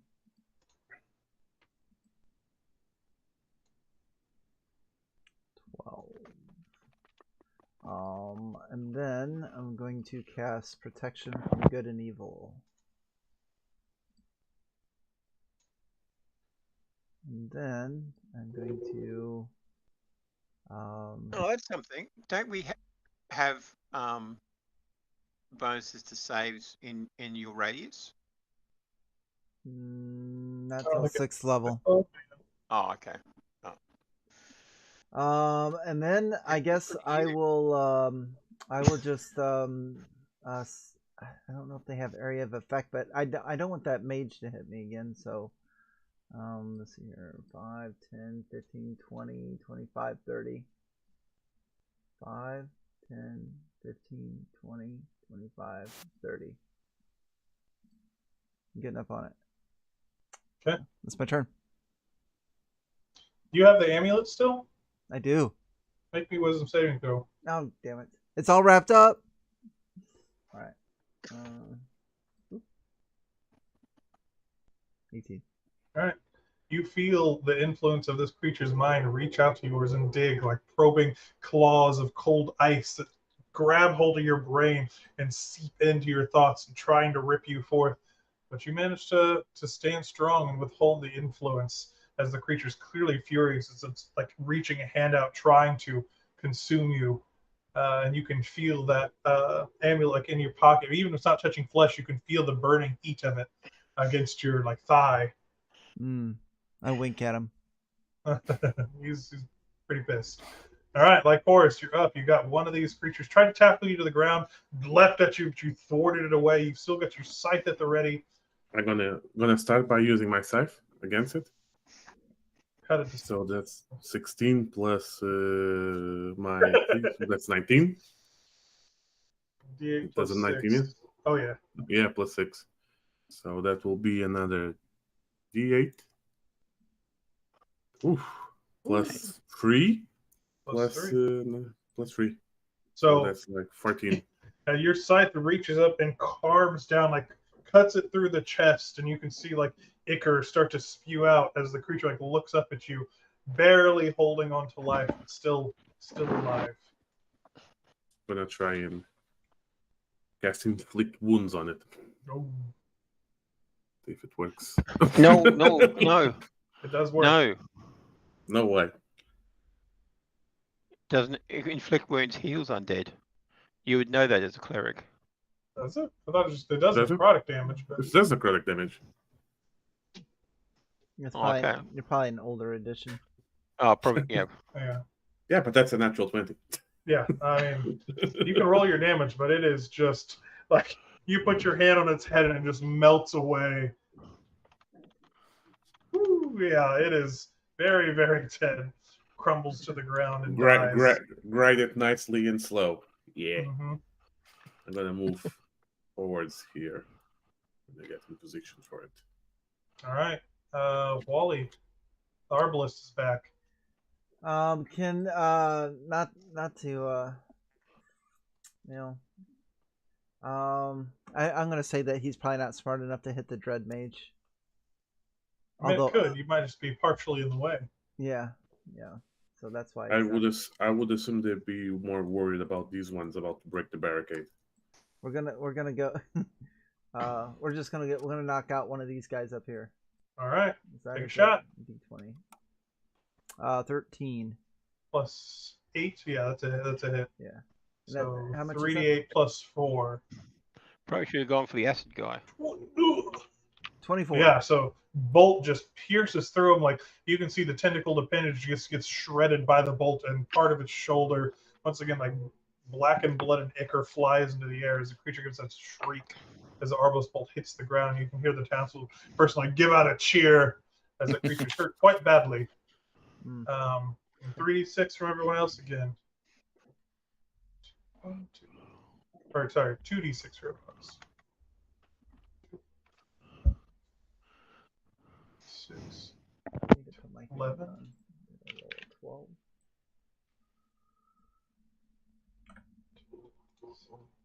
Ooh, what's the mage? I just keep on attacking the same things all the time. Even when there's that many targets. Oh, yeah, they managed to kill one of them over here. bolts. This zombie falls. Another one flies at the Red Mage air mirror. You see a bolt like strike into it, like fractures against the rib cage, and like ice crackles through the air. Nice. There's this one left, and it's just going to run forward, and it's going to spew acid all over this wall here, and manages to finish breaking down part of this wall. And Turk, you're up. You are absolutely surrounded by zombies right now. They're on all sides. Well, no, Well, I mean, there's well, one, yeah. one of them's dead. So yeah, and one of them is as friendly. yeah, still up for debate. True. But that's all right. Good question. Well, I'm gonna just attack. I'm obviously not gonna do my pounce, but I will do my multi-attack. How many left in the horde? 2. Hmm. But they're clumped together. It's like one entity, so you can just attack it. Yeah, I'm just wondering whether I want to take out the tentacle guy. Yeah, I'm gonna pretty hurt. well, I'm gonna attack the tentacle guy because the tentacle guy attacked me. All right. And I'm going to, what is it? Two claw. Okay, let's do 11. Yeah. And these are not happy with me today. Unimpressive rolls. Some of them, yeah. Now that one's a okay, well, that's 16, 19. That's probably gonna hit. And I bite 13. Let me see. Double check. That is a hit. Okay. Actually, I suppose I should roll the damage on the claw attack first. That's true. Might kill it. Ooh, not enough. For plus 7 to the tentacle guy. Okay. And then the bite on him too. The bite will be 10. All right. So yeah, you lay into the tentacle guy. He managed to thwart off one of the claws, and then as he goes to make his next block, he realizes his arm's not working because he took an arbalist bolt, and he managed to strike into and bite down, crunch, and there's the disgusting taste of rotted flesh, but the creature falls to the ground still. All right. Well, that I believe is all of my attacks. Yeah, that's it. I'm just gonna frenzy around killing zombies. What do you got? All right. Well, I'm gonna attack the mob that's beside us.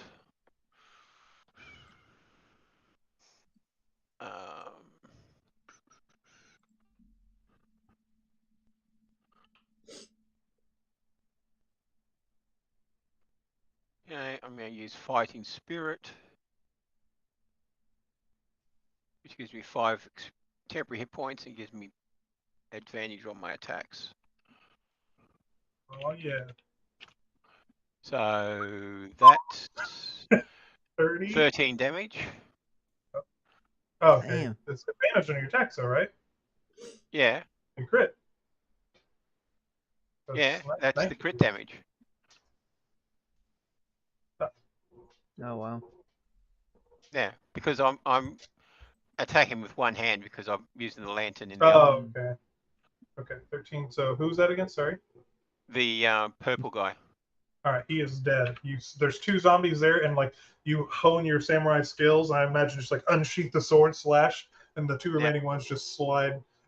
It's collapsed to the ground. Nice. All right, and I'm gonna go there, hide underneath the corpse. You step on the body. Yep. Make your second attack.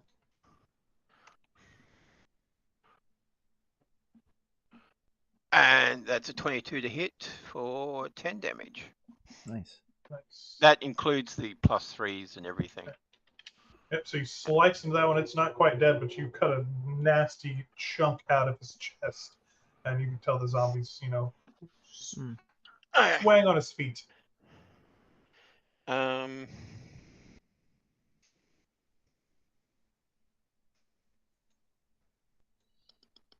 Yeah, I'm not going to use action surge. I want to use action surge against the dread mage. So Okay. I'm done. So, Aramir, you see this creature standing before you. Mhm. Says, "New pacts can be made, I can give you the gift of immortal life. Surrender." Like, just holds a claw out to you. Okay. I accept. I mean, what? um, I appreciate the offer, but no, thank you. Actually, it's a good thing. Good thing you won't make that offer to Nicodemus. Yeah. Yeah, he accepts all So- deals.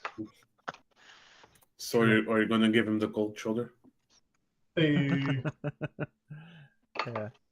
Yeah. Yeah. All right. Smite him. He's going to go this way.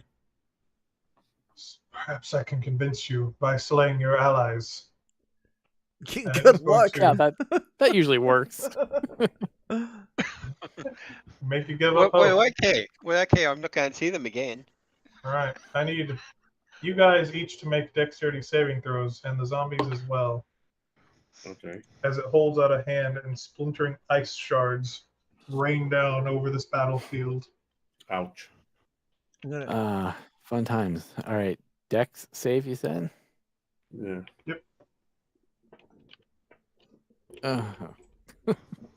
I guess me and Turk And gonna then get- my are the ones getting the ice. D4. Oh my gosh, what a terrible roll.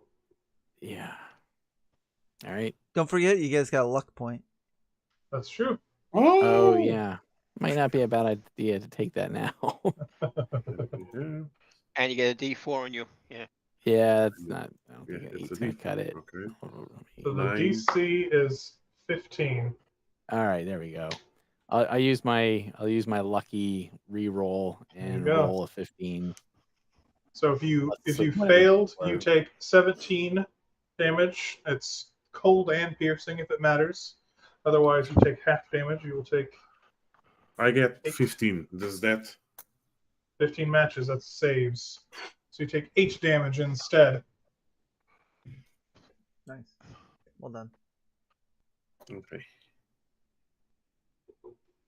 All right. I'm gonna And you whisper to the dread mage. They're still alive. In time. You can tell it's pissed off though. That one's a fucking dinosaur, but okay. What killed the dinosaurs? I say. The Ice Age. Oh shit. This one's gonna clamber up on these, and he's gonna try to grab you, Amir. You should make a dex save. Oh, snikes. Dex save. Oh, I'm so bad at this. I'm going Add to your roll D4. my D4. That's 14. enough. Is it? It tries to reel you in, but it doesn't quite grab hold. Appreciate that. All right. Now it's the owls. Oh, did the zombies take damage? Oh, they do. Yes. Sorry. Thank you. Call me out. See if any of them pass. We know they're very dexterous. We do. Yeah. They actually all die. Oh, nice. So he killed his own guy. That's Because awesome. the only one that didn't save was already at half health. Wow. Well, less than half. Whoops. So instead of saying my guy's still alive, you could say, "Oh, your guys are dead now. Maybe you want to make a deal with me." There you go. I'll be your patron. All right. Owl squad. Oh god. Okay. You got a feeling this guy's kind of a point of influence here? Yeah. Yeah. No, they But they They'll- were they'll- instructed to kill zombies, so kill the zombies. Ooh, versus the skeletal mage. Okay. They were well, yeah, they were told to kill undead. Oh, okay. So they will start How in. smart is Al to differentiate? That's a good question. Let's see. I mean, owls are smart. I mean, for a beast, they're pretty smart. Actually, are they? No, it's not this character. I've created a character that's with an intelligence about the same as this owl. So it's an 8. That's Alright, let's get those rolls. that's Don't- enough to don't worry. reason. Don't worry, Colin. I'll leave it to you. Touche. All right, let's do this thing then. Okay, 21 plus whatever. Well, just 21, I guess, with these All right. guys. I assume that hits the mage. Yeah, let's just get them all out of there. Let's do 8. All right. I'll just. I think you can just like tap up and then enter. If you know what, that might be easier if I do. Oh, wait.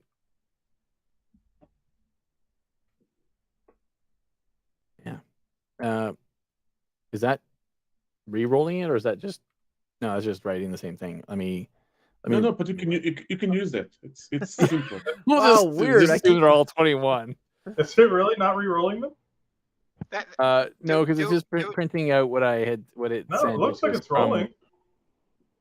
No, it's No, I'm pretty sure. Do it's it one it's more not. time just to see. Yeah, I'm really curious. Shoot. Okay. Because when I press up, Yeah. okay, there's no way. It's too fast. It's not. re-rolling. It's not re-rolling it. That's fine. Let me just. I'll type in the. What is it? It's a D20 plus. yeah. Plus 3.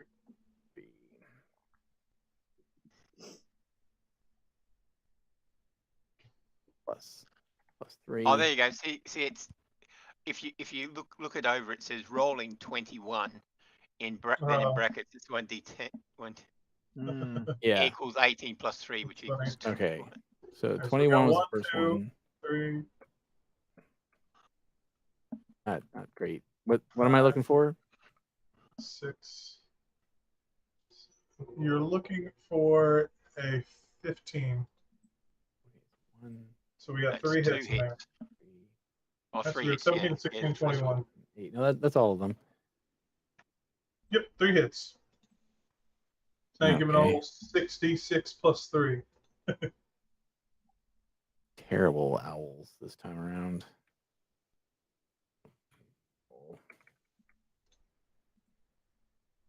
66 plus 3. Oh, jeez. Good roll. That's not bad. So 29. the owls streak down and claw and bat, and it's using this massive shield to bat them away. And even the ones that do find purchase, you see like ice, like in frost, cloud up into the air, and you can tell it's like absorbing some of that damage. But he did take some slashes. All right. That's all the owls, right? That is all the owls. These guys are just gonna try to move forward. They're gonna get through the wall. Airmere. Can I tell? Is this Dread Mage undead? Yes, absolutely. Okay. I would like Smite to. him. I would like to bonus action Hunter's Mark Okay. on him. So that's a D6, and then I would like to swing with my flail. You said that's what you do. So that'd be a 20, 19, Is it? 22. 15 is the target. I would like to add to that a second level Divine Smite. That'll play. So that'll be let's see here. So that is going to be 2d8, and since it's an undead, that's another d8, and then another d8, so it's going to be 4d8. So I'm just going to roll them in twos. There's the first 2, and Well, there's the second level divine smite gets. Oh yeah. Yeah. Yeah, so Okay. 3d8 for the second level spell slot and 1d8 because it's undead. So that is 15 plus 8, which is 23. Plus where is Sword damage. Um, Yeah, Flail flail damage. 1d8 plus whatever. oh yeah, the flail damage. Plus 6 or something, maybe? Yeah, so we got the flail 7. damage.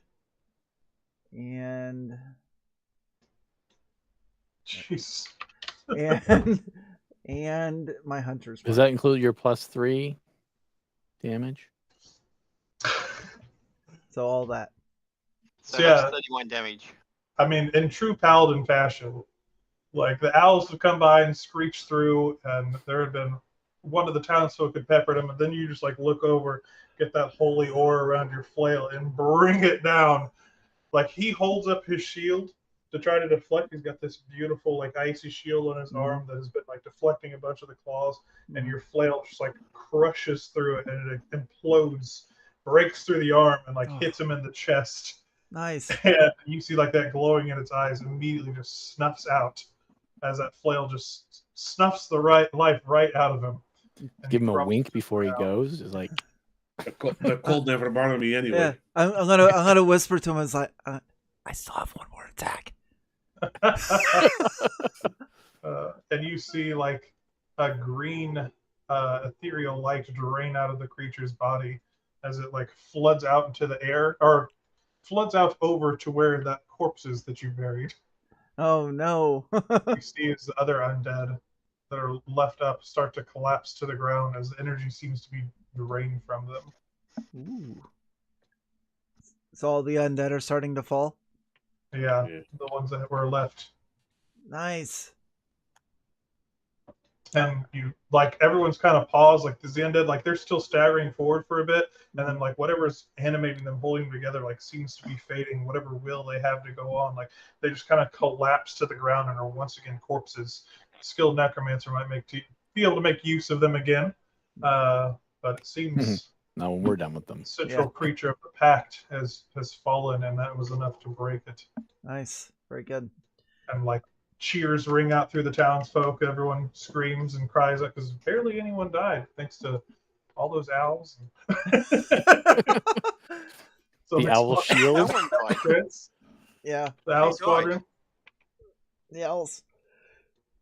The No one owls. died. Yeah, I guess if I don't know, are there more? Because are we still in combat? No, I think No, that's it. we're isn't gonna it? end it there. Okay, Yeah. then I'll dismiss the owls Yeah. and One- shape back into a One more bugbear. flyby, like jets over the stadium. Yeah, just they go up and then they kind of just spread out like Like Yes. a jet that they yeah, like jets like that they- yeah, like the silver show. eagles or Yeah. whatever. It was. I- You see it yeah. scream. I would grab this dude's weapon too, by the way. Oh yeah. Whatever he was Staff. holding. Yeah. I would make sure I take that and I wrap it up. Staff of ice. And then I go and study necromancy. No, just kidding. A new vocation for all. Yeah. My new chapter. Yeah, Awesome. you've got a great teacher here already. So There you go. Yeah. Yeah, there we go. Just see if you can make Jeffrey turn over an old leaf. There we Yeah. go. Awesome. Very Don't do good. necromancy, kids. Cool. Is that Yeah, it? like we're already way over, but yeah, like yeah. Okay, Sure. that's what I figured. giving your accolades by the town, giving your awards, giving the deeds Okay. to your house. Yes. Everyone thanks you. Cool. I can get plate mail now. Ronan can get half plates and yeah, good times by Oh. all. So Well, we make sure that we consecrate that guy's body on the crossroads. Yeah. yeah, and we'll Yeah. burn as many corpses as we can as well. yeah. Yeah, You know, the the, town the would zombie be bits that taking care of that. deanimated. Yeah. Mhm. We'll follow all the procedures. The Yeah. standard procedures make sure they don't come back again. Yes. No. Yeah. Well, awesome, man. That was fantastic. I love that. Yeah. Thank That's you a very good- much I for like running that that. format. It's a good I format. love that Yeah. video game style of prepping. Yeah. Yeah. Yeah, there's normally another wave, but we're way over on time Oh, already. Yeah, no, I think Yeah. we're good. No, but Yeah, exactly. I No- really No more liked. zombie waves. Yeah, no more zombie waves. I really liked how we worked with the townsfolk and added our skill checks and stuff. I just thought that was brilliant. That was a really good idea. Yeah, it's fun to see like the different strategies people take. Because the first group I played with and I tested this, they dug tunnels between a bunch of buildings and had like landmines and like explosives. And you guys like they didn't put up any barricades. They're like, let them swarm the town and we'll just sneak up behind them with and throw explosives. And like, so it's completely different strategies. Yeah. I was just gonna say, I'm glad we didn't dig tunnels. Yeah. Yeah. Oh yeah. Yeah, I didn't see any use of digging tunnels. Yeah. Especially when they're 5 foot wide. Basically, it's Yeah. Well, they like dug them between buildings and like did sneak attack, throwing explosives at them. Yeah, I guess it would depend on your party composition as well as to whether that would be. Yeah. I thought the tunnels would help like survive. I didn't know if there's going to be survivability of the townsfolk, like with the ability to defend themselves and the tunnels. I didn't know if that would like factor into when Send we're them done. to Helm's Deep. Yeah, yeah, but I mean, just to see how many like we start with 100% and our success could be measured on how many townsfolk are left or something, you know. Yeah, if you didn't kill some of them so fast, they do attack the townsfolk. Yeah. Like the brute just gets on the roof and starts going crazy. But he was dead in like a round. Yeah. He felt like someone we should kill quickly. Yeah.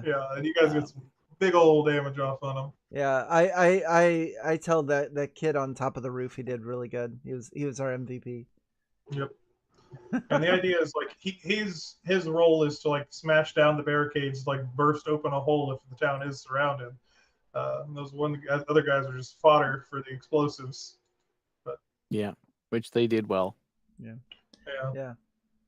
that was good. I didn't even see you put all the other guys up there after we got rid of the zombie hordes. I was like sitting there looking at my character sheet, and I'm just like, wait a minute. I went back to the screen, like, where'd all those guys come from? Yep. From the Wave 2. Wave 2. Yeah. Combat wise, I like combat in waves like that. I think that's fun. The tactical preparing for it, I thought that was really cool. And then you let us explore around, even though we really didn't have to. Probably shouldn't have. And we got some background story and some items that we end up not using, but yeah. What's so funny is like I was literally like thinking about this morning, and I was like, what if they try to go to his house? Like I wasn't even considering that. I was like, well, maybe he'll have like a secret hidden behind his bed or something like that, a hidden passage. And you guys went there. I was like, well, I'm using that now. Hey, why wouldn't we go to his house? Yeah. I mean, he's shady. He's into necromancy. Yeah, no, it absolutely makes sense. But the adventure it's based off is like way different. So I just like didn't have it in my notes, and I was like, they're probably gonna do this. Because it just makes sense. You could just say that they burned the place also. Yeah, we burned him. We burned the place. Everything. Oh, I really liked it. I was gonna have that. The amulet is like would give you speak with dead, but like give you vulnerability to undead, and so you could talk to. I already can speak with Walter. the dead. Well, there you go. Well, Ronan. You could talk to him. Nah, they're not very conversational. Just look at Ronan. Yeah. When you did mention that in the beginning, I thought that all three of those places would have something for us to find to either help or be like a trap or something. You like mentioned the church, the dude's house, and then the tavern. Fire. Yeah, the pit fire. Yeah, the pit fire. Yeah. It's pit fire, the church, and the tavern. So it's like, okay, so we got to go to all three of those then. No, like all that stuff was pretty well improvised. Yeah, very good, man. Very good. That's good though. I liked it. Yeah. Well, let me take us off of this live stream. So for those of you that are watching in the future, thanks for watching all the way to the end. That was a Halloween one-shot ran by Nerzugal, and you can find all of his books on the DM's Guild, and I will put a link to this in the description below at some point. And thank you to all my friends for playing this game with me tonight. So thanks for hanging out, everybody. Thanks for hosting it, Wally, and thanks for running it, Nerzugal. Yeah, awesome. And with that, it's time to say on to the next. On to the next.